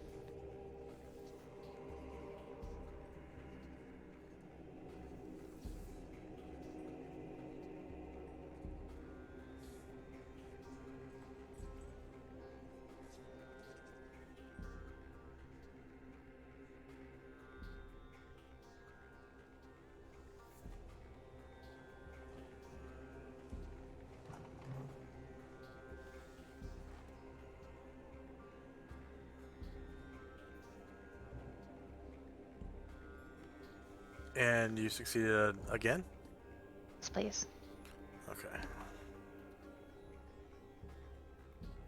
13, 15. I'll just stop there for now. And- Varen is going to do a cure moderate wounds on Tenzi. Okay. And ahead of you, lit by candlelight, is a disturbing symbol on the floor.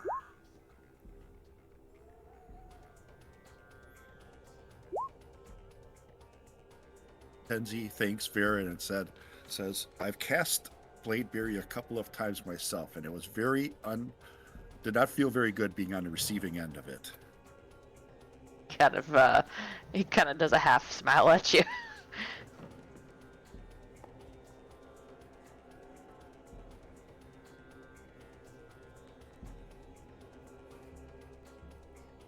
And then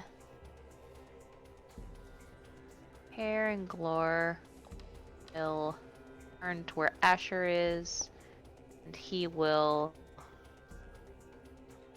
to fly and land.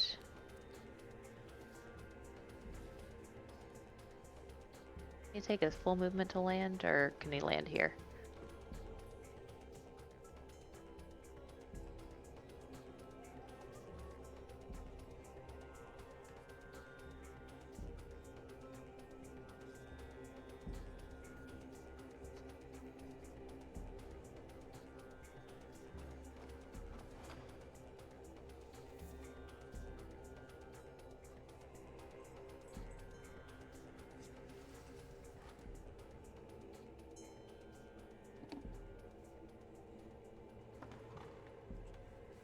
So just straight behind. Yeah, that'll be fine. Okay. And then Jim is in total darkness, but needs to get with the group. So let's see. Oh, just one step will put him in the light. And I'll make you a dex check. Okay, let's take a half move out. Yeah, because half move is still plenty. He'll step up to here. And he knows going around will take forever because it's all in darkness. He will try to climb down.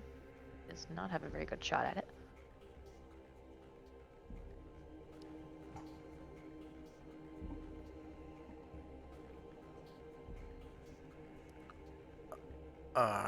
Varen, you said?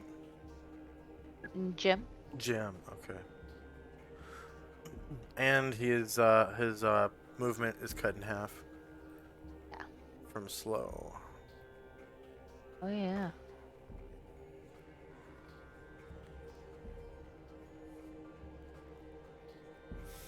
So, what's Jim wearing? Chainmail. Chain? Yeah.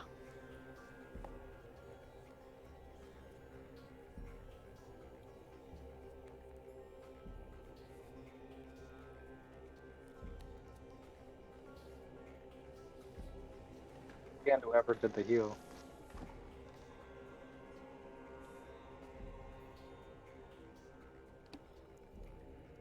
The heal was from Thaco Tuesday, Nice.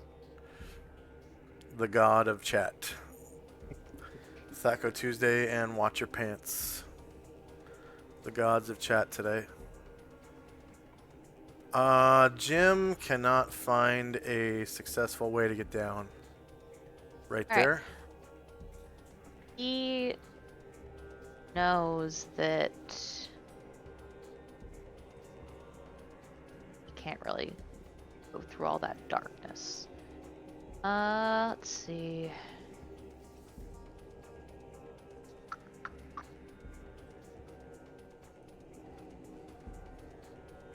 What levels, Jim? 9.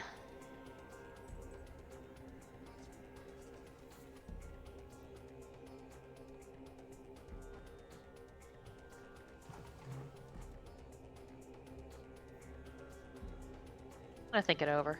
And then I moved Bombosa already. That'll be it. Okay. Tenzi and company. If Zalman called out, would they be able to hear him? He doesn't know. So he'll call out, "Hey, I found some treasure back here." I think Chandrak might be close enough to hear that. And he'll Finally, call some back, good news. Shandrak hears it. Chandrak's like, "Oh, thank you. Sounds good." And Chandrak will relay that further back if he can. Finally, good news. And then Zalman will head towards the treasure. Round and head towards the treasure.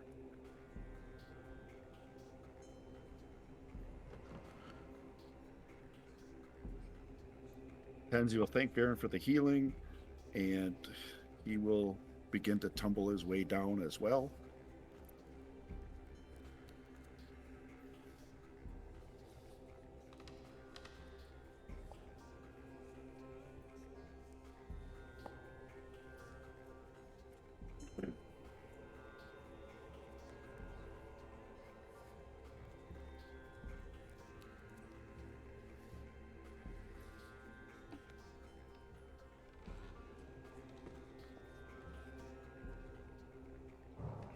See if he can instantly stand after falling. Oh.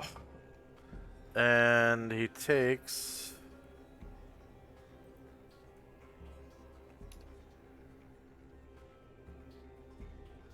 4 damage from falling. I swear this tumbling's gonna kill him yet. Sure, deck's not very Yeah. good. Oh, no, it is not. No, it's not. Yeah. Try instant stand. See if I can get back up on my feet right away. Mm-hmm. That's under your proficiencies as well, right? Yep. Okay. I stand up to try again. And that one's also dexterity. Yeah.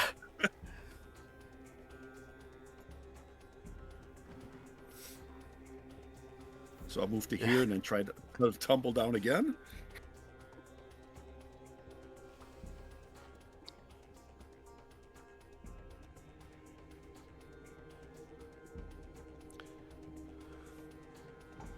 And success.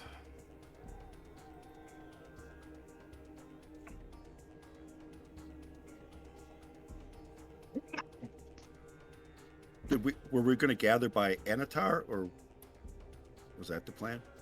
Gandrak said that he would carry Anatard to like the center area, so I think we're all gathering to where Asher and Karanglar are now.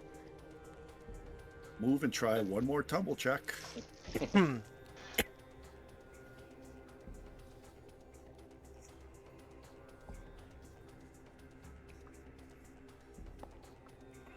Rats. Oh. And you fall with style and take 2 damage as you belly flop on the floor. Once again, I'll try to pop back up. Yep. Instant stand, another dexterity skill.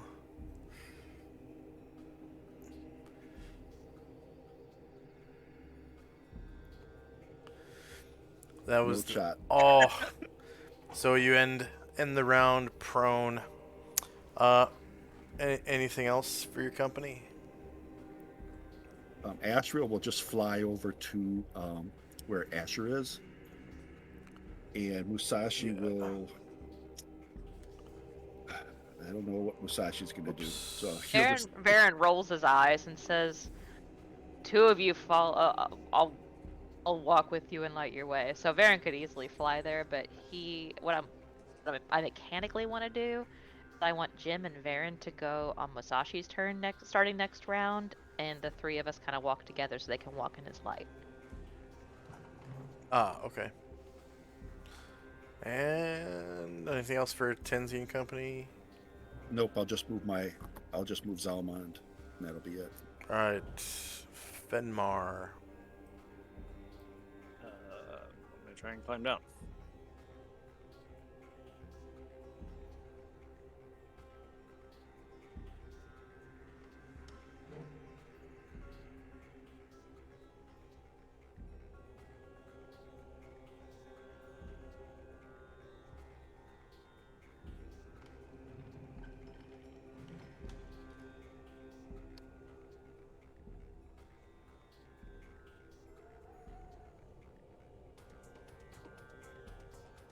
You hear me?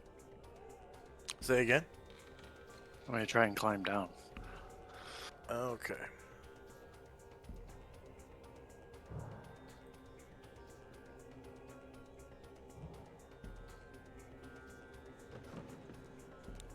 Climb walls. Vertical or worse. Splint mail. Dry.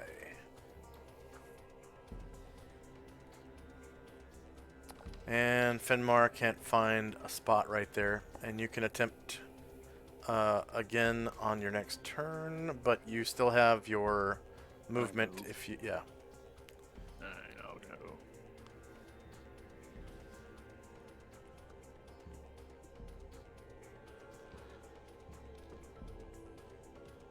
Right there. I'm slowed. And you're level 9, right? Yeah.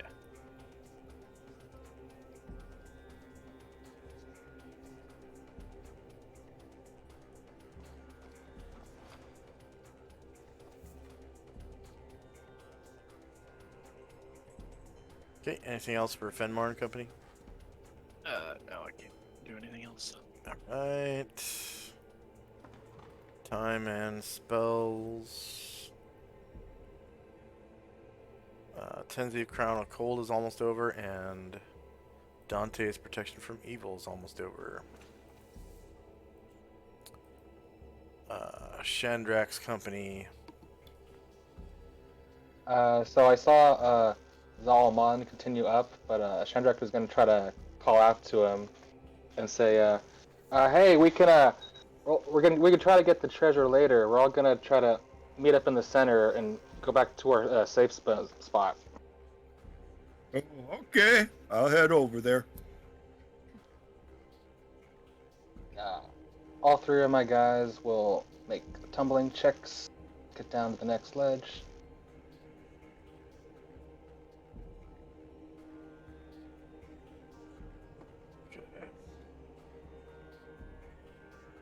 First one for Shandrak.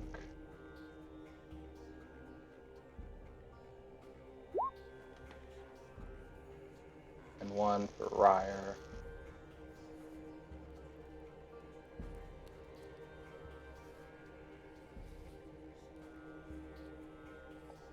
Ooh, nope.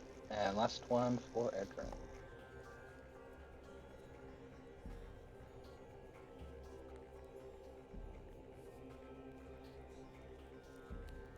Ryer takes 3 falling damage.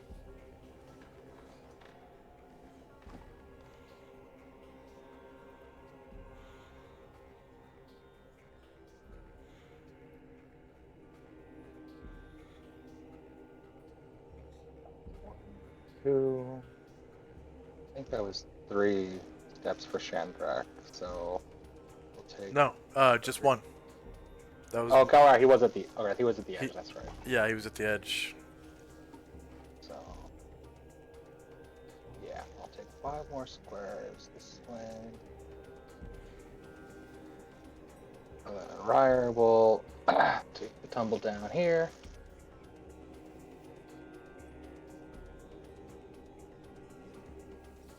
Oh, no, I'm sorry, not Ryer.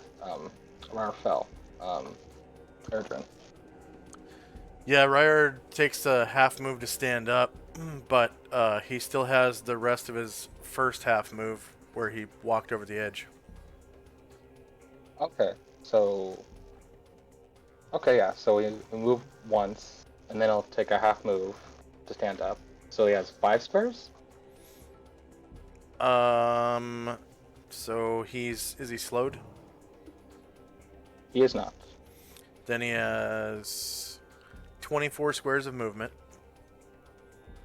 Okay, the half move was 12, and he moved how many squares to jump down the ledge?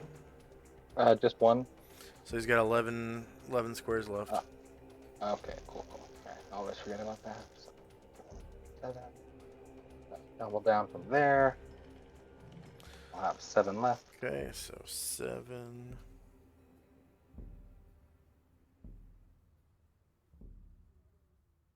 Six.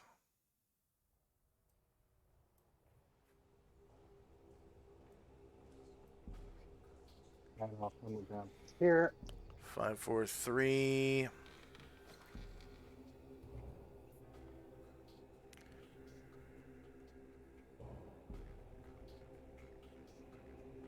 think there's 3 more squares.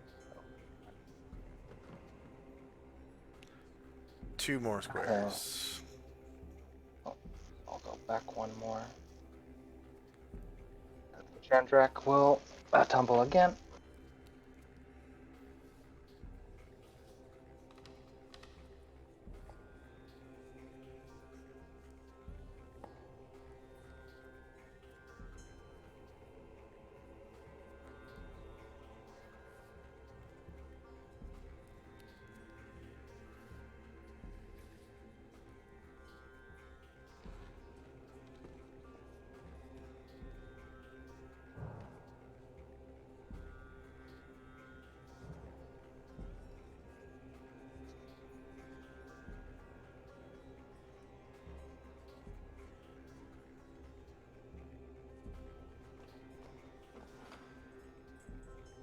Did you move Chandrak down?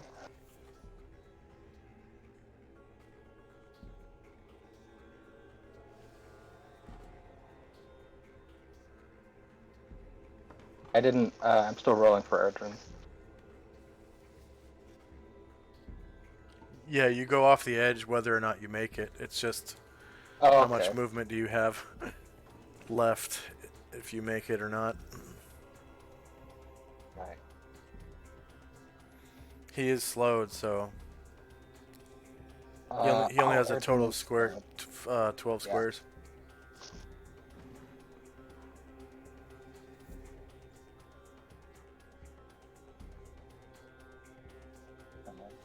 2 more there.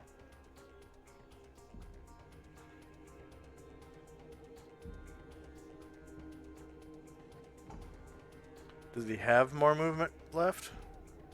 Yeah, should. Fortunately, Right. slow doesn't decrease your dexterity. Doesn't say it decreases your dexterity, I don't think.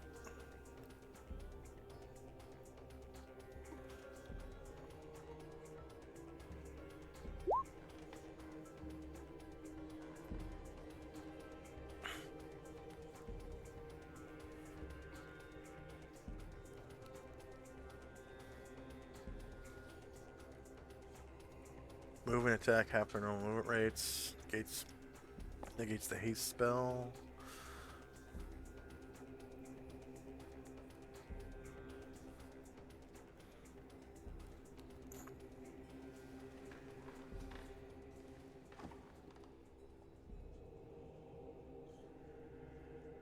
It does negate dexterity combat bonuses.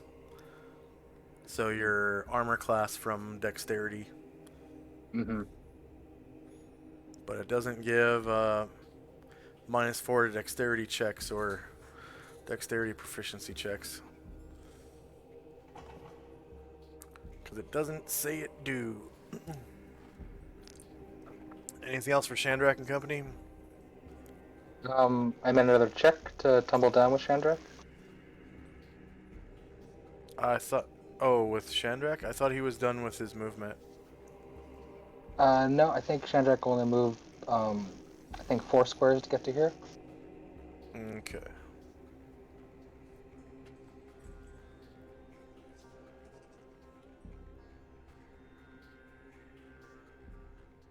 Around 8,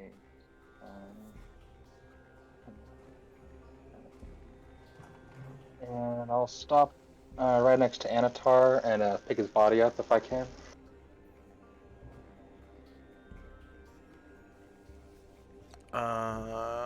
How much can you left without being encumbered? What's your... Quite a bit, so let's Carry. see how much Anatar has. Because...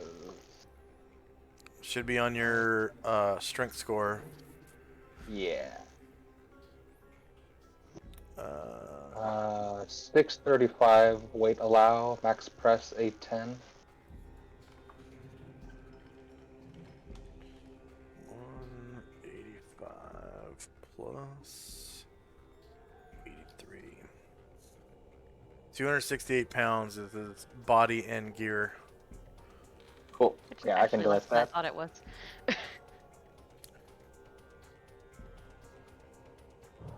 So you...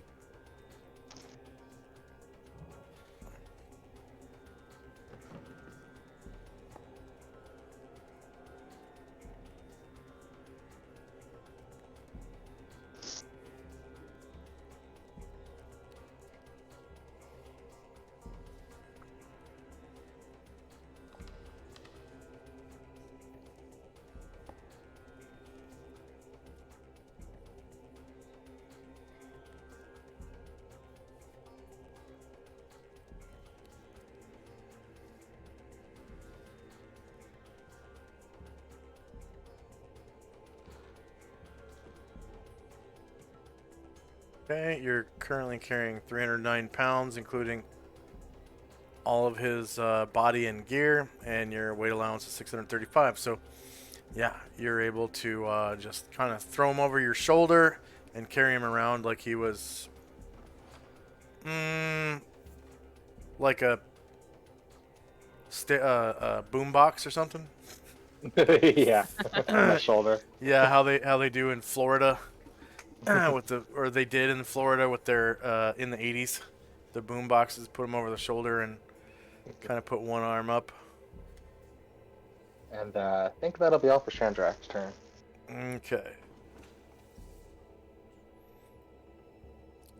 Asher. Alright, Asher and Carangal are happy where they're at. Bombosa is gonna make his way around the edge, trying to get toward the center again. And Varen and Jim are going to wait until Tenzi's turn so that they can walk with Misashi. Well, Musashi didn't take an action last time, so maybe I could just go now with you guys when you move. Would that be okay, Josh? Well, your turn is next. Okay. So, Move Bombosa real quick.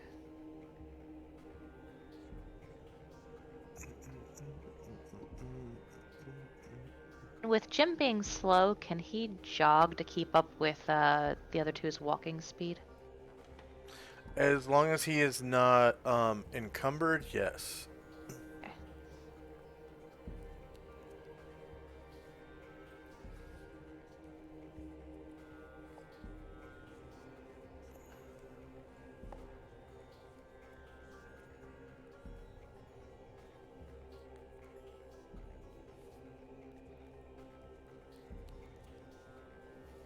And of course, jogging doesn't allow you to do climb checks or anything like that.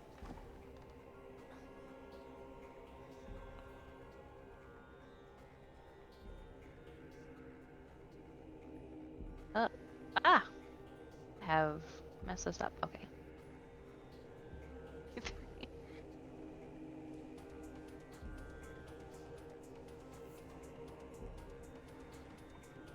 um,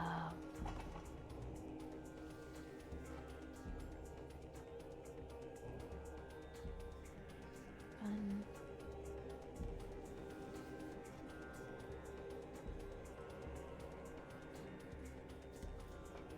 let's spend more. Oh, I went all the way around. You're going the wrong way.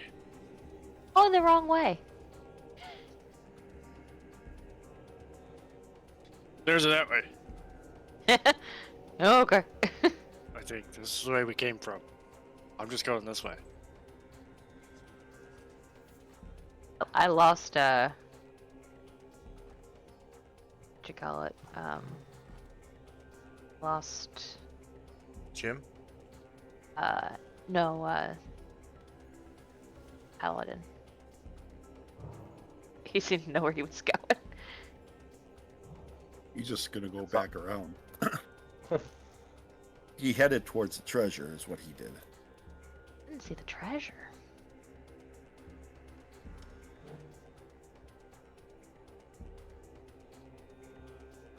Alright, well he's got 10 movement left, so he'll go.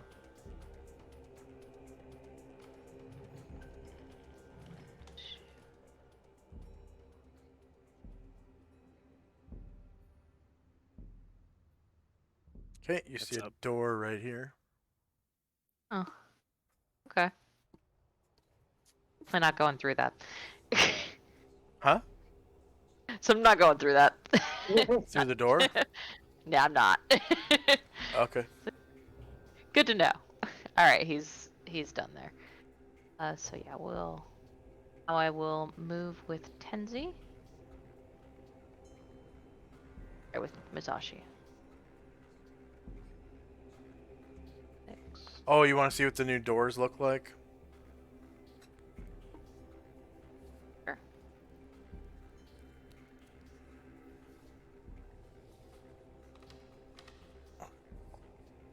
So,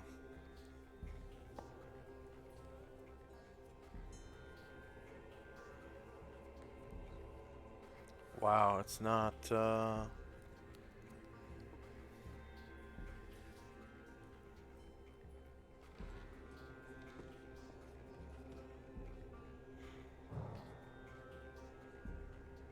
there we go.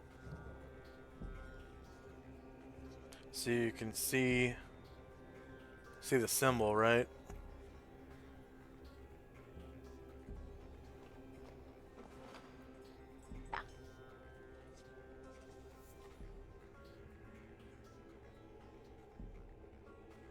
There you go. So now you should be able to see the symbol. And can you see the little lock symbol on it? Or is that in the darkness? I'm zoomed way out. Hold on. Right here. I can see it. You see the little lock symbol on it? Yes. Okay. So that's what the new door mechanic looks like. Just came out sometime this week. I don't know when. Tenzi, that will be the end of Varen's movement if you want to match it. Yeah, I got Musashi with him.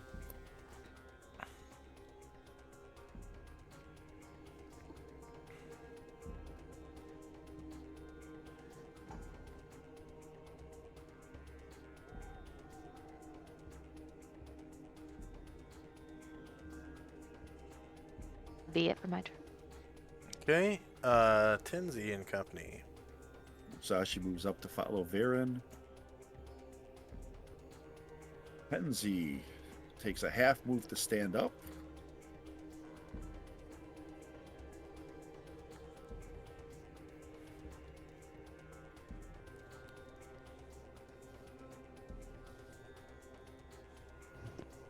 He moves forward, happy to see there's no more ledges to fall down. And he stops. Asher pretends she didn't see. It's like, oh, it's you made it. He's got like a chipped tooth and like a broken nose. Astral Looking Yes. good, Tenzi. Astral looks at him. He thinks back. He was fine just a minute ago, so he'll do another cure light on him. Got a fat lip. It's bleeding, dripping down his chin.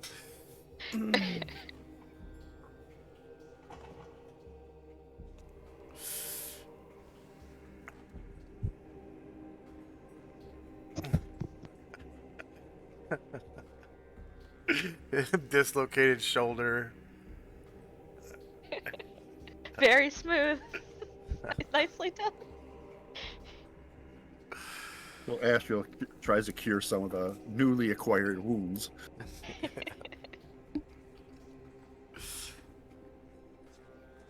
And I'll just move Salmond, and that'll be the end of my turn. Okay. Fenmar. I'm going to just move back into a jog so I can actually get somewhere.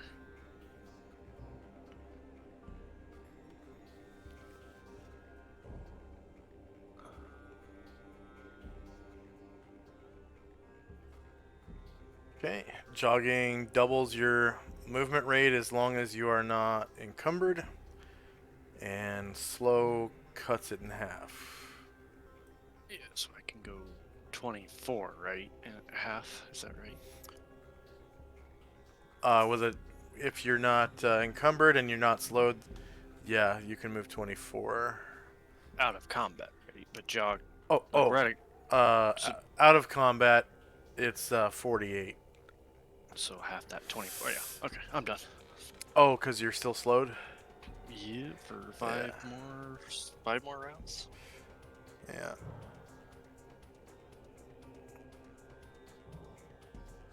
Oh, and as Oh, I walk by, that was Bombosa up here, right? Zalamon's coming back? That was. Yeah. Okay. Bombosa What- is down south, so I don't think you... Where are the stairs at? You haven't found them yet. What I'm saying. Solomon found some stairs, but I didn't see 'em. But yeah, as I walk by over here, I yell at Bombosa to come this way. Right. Also, though, Amber is geographically challenged. To your right, down the stairs and to your right. What's ready to pray to demons to tell us where the stairs are? I don't even know where Oh my Fenmar God, is. right? I don't even know where Fenmar is, so... Oh, okay, yeah. Yeah, you see some stairs going up. And you see a door right here. Do it. And I'm gonna do a door... Door-de-door-de-door. Door-de-door-door.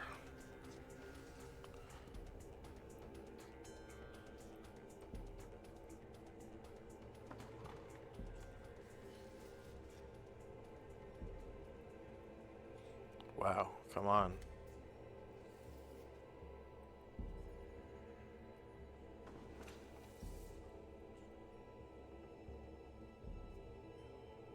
There we go.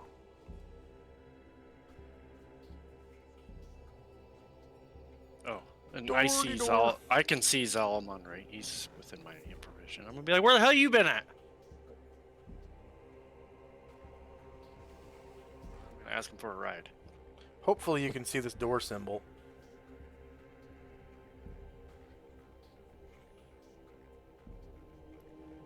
And the lock. L. Yeah, there you go. See, now you can actually tell where the doors are as long as they're not secret doors. But the doors don't snap to grid.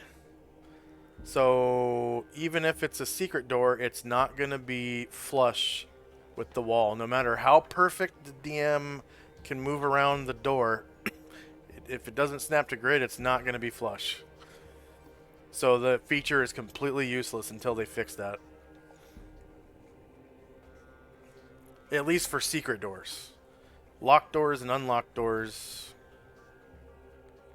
it'll be fine. It's probably fine anyway. I think you're overestimating my own perceptiveness. I'll never see it. And the cool thing about these doors is your character actually has to be able to have line of sight on the line that the door actually takes up on the dynamic lighting layer. Like you can't see doors through walls. The symbol disappears as soon as you don't have line of sight with it. And if you go outside, like if you go far away enough where you can't see it with your infravision anymore, the symbol disappears as well. So you have to have line of sight and you have to have light. It's pretty cool. But they really need to make it snap to grid because otherwise you can't use secret doors. They'd just be revealed. Alright, that's it for Fenmar, right? Were you going to talk to somebody? That's how I'm on for a ride. He says, "Hey, I think I'm gonna take a shortcut. I don't know if you can hang on while I'm doing that."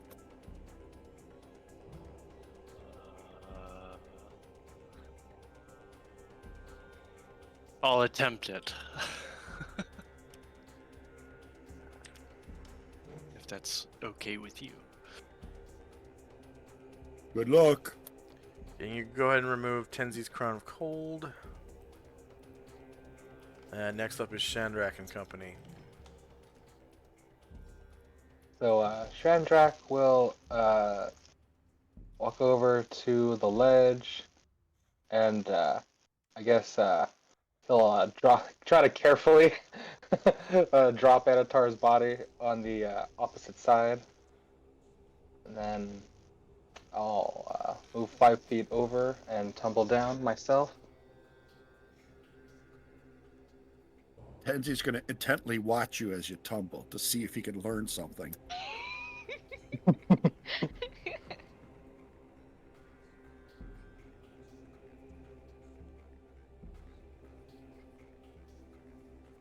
All right.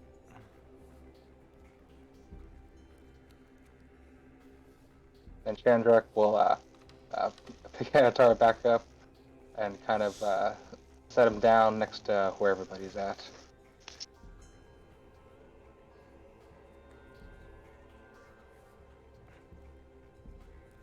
And yeah, I think Ryer will try to warm our spirits a little bit and try to rally for a saving throw. Okay. Anything else for Chandrak and Company? That'll be all. All right.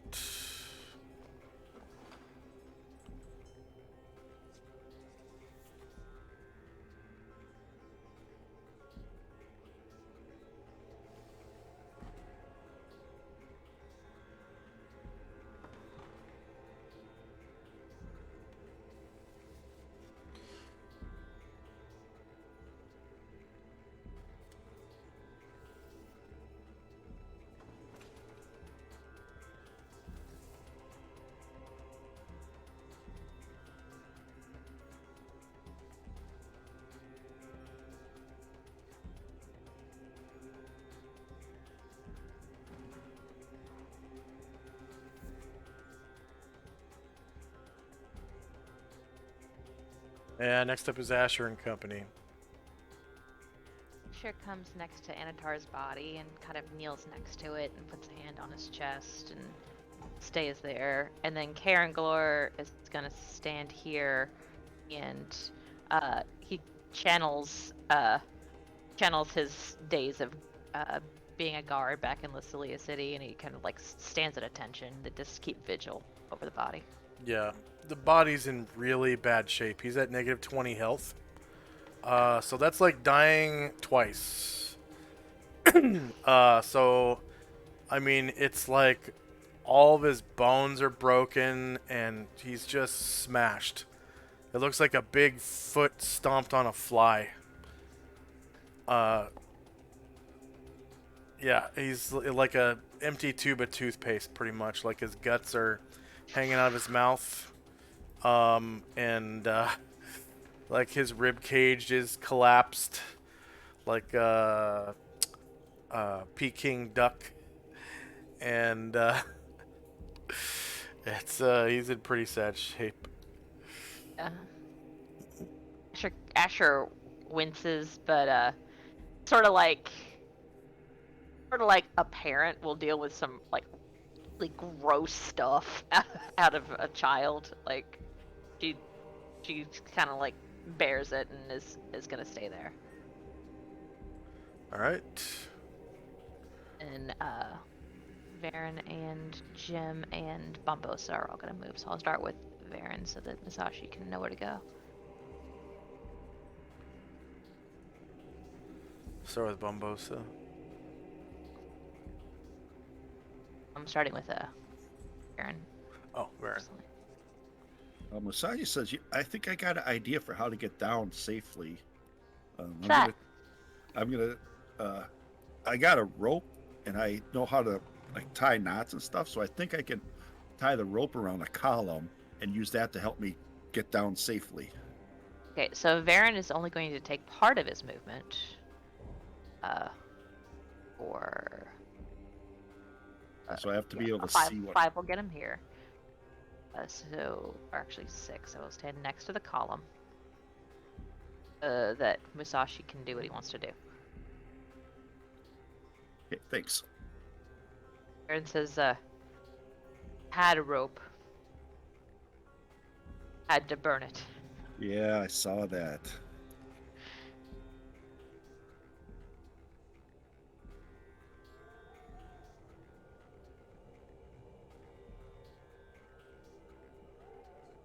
Jim says, I don't have any ropes. A lot of Asher's crap, but no ropes. Asher says, I heard that!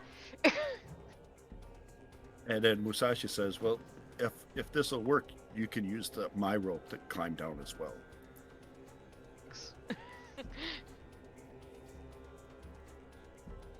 Okay, anything else for Asher and Company?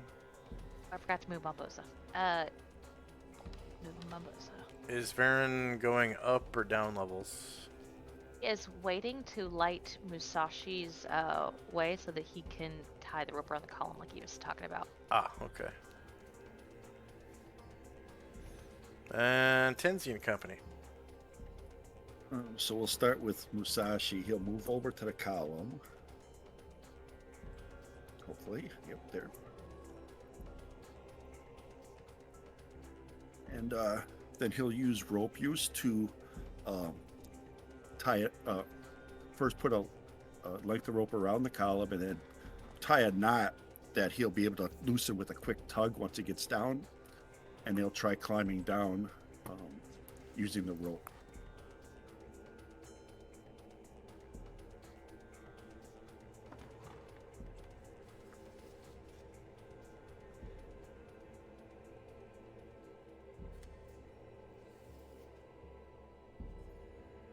Bosa says to Zalomon, did not see any stairs. You see, or sorry, I did not see any stairs. Yeah, I'm gonna be taking a shortcut. I will try to climb. So it takes about 5, 10, 15, 20, 30 feet of rope to get around the column and down to the next level. Yep. And Or he a gets- climbing check. Yeah. He gets plus 10%. From mountaineering? No, for rope use, you get a plus 10% bonus on all climbing checks made Okay. while using a rope. Alright. Thief skill. Climb walls. And he's got rope and wall. He's wearing splint, right? Yeah. And dry and plus 10.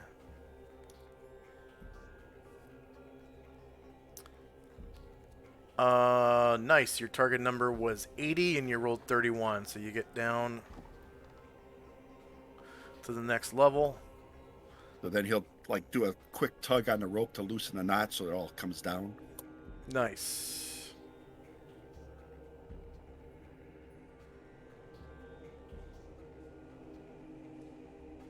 And I assume that's all of his turn. Yeah. But I'm going to have Zalmond is going to try using use his riding proficiency and urge his mount to jump across this gap.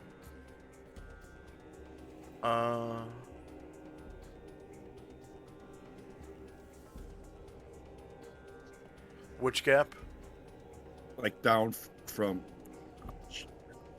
here, like across down here to down here. Like you can only go 3 squares. So I think. Oh. With a riding check.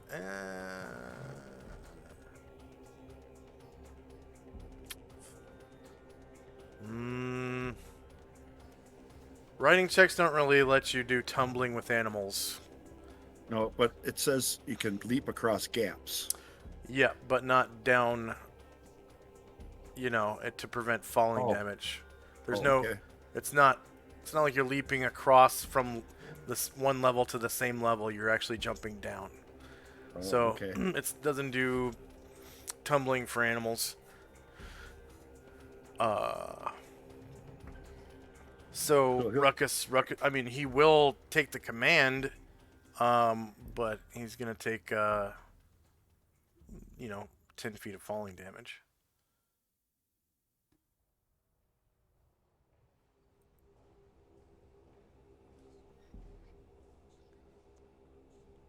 Do you still want to do that, or? Yeah, I'll do it. He's in pretty good shape. Plus, I can lay hands on him if he gets too Okay. hurt. All right, so he jumps on down, and Ruckus takes 6 damage. I'll immediately lay hands. Okay. Let me double check. Yes, I will immediately lay hands. So that's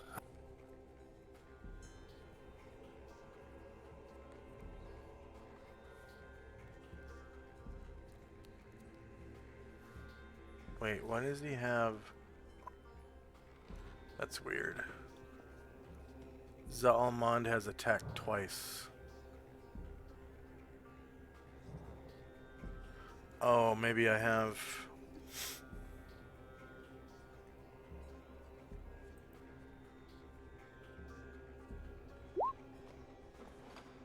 Oh, okay. Attack. I'll just delete that. Yes, delete. Yes, delete.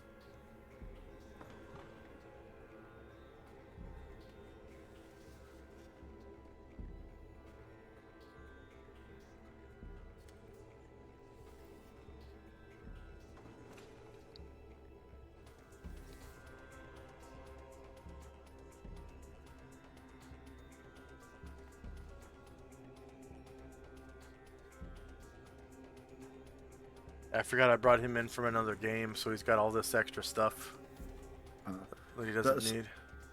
That healing doesn't look right for lay hands. 2 per level, isn't it? Yeah, it's 2 per level, so it's an odd number. I think he's 7th level. I gotta double check.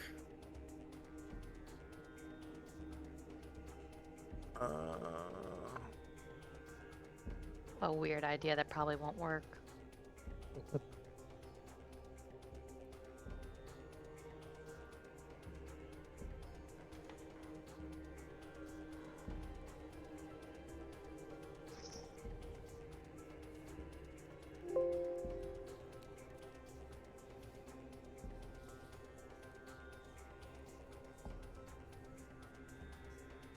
I know why it was 11, because that got him to full. Ah, That makes sense.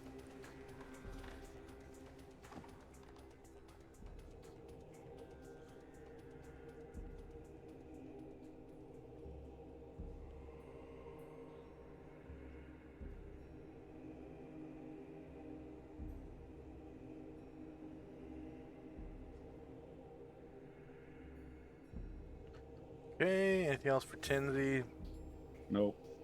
All right. Fenmar.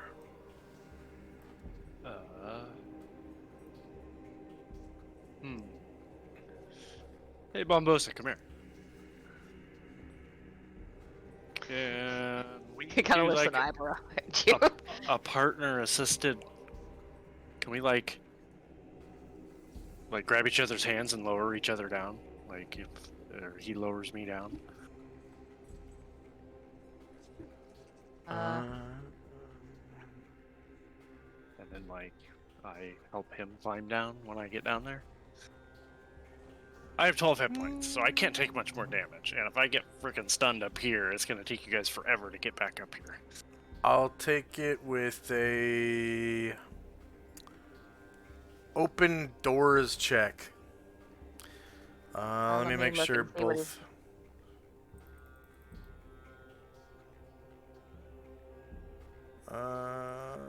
Character sheet.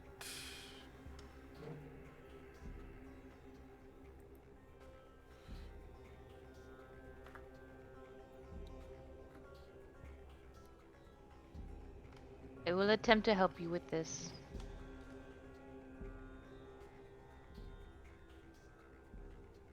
So that's 10 out of 20 for Bombosa. And for Fenmar, 7 out of 20.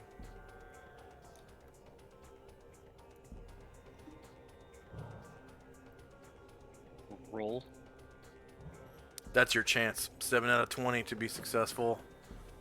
Helping him down after he lowers you down. if he fails his open doors check, you drop. It's like he's got a 50% chance. You've got less than 50%. I will attempt to climb for myself. I am not as good a climber as some of my brethren, but I am not bad. Okay. So he can help me down then, if he's willing. Got a or you- 50% chance of not dropping you. Hey, that's better than me trying to climb down. Yeah. He'll help. All right, we'll try that out, Josh. All right. So on Asher's turn, he can lower you down. All right. End of round.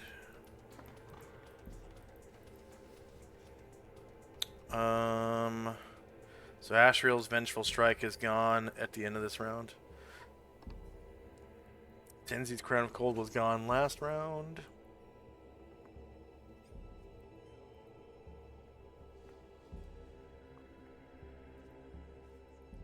And Ryer's Rally Allies still has 2 rounds to go.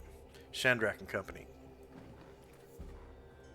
Yeah, Ryer is just playing kind of a low melodic tune, and Chandrak and Erinder to just listening in and looking at Anatar and waiting for our people because I know they're around here somewhere.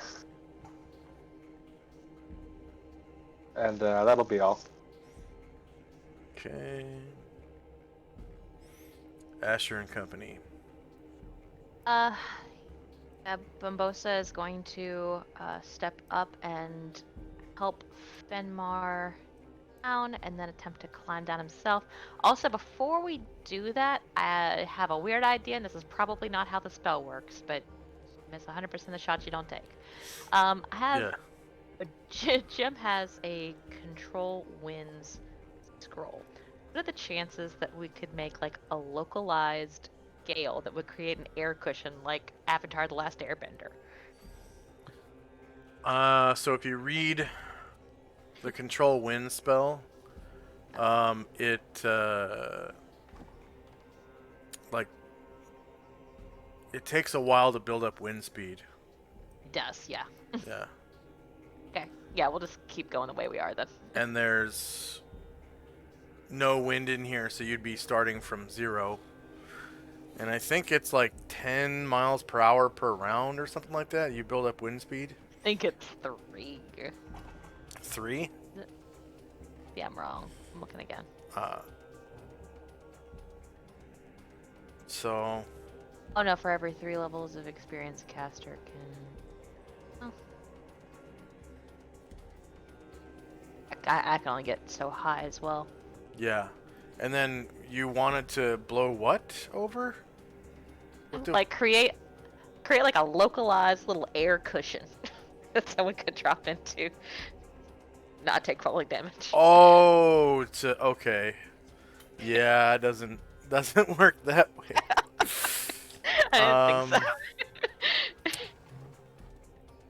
so. Okay, so I'll just do what I said. I'll help. I think Most will help MR. at best, if you were to create a hurricane in here, it would blow people off the edge and they would just take falling damage from landing. Well, it looks like I can intentionally make it small. Oh, maybe, yeah. Anything else for Asher and Company? So Bombosa will help down Fenmar like we were talking about, and Jim will wait for Musashi's turn so that he can tie off the rope, and Jim will attempt to climb down using the rope. Yeah. Honestly, your best bet is those ropes. Whatever ropes you have. Okay, Tenzi and Company. Yeah, but mental note, I'm getting over here grumbling. I'm getting me a mountaineering kit as soon as we get back to fucking town. Yeah. Buy a rope and take rope use. I mean, because rope use gives you plus 10%. And I think mountaineering gives you plus 10%. But rope use is more useful in other situations. So he gathers up the rope, comes down to the next column by Jim, and repeats the same thing. Loops it around with an easy knot to untug, and then tries climbing down. All right.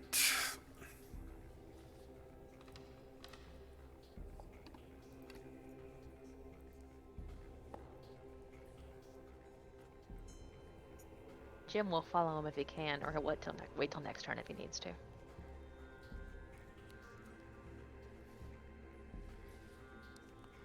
This is weird. It's not letting me select the rope. To back. Oh, maybe I have it on the token layer or something. I don't know.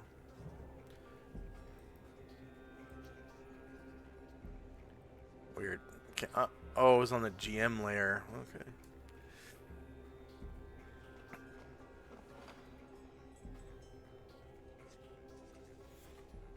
And Cool. checks. And these skill checks. Climb walls. Rope end wall is like plus 55% or something like that.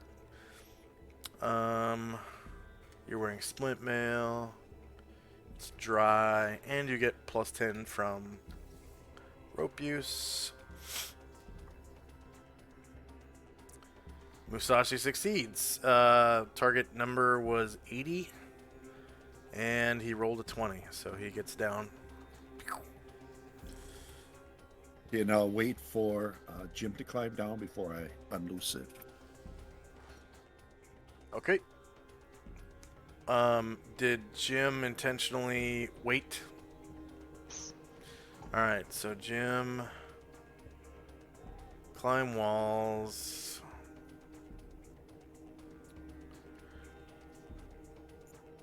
Rope and wall, and what's he wearing? Chainmail? Was it chainmail? Okay. And dry conditions, and any bonus to climbing from anything? Skills or gear? Stout heart. Stout heart. Jim's target number was 65 or lower, and he rolled 89, so he failed at that column. Okay.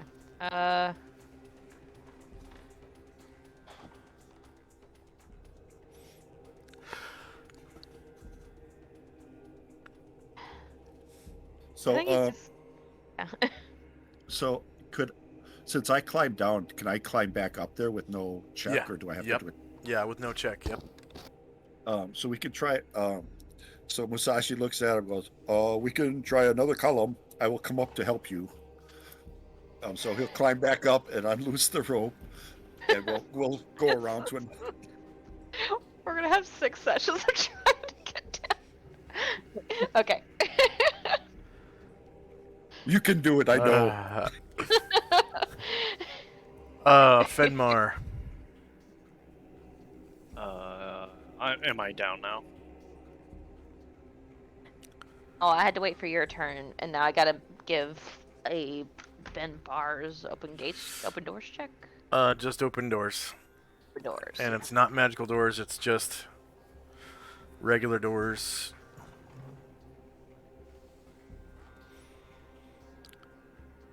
The reason I did regular doors is because it's harder than a strength check, but you don't have to be super... Like, everybody has an open doors check. You're rolling that on your necklace, by the way.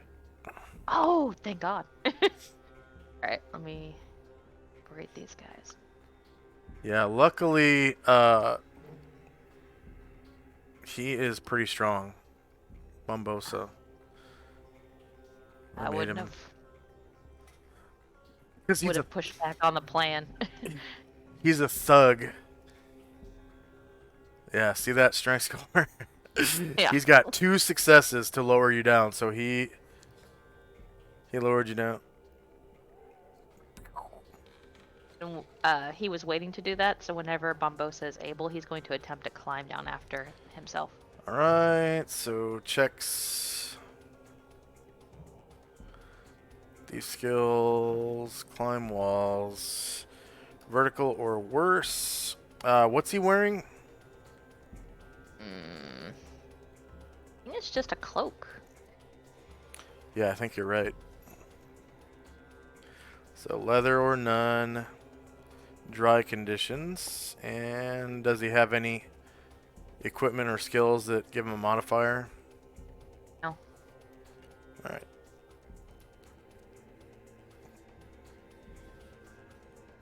Alright, Bombosa climbs down.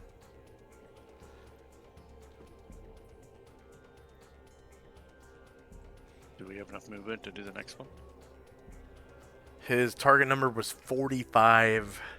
Why? So let's see, that was...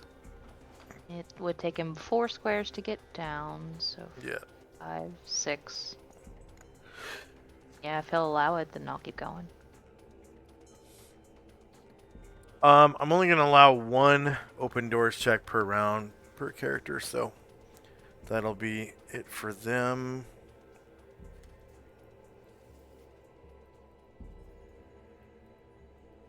I guess, can I try to climb down? Or no? Yeah. Yeah, you can. See if I can do that then. Vertical wall or worse. Splint mail. Dry conditions. No modifier. Fail. You have a 5% chance of success. Okay. Shandrak and Company. I just continuing to listen to that music and waiting for our people. I see they're making progress. They're coming closer. And Tune in next Asher. week. Same thing as last time. Bosa's waiting on Femmar's turn, and Jim is waiting on Zashi's turn. Alright. Tenzi. Zashi says, "Come, we'll move to the next column," and he takes the rope and moves over. We're gonna need Varen to move as well for the light. Yeah.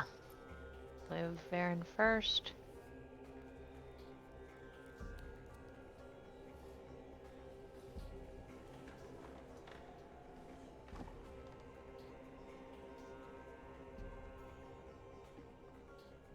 And then tie the rope around the column, and Musashi will climb down.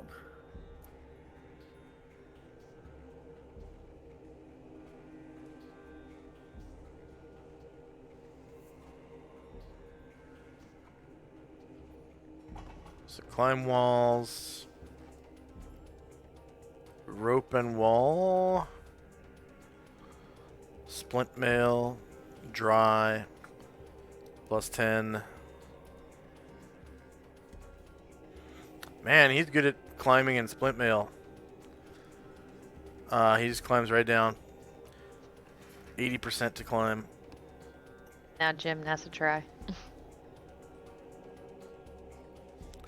You can do Alright. this. So he prays to Hira. Alright, so rope and wall. He's wearing chain, right? Make me graceful and elegant like your peacock. Hey, Jim gets down. Yay! It Musa- works. Musashi slapped him on the back. I knew you could do it. And then he hugs on the rope and unloosens it. Oh, thank Hira. And moves over to the next column and waits for the next turn. Fenmar. Same thing we did last time. Okay, so I'm Buddy assist. Let's do this. Alright, here we go with our Open doors.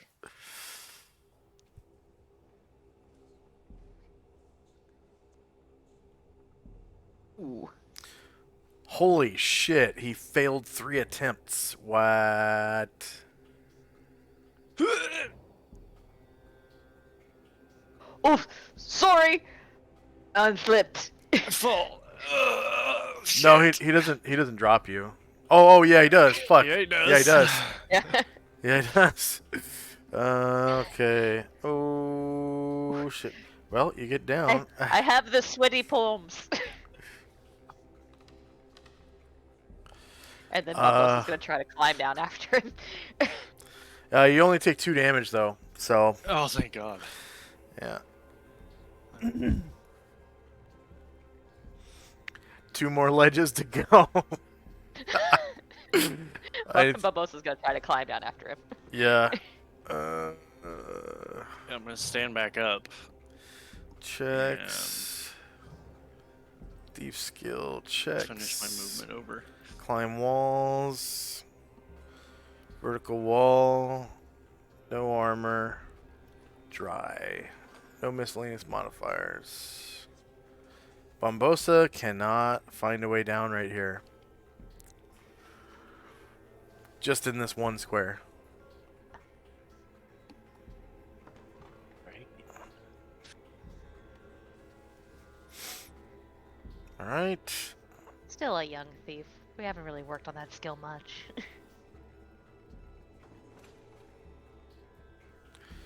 Shandrak and Company.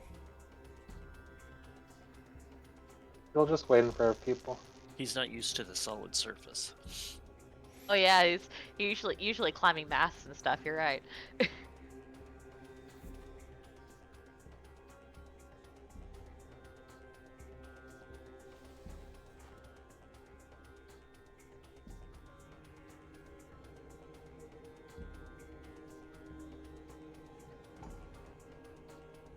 Bleed barrier's still up. Yeah.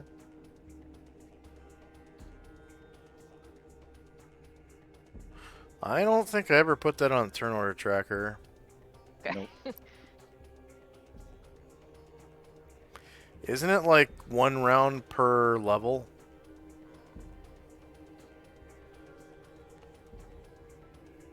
Something like that.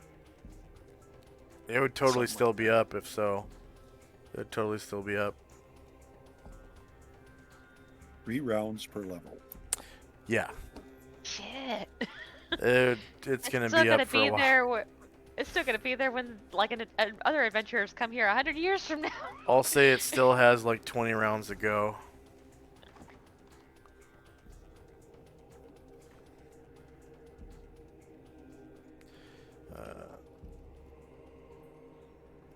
Depending on the lifespan of some of our characters, maybe us again. Yeah.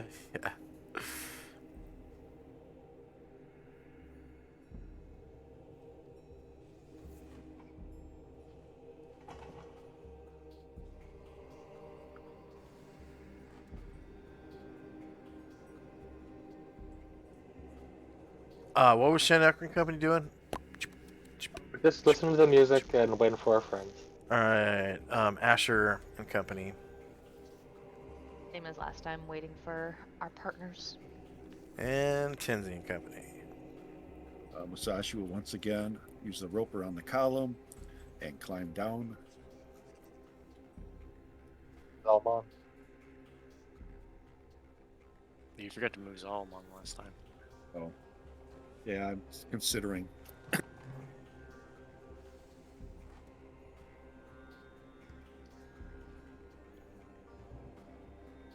I'd really like to see one of my characters make it all the way before I kill the other one.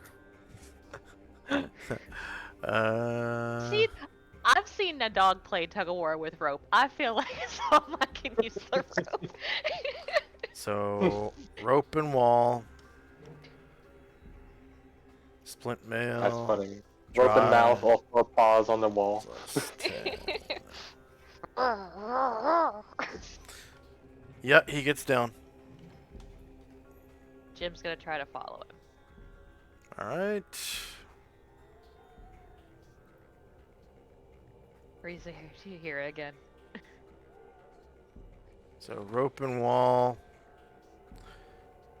And chainmail. Dry and no modifier.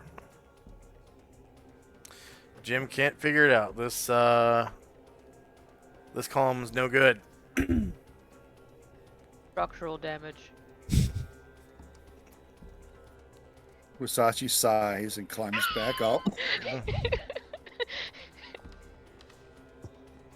a lot of exercise today. Gonna need. Unloose the rope and tells Varen, next column, please. Varen grabs his head. He's got a headache. Fenmar and Company. I'm gonna try to climb down. And if not, then I'll wait for him.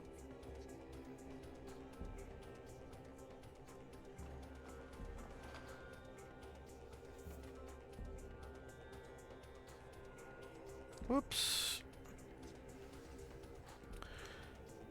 I'm just gonna roll a D100. We know you have a 5% chance, so /R. What the fuck? D100.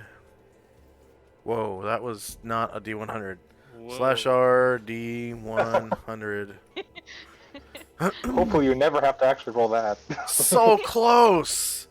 So close! Okay.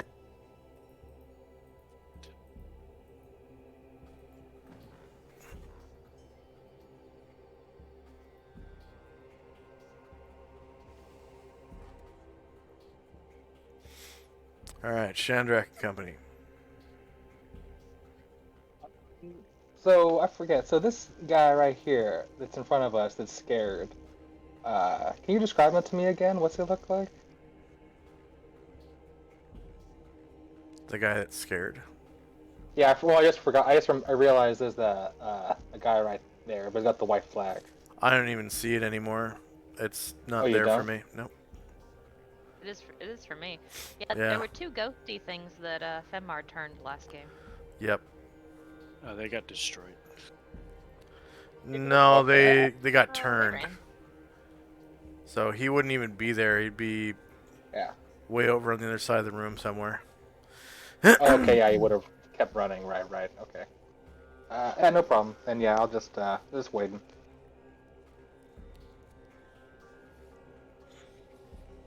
But they looked like shadows with white masks. So there's like some kind of anime character shadow with a mask. Is Spirited Away? Yeah, Spirited Away. Oh, yeah. Mm-hmm. So it looks a lot like that guy. Okay. I see it. I see it in my brain.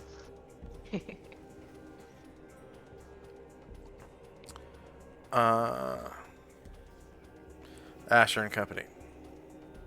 So Varen will head to the column on this side. Just put a little light on the situation. Jim kind of hunches his shoulders and stomps off this way. And then wait for Masashi to try again. And Bombosa is going to move square over and try again to climb down. Okay. T-skills, climb walls, vertical wall or worse, leather or none, dry conditions, no modifier.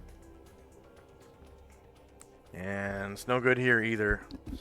And NZ.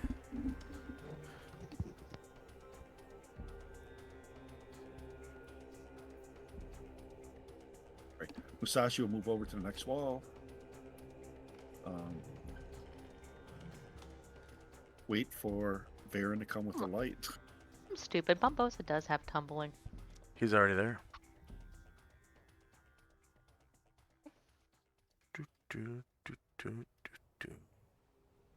Dumb. And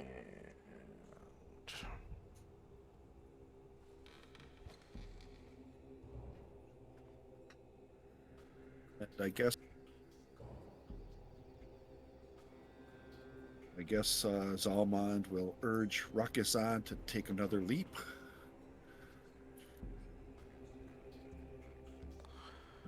And rope and wall. And splint. Dry and plus 10. Oh, Samurai doesn't make it. Even with target number 80, he rolled an 83. And Ruckus. So I just take damage then. No, it was just a fail. It wasn't a critical fail. And then Ruckus does take damage. Whoops.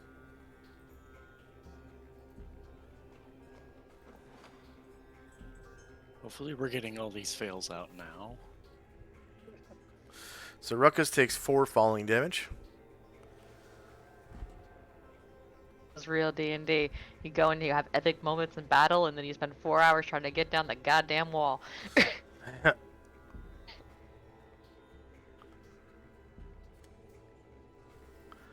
And then Fenmar and Company.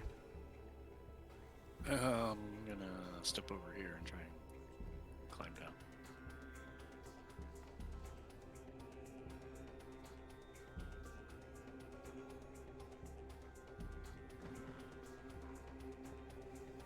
Alright, Fenmar has a 5% chance, so slash R, D100, enter.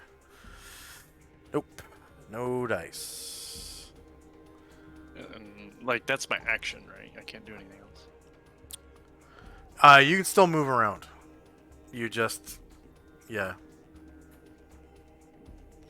If you had passed, it would just be part of your movement. But since you failed, that's what you. I That's couldn't what you just got. jump, just keep going and jump down anyway. You could jump down and take the damage, yeah. Fuck it, I'll just do that. Alright. So you take another 4 damage and you're down. But you're prone. So.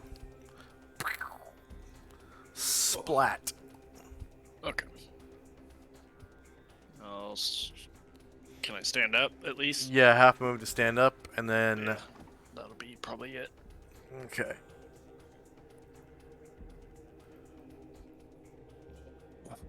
God damn it.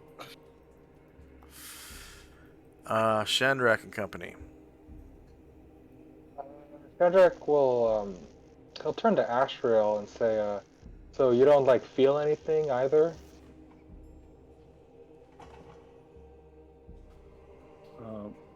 No.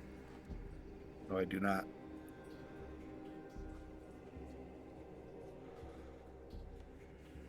Maybe you went back home, so afraid of us.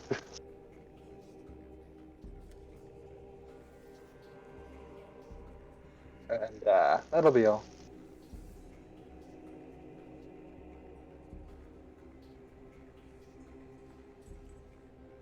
Okay.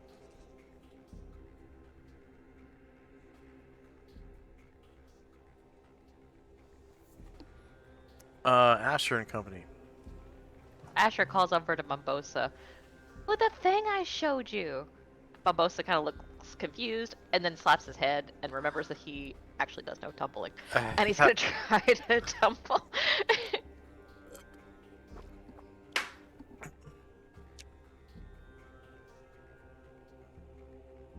Alright, he gets down one more level.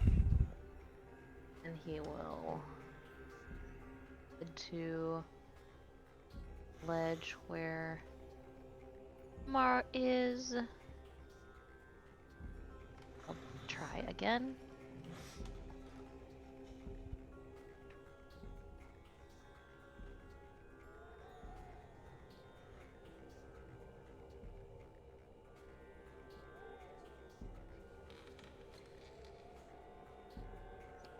Alright, he makes it. Oh yes, this is much better. And he's gonna head to the ledge and says, "Alright, Fenmar, I am ready." And he'll Yeah, stay there until time. Sure. He's got like a 75% chance to succeed with a dex with tumbling. And I don't know what his success rate for climbing is. But yeah. Alright, And then, oh, actually, I need to move to another column for Musashi, right? Yep. Oh yeah. Okay, so Varen will. Find a good Where column. the columns are. Find it. We're gonna find a better column. One round this way. And, oh, sorry, my turnover tracker is in the way.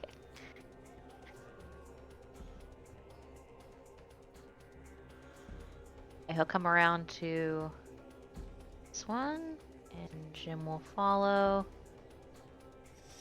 Jim is also slowed. Yeah, I want to So make not- sure that is. Yeah. Let me put him back. I didn't mean to. This thing go crazy. Is Jim slow 1 or slow 3? Whoa, how did that He's the happen? last one. 3. I don't Okay. know.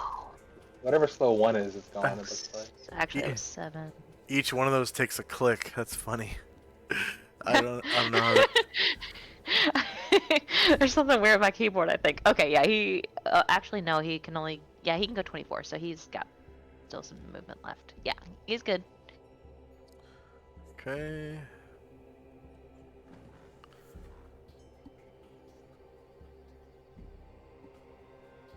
Tenzi and Company.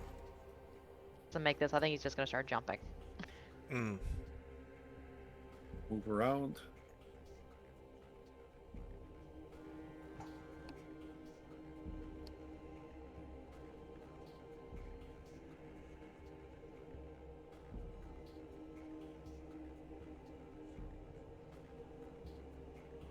Again, tie the rope around the column. Attempt to climb down.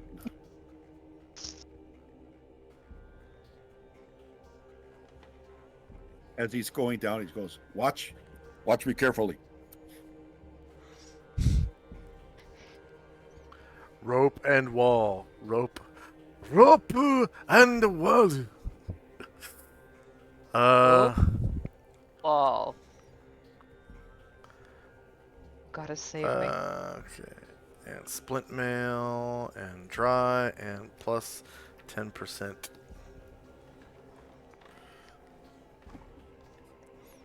Oh, Musashi can't quite get down. He rolled an 89. God dang it! Do not watch me. You made me nervous. Think there's a lesson here. In the primordial days, my lady Hira lived on a mountain, and she was secluded from all. Perhaps this is where we are meant to be. And Fenmar and Company. I will move up to Bombosa. And Bombosa will try to help you down. Don't drop me this time. Raises an eyebrow and says, "It was C."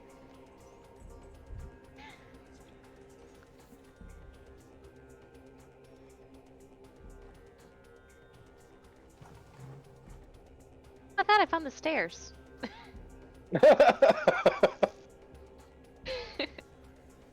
I did.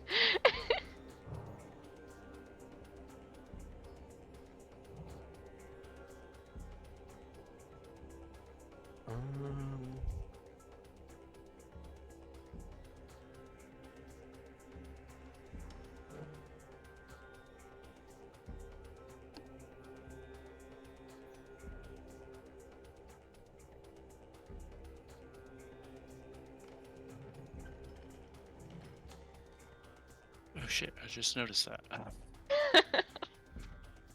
Fenmar's doing what? Bombosa's helping me down. I rolled. Oh, okay. Ah, gotcha. Okay, so he lowers you down and you are at the bottom now. Oh, So these stairs that you saw, these are going up. Huh. Okay. Never mind. I see that now. The stairs up is the opposite of our goal. I'll move over here.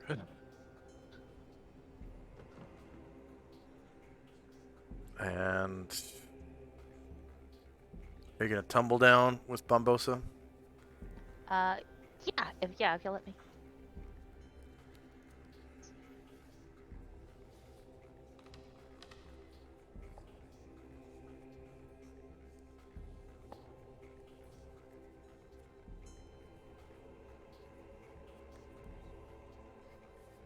All right, Bombosa is down at the bottom, and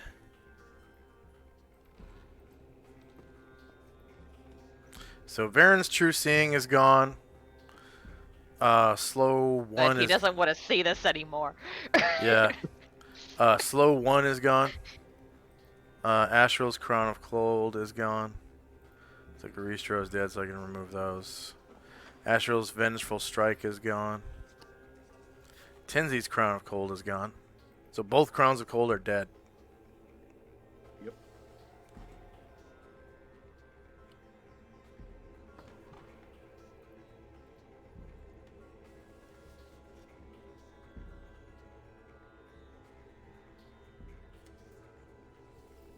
Oh, Ryer like rallied allies a while ago. It's been 3 rounds, and I think he does it for 9. Yes, he does now. So he's got 6 more rounds of +1 to saves, whoever was in the vicinity. Okay, Shandrak Company. Ryer will change the tune, pick up the pace a little bit, and rally for the attack to hit.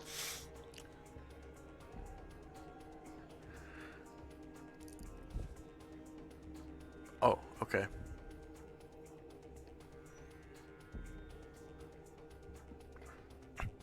Like, will tap his foot along and wave over Fenmar after he saw that he was able to come over.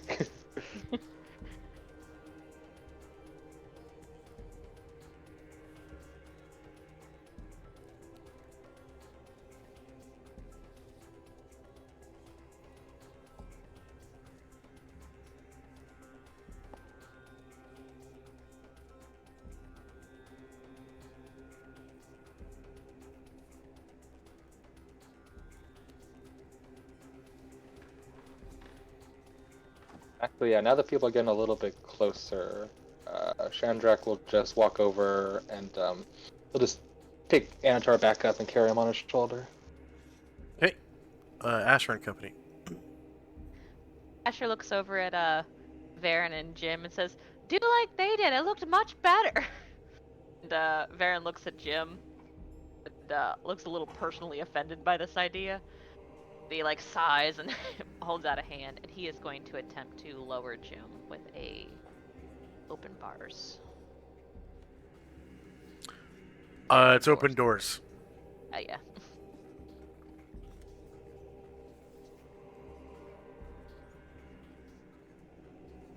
All right, so he lowers Jim down. Looks at Musashi questioningly. He gathers up his rope and says, "I will try it." So he steps over to Musashi and waits for Musashi's turn.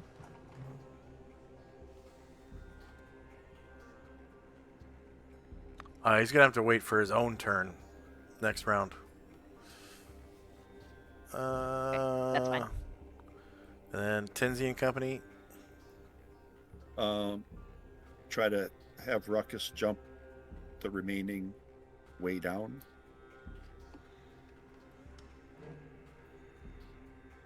I guess that'll be 2 falls. Yeah. All right. And he takes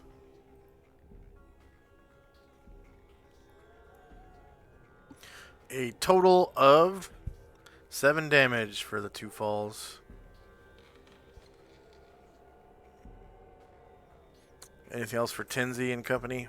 Yeah, Astro's gonna fly over to Usat and do an 8 spell-like ability of Cure Light, and then Usat will start jump down as well.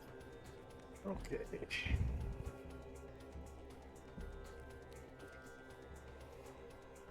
So,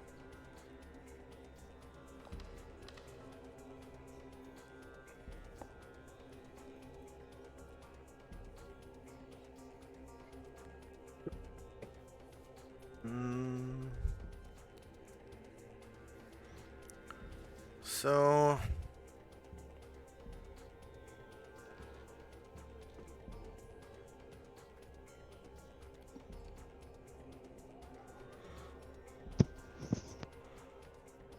yeah, he's large too. So he's gonna have to take damages. So 1, 2, 3, 4, 5, 6, 7, 8, 9, 10, 11, 12, 13, 14, 15, 16, 17, 18, 19, 20, 21, 22, 23, 24. And that's 1, 2, 3, 40 feet of falling damage for Usat. 40. Usat takes 11 damage total. Oh, that's not too bad. Yep, there was 1 in there. He rolled a 4, 1, and 2 3s. Anything else for Tenzi and Company? Nope. Musashi's waiting for Varen's turn to see if Varen can let him lower him. Yeah. And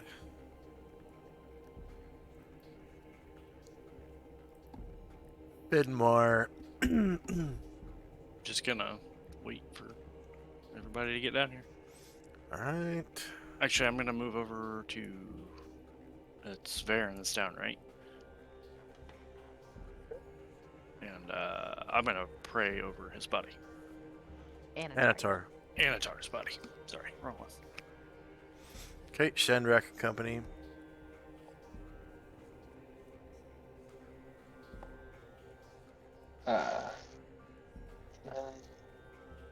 Yeah. Shandrak just listening to Ryer's new song. And, yeah, just waiting for the last couple people.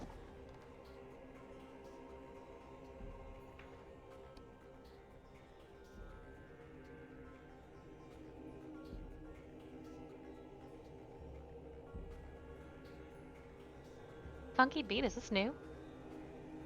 No.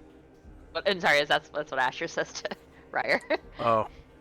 Oh. Okay. He did change it up from the last song. Alright,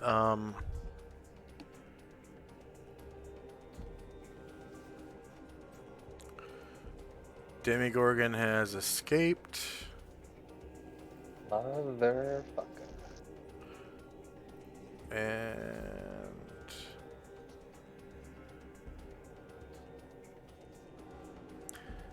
he was worth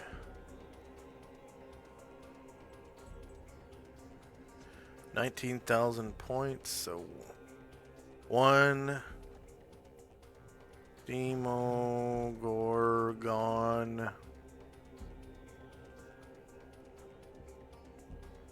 He was worth less than some of the other stuff we did kill.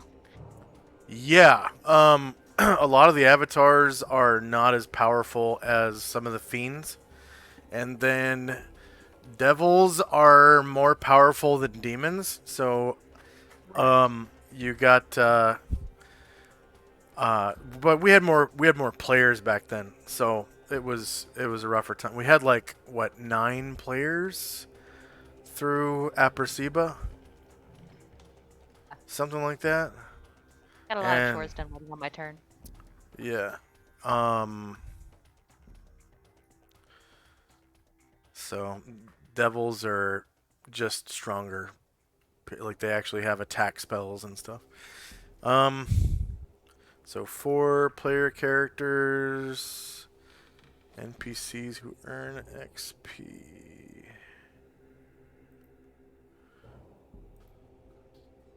We get EXP for him. Yeah, you Much survive blown the up, but- encounter, but there's no hit dice XP for the warriors from him.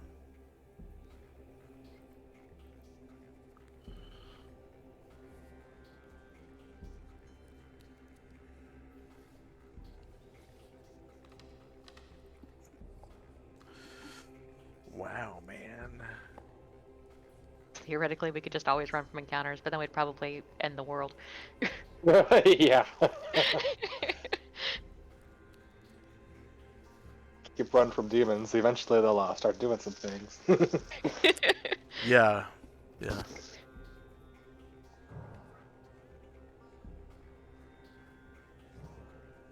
Alright, Marrowless. Group. Experience.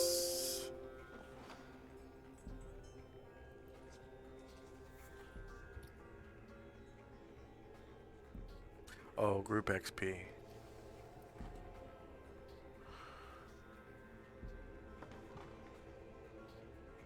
Okay, 8 NPCs.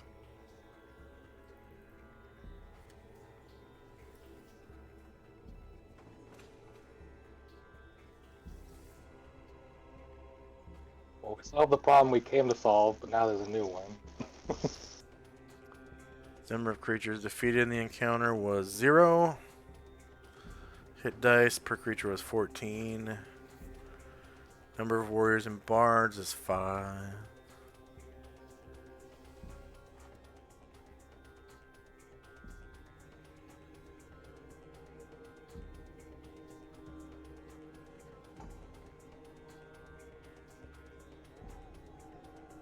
There are some avatars that are much more powerful than fiends, though. It's just Demogorgon isn't one of them.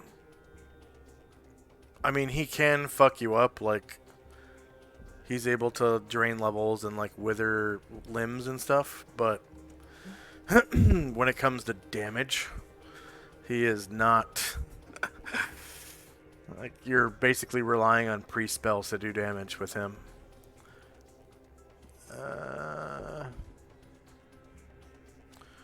Okay. Anything else for Shandrak and company? Nope, just listen to Ryer's new tune. Alright, Asher and company. Alright, so Aaron will attempt to help Musashi down the same way.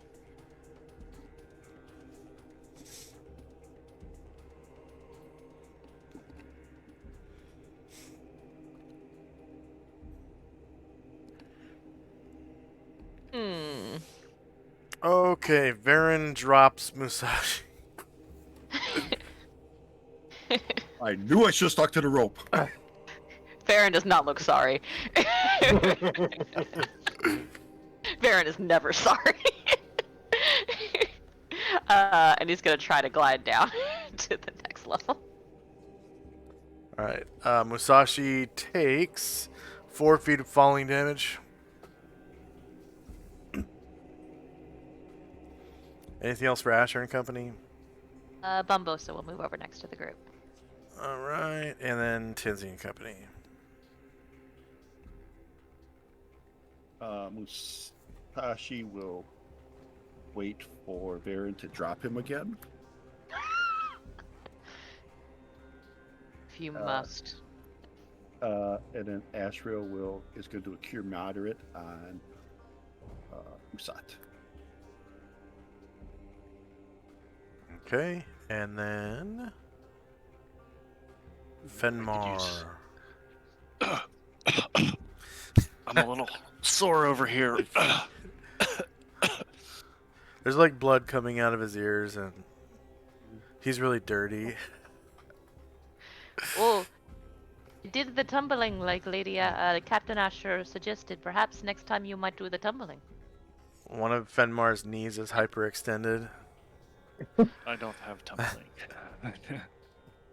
One of his Oh, feet. it's easy. It's easy, and he stands on his head. One of his feet is pointing backwards. Ugh. I don't know about you all, but I'm ready to take a nap. A floor nap. Dirt nap about. Yeah.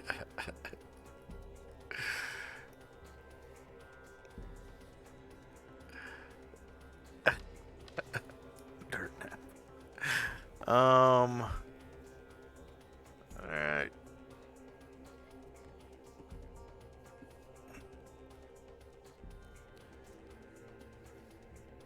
I've yet to be knocked out in the campaign.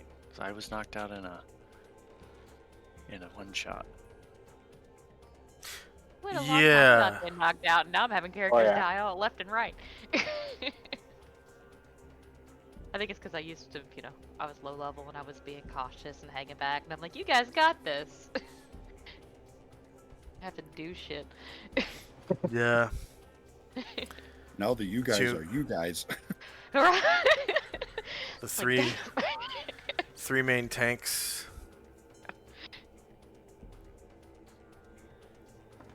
Okay. Slow 3 is gone. I don't remember who that was. Jim. Jim. Yes. And Shandrak.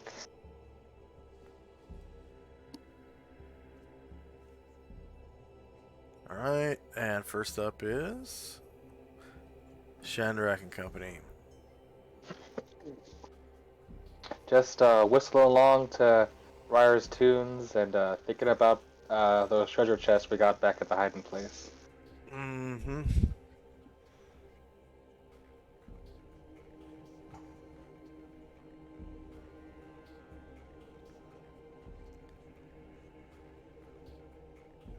Okay, Asher and Company.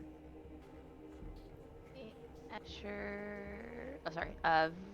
Varen. Oh, Varen wants to glide down to the ledge below him.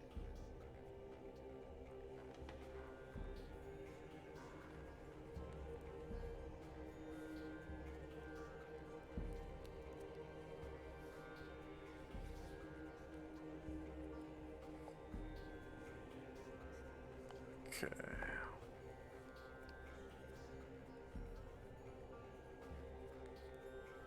Anything else for And Asher? He'll walk over here, and he will try to help him down. All right. Tenzi and Company. Oh, Uh, Jim down. Okay, go ahead and roll. Yeah, sorry.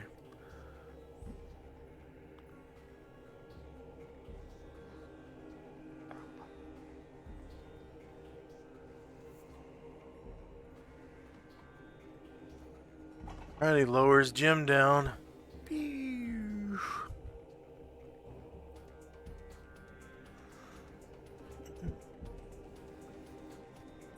And Tenzi and Company.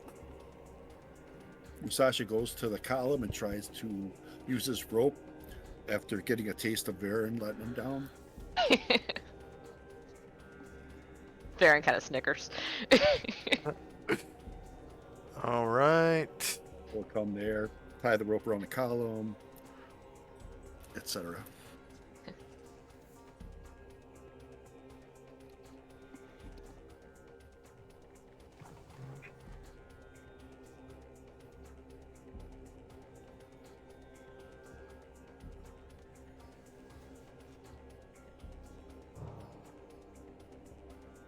Check Steve skills. Climb walls. Rope and wall. Splint mail. Dry conditions. Plus 10% from rope use. Proficiency. And Musashi gets down. He glares over at Varen and unloosens the rope and gathers it up, puts it back in his backpack. Now you are independent. He mutters under his breath, "I've learned not to depend on you." It's kind of funny that Varen follows Asher now because when he was PC, he and Asher annoyed each other quite a lot. Oh, yeah, I forgot about that.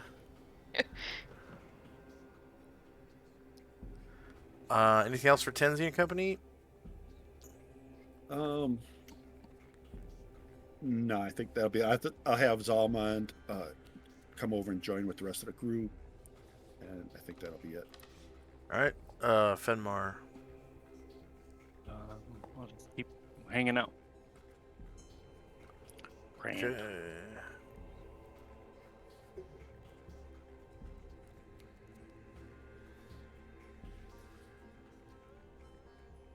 Ashriel's spell turning is almost done.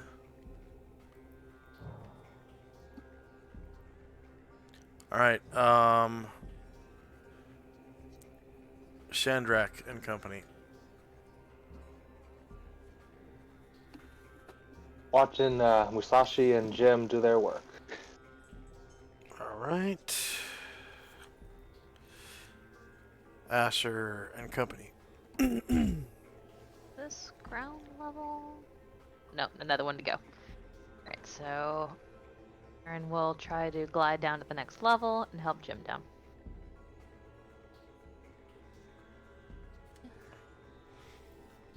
Alright. Open doors check. And he lowers Jim down. Gently but firmly. And Jim will come over and he nods and says, "Thanks." And then he comes over and joins these guys and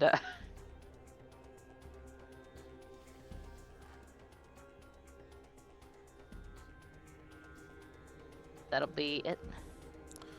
Okay, Tenzi and Company. Musashi gathers his rope, comes over.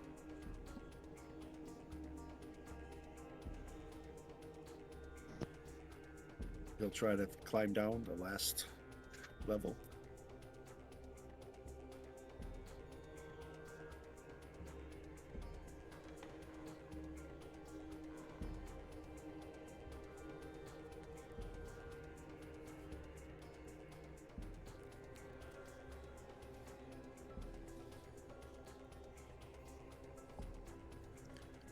Okay.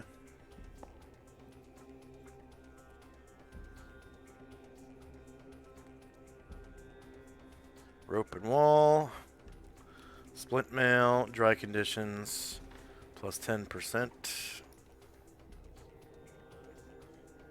Alright, Musashi gets down to the bottom level. As he unloosens the rope, he again gives a sideways look to Varen, gathers up his rope, and walks over to the rest of the people. Baron stares at him impassively.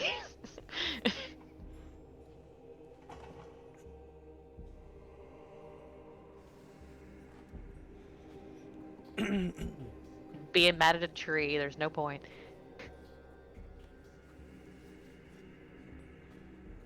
And that'll be it for us. Okay. Fenmar. Oh, wait. Keep doing what I was doing. Alright. End of round.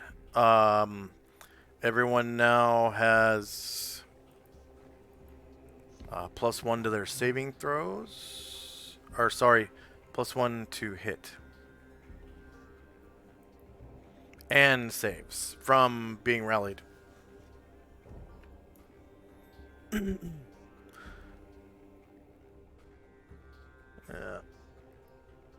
Okay. And Shandrak and Company. Kandrak eagerly looks over and sees everybody is on the ground floor except Varen.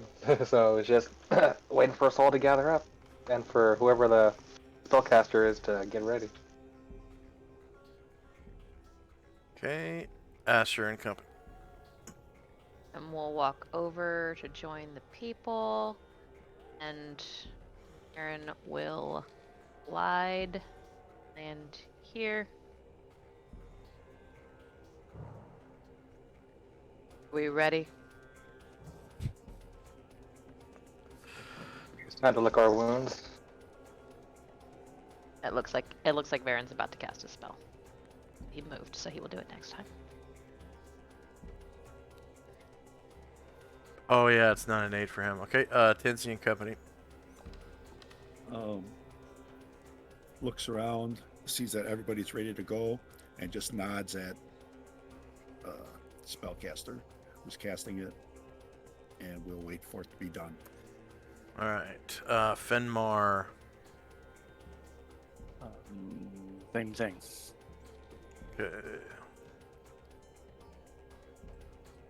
Yep, Asriel's spell turning is gone. So I think he has a symbol for that.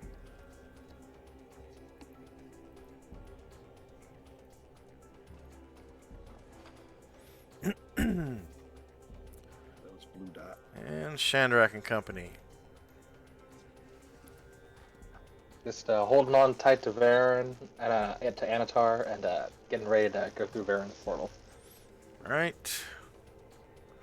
Asher and Company. And cast Dimensional Folding. This is one of the not so good ones because he hasn't studied it or anything. He has viewed it once. He wants to get us back to the area where we left the prisoners, Elshan and the other two. Alright.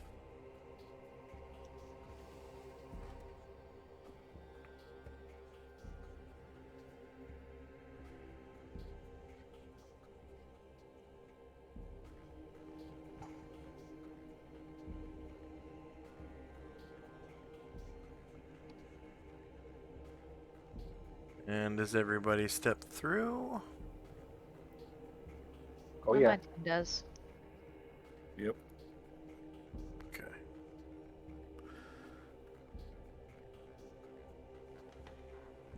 And you all come out on the other side.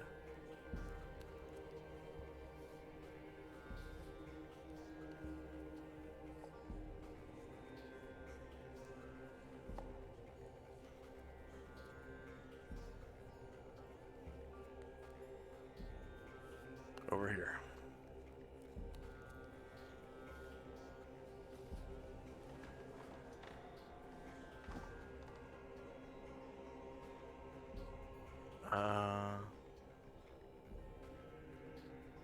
Shandrak, did you carry Anatar through? Yes, I did. He was on my shoulder. Thank you.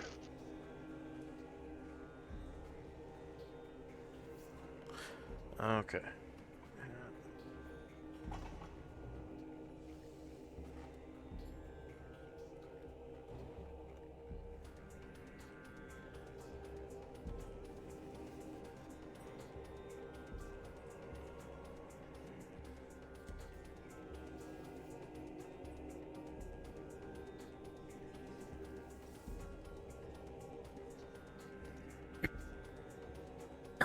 Excuse me.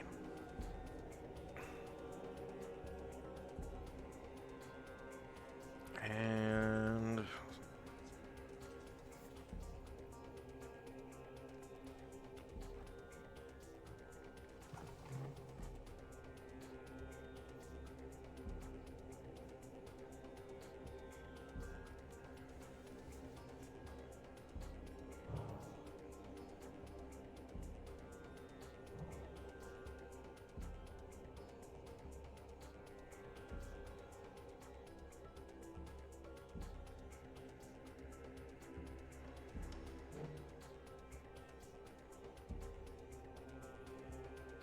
ah.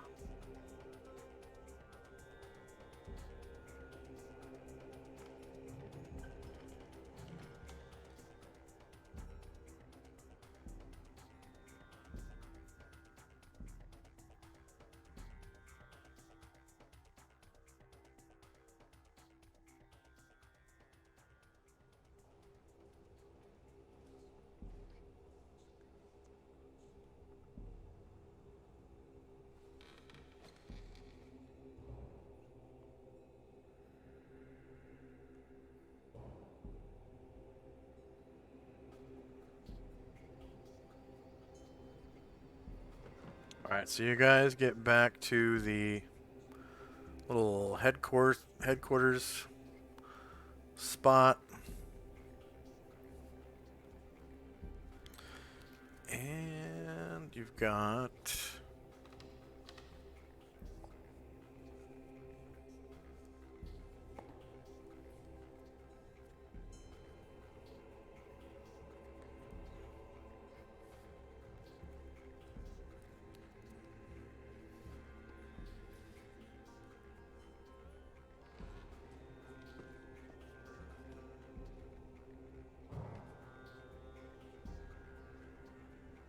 one round passed.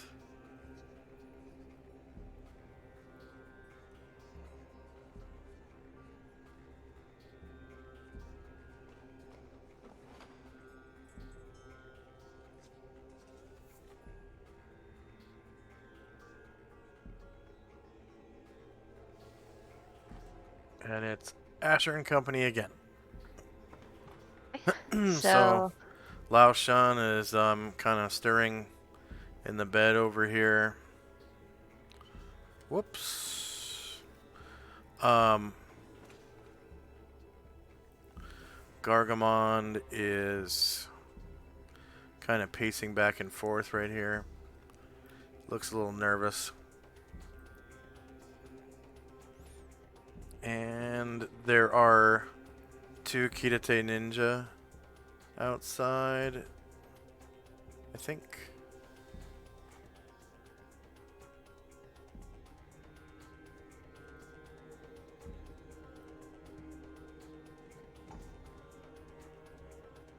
The apprentice and the prisoner, right? Say again. The apprentice and the prisoner, who was like the stronger one. Oh yeah, he is a shinobi fighter. So that means he's like a ninja, but like way better at fighting. And I don't think shinobi can do backstab maneuvers. It didn't say they can do backstab. So he's like pretty much a fighter that can like, you know, grand master with the ninja toe and is pretty strong and stuff like that, but he can't backstab with it.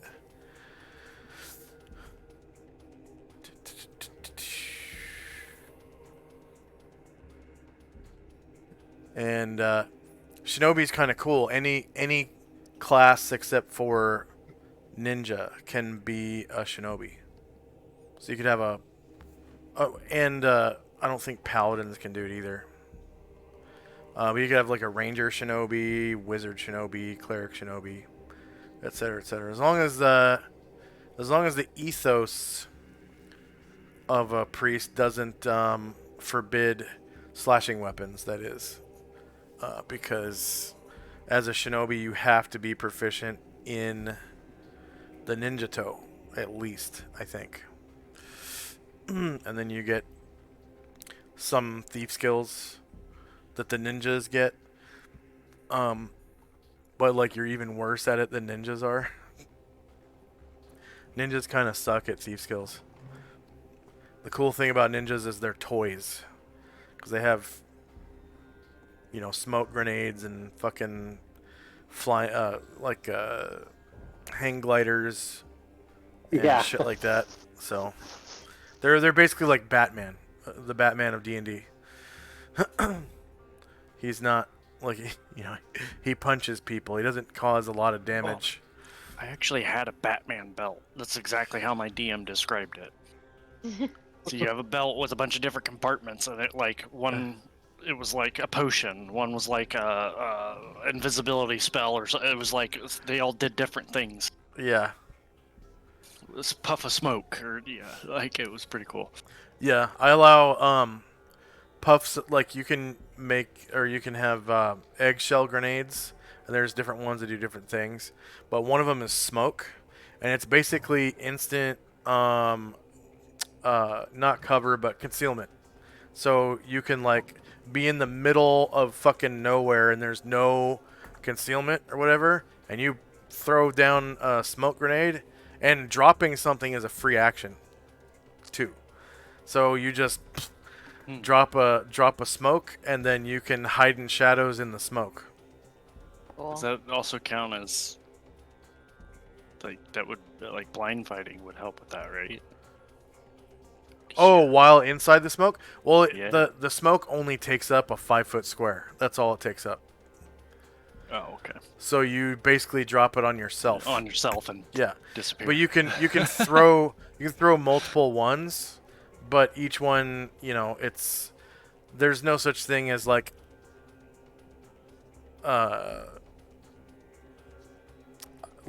you know, throwing one across the room, and that's a free action. That's yeah, I get you. You can't. Yeah, but as long as you're dropping it in your square, it's a free action, and you can I hide really shadows. want the darkness spell, but I can't get it. Oh yeah. Not yet. So yeah, Asher and Company.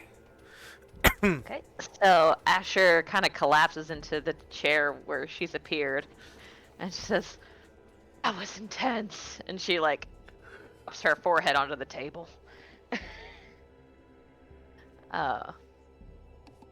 And kind of looks around and says, "Good job, guys." And says, "Give me just a minute, and then I'll try to get some stuff done, but I just want to sit here a second." Yeah, that's all she's doing. They're just taking a moment of relief. Okay. Tenzi and Company.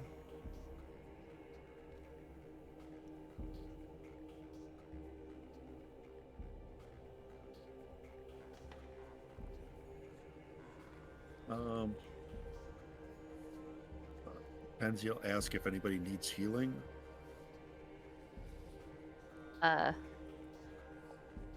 Sure I- shows him a boo I- boo, and I Karen do, Gore but- shows him a broken arm. I was gonna say we're about ready to rest, and I'll get full healed. So Oh, we have to heal you with spells. oh yeah, because it doesn't do injuries. Yeah, I messed up. What? I have 6 HP, so I could use some healing. So Tenzi, if Saying that, you know, it sounds like not a lot, but hey, 6 HP is a quarter of my HP, so hey. Mm-hmm. so Tenzi will wait for Fenmar to walk over to him, and he'll cast Cure Moderate on him. Ashriel will cast. I'm excited for a Cure Papa John's Moderate vape on shot. Usat, and that'll be it for us. Okay. Fenmar and Company. We'll move over and take the healing. And then find a spot to fall asleep. All right.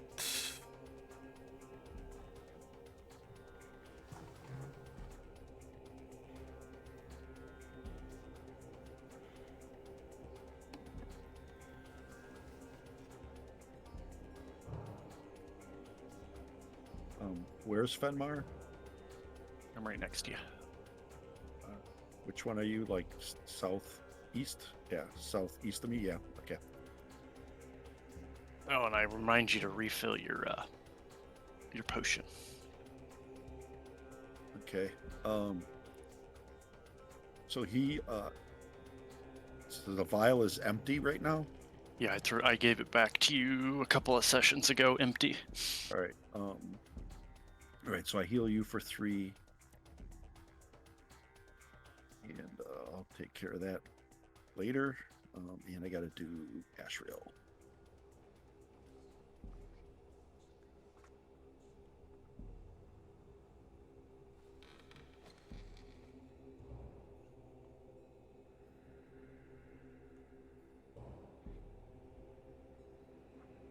And Ryer's Rally Allies +1 to saves has passed. It's gone. But you still have the +1 to hit.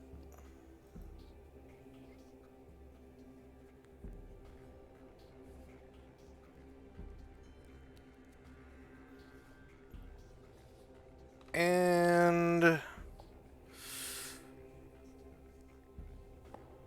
Shandrak. Shandrak tries to delicately put Anatard's body down onto the ground. Breathe a nice big sigh of relief.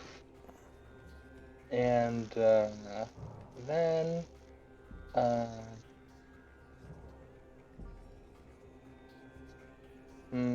yeah, I think I'll just go over to this bench and kind of sit on the bench for a minute.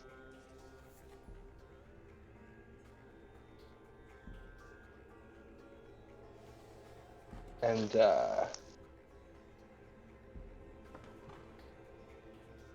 Ryra will say, hey, didn't we in one of the earlier things find a book?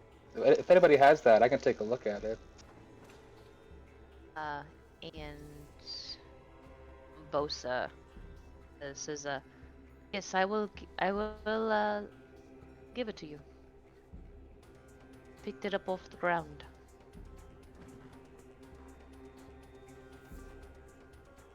So, Ryra will look at that and try to use his legend lore on the book we found, see if there's anything interesting.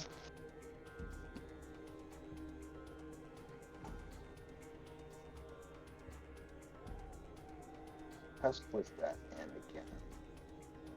Just one of the Huing Temple. Sorry, Just the Huing one. Archaeological Huing Tang Complex.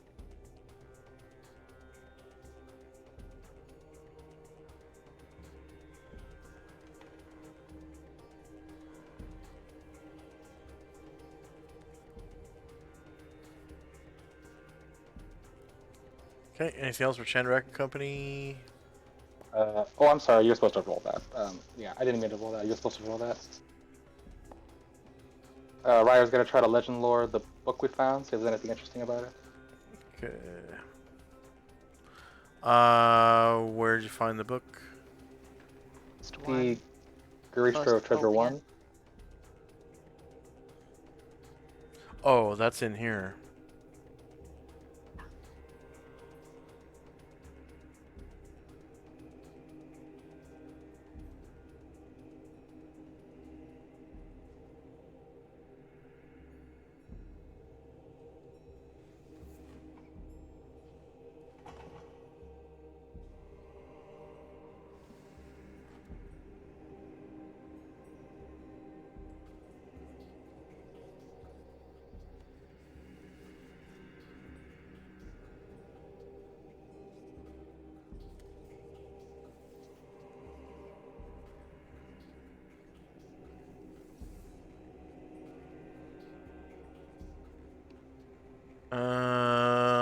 No, there's no book in Garistro Treasure 1.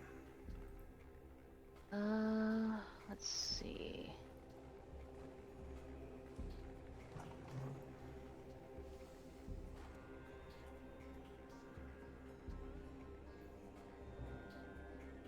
Oh, in the Wu Jin treasure chest?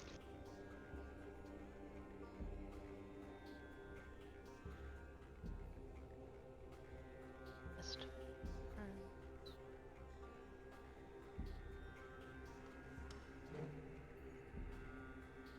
That's where it was. It was the chest to the west of the entrance. I wrote it down wrong on Bumbosa's inventory. Because it says held. You did that. Held by Bumbosa.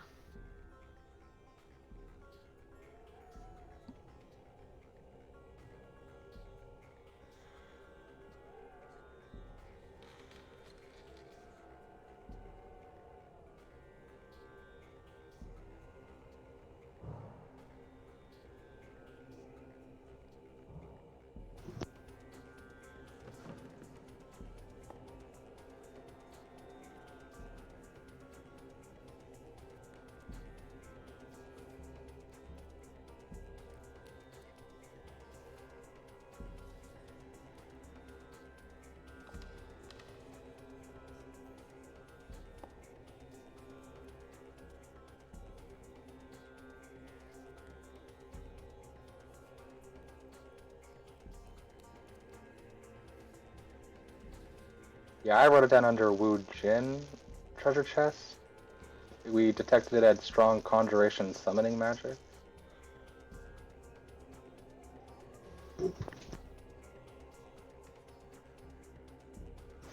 I'm sorry. What was that?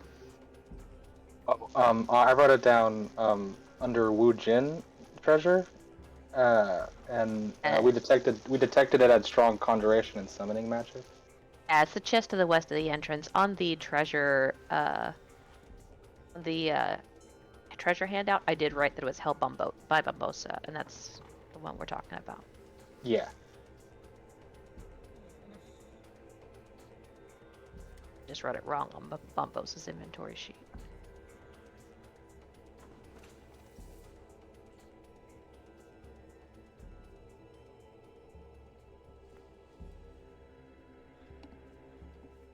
You said the chest west of the entrance.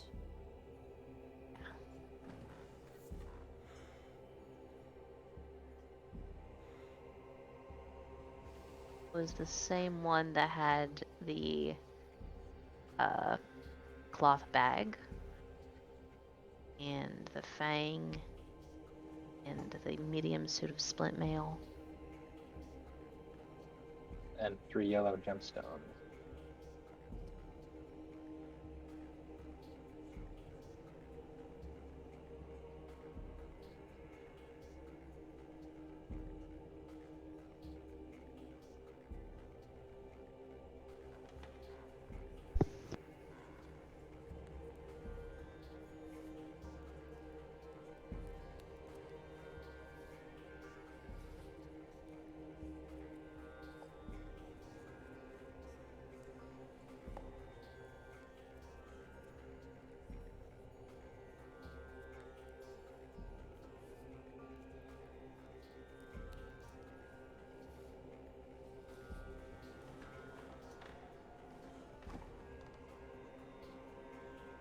It's not the one that Fenmar dragged, was it?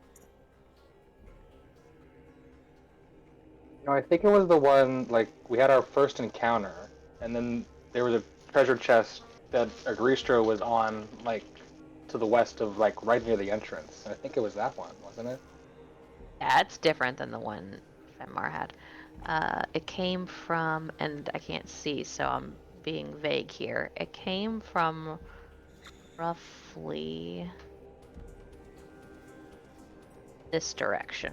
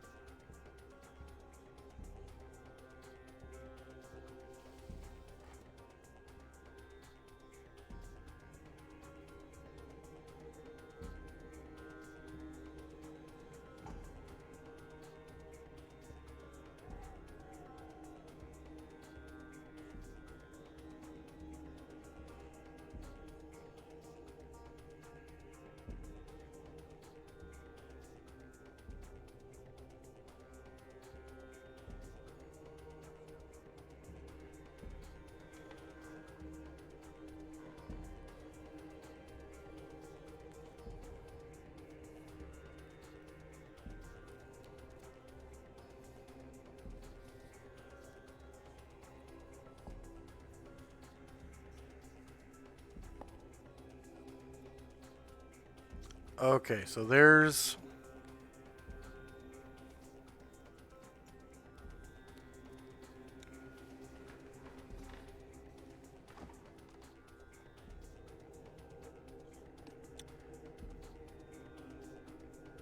There's a chest called Chest 1. It's not Garistro Chest 1. Yeah. And it has a book inside.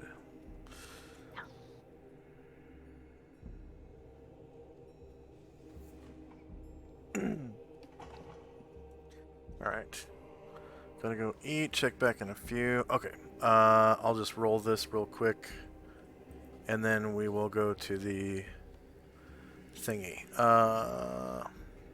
Before we close, I have a question about leveling. Sure. You want me to ask it now? Yeah. So, if it wasn't for the level cap, Asher is level 14. If it wasn't for the level cap, she would now have enough points to go to 16. But she needs to get a coach in order to level, correct? A wish? No, you either gain gain the normal amount with a coach, or twice the amount with no coach, or a wish. She can go to 15 now. Yeah, because she has enough to go to 16. Yes. Wow, that's like 200,000 per level, right? So you're level 14 plus 400,000 points. Yes. Wow. Yep, you can go to 15 now. Wait. Rats. Thanks. That's huge. 15 what? Okay. Mage? 15 thief. Oh, thief. Oh, that's Yeah, huge. for Asher, yeah. Yeah. That's a big one. Yeah. That's another like non-weapon slot, and you're getting high level abilities now with your non-weapon slots too. I want that Featherfoot Chandrak has. That's awesome. Yeah. Yeah, I'm pretty sure with your level, you would have a better one than I do right now.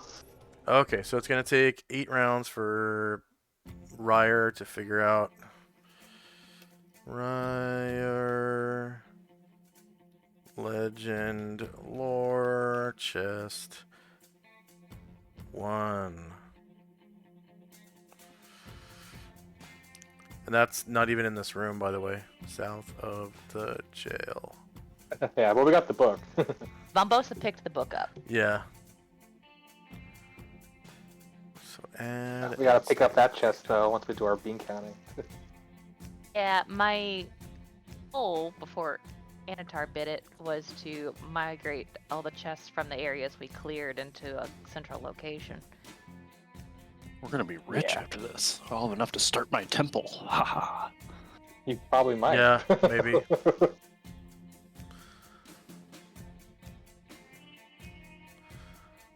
All right. So we are back at the landing page. All right. So you can do your Ryer level also up. leveled up. Right, it is. Okay. So we've got 2 level ups to do. Asher and Ryer. Any other level ups? Not for another 130,000 experience. It's very close, but not yet. Okay. Chandrak is inching closer to his next thief.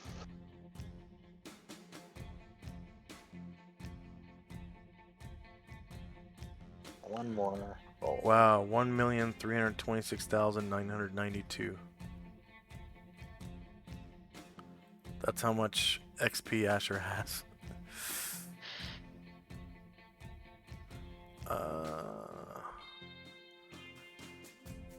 Down the middle. If Yep. you were an assassin, Level- you'd be a grandfather of assassins now at 15.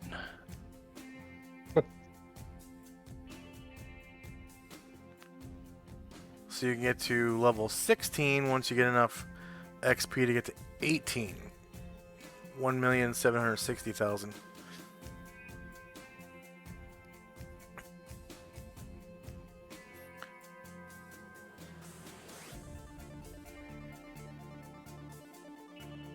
Or what, she needs to find a level, 16 or higher thief to train her or something? That's my next Yeah. question. Yeah. Say again? if we took time off and I found a high level 16 or higher thief to train me, Yeah. I get to 16. Yes, actually, that's how it's supposed to work. Yeah, I think so. Cool. So, Because you already have the XP to get. Oh, that's cool. Ah, that's awesome. yeah.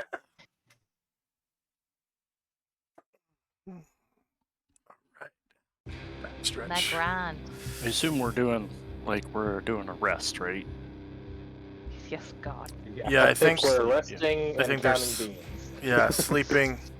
You Be guys. a lot of counting chests and resting next session. Josh, what would it take to make a sling? You have to have some kind of like cup-like thing, or a piece of Like a- leather. Piece of leather. And some Yeah, rope. and then something that's stretchy, elastic, or not a slingshot. Sorry, two pieces of string, or you could like pull the Leather fibers out of a lashing or rope. something. Yeah. Does it but require, would rope use, is it something, could someone with, rope use help me craft a sling in our off time? You're that would asking take leather working or weaponsmithing or Okay, I'll just wait till we go to town. I'll pick improvised one up.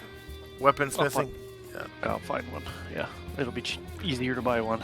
I'm sure there's somebody that has leather working. Musashi does. Yeah. So he could probably make a sling. Like one that won't break when you roll a 1. Putting half of my points into find and remove traps and half into detect noise. Very nice. All right. Hopefully next time we play, I'll have 3 monitors hooked up. I don't know if I'm gonna be able to do it, but I'm gonna try. I have DVI splitter, and then but I need another DVI cord. It might just be 2 monitors that have the same signal though, but I don't know. We'll see. And then my other monitor is VGA, and my HDMI port on my computer doesn't work at all. What kind of card do you have? I think it's because the card doesn't support it. So. It could be disabled in your BIOS. No, I actually went into the BIOS and there's no options to activate it at all. Oh, okay. Yeah. If you have a card, and some boards allow it, some don't. Yeah. Yeah, it's one of the AMD Ryzen cards. So it doesn't have that. We should be able to do however many ports you have on the card. It should be able to do that many monitors. Oh, I don't know how many ports are on the card. How do you know? Well, whatever it has on the back, whether it's HDMI or DisplayPort or DVI ports. If it's got 2 ports, it should. It's got 1 DVI port, 1 VGA port, and 1 HDMI port, and the HDMI port doesn't work. Oh. It's there, but it's useless. So am I stuck with 2 monitors? I think so. Shit. Or split, if you do 3, 2 of them are going to be the same signal. Okay. Well, 2 is good enough for me, I guess. All right. Anything? Oh, I gotta put a little X on the Anatar here. Shandrak, what stat does the Featherfoot go off of, Dex? No, so that's actually a really cool thing. It's based totally on your move silently skill. Yeah. So all you have to do is move silently as normal, and that's it. It's not based on any Ah. skills. Yeah. Okay, so no. All right, so I just write the name of my proficient and my non-weapon proficiency. That's I don't actually broken. calculate it. That's an OP skill. And I'm pretty sure with Asher's level, she can actually move faster, moving silently than walking now. Oh my god. Oh, because it takes you over movement 12? It does when you get higher levels. I don't know what book Oh. that's from. If you find it, Shandrak, will you put that in the Discord, please? Oh yeah, that's no problem. Yeah. It's on Purple Worm. Yeah, it's in the high-level campaign book. Oh, okay. Thank Yeah. Yeah, I can't wait for 10. I get my divine abilities. Yeah. Michael is building his divine abilities right now. He's got Eminence and Divine will. Divine Will. Yeah. Yeah, I'll get those. I'll For get those Timothy. 2 at 10. Yeah. Oh, Got you the two saved up slots? I have the slots for them when I turn 10. Nice. Okay. I was gonna fill them, but I'm like, wait a second. I get these at 10. I'm like, I might as well just wait and hold off. Yeah. So Anatar is dead and Brian Druid is dead. Any questions, comments, concerns? I updated the thing. I'm going to be out for the next 3 weeks. Oh, wow. Yeah, because of the holiday and then my vacation, so I will miss 3 weeks. Yeah. I will that also be out cruise. for Christmas on Sunday. I will also be out for Christmas. Yeah. Yep. Me Yeah. too. Yeah. We're just canceling that. Unanimous. Yeah.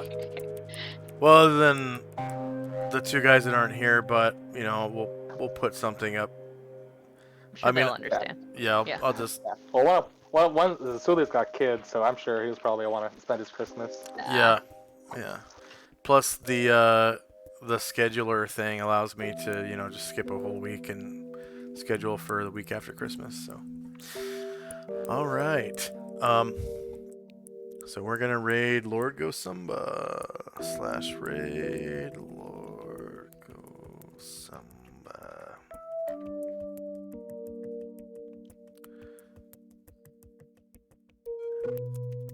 And thanks for watching, everybody, and thanks for those heals. Bye now. Thank you so much. Yo. Bye.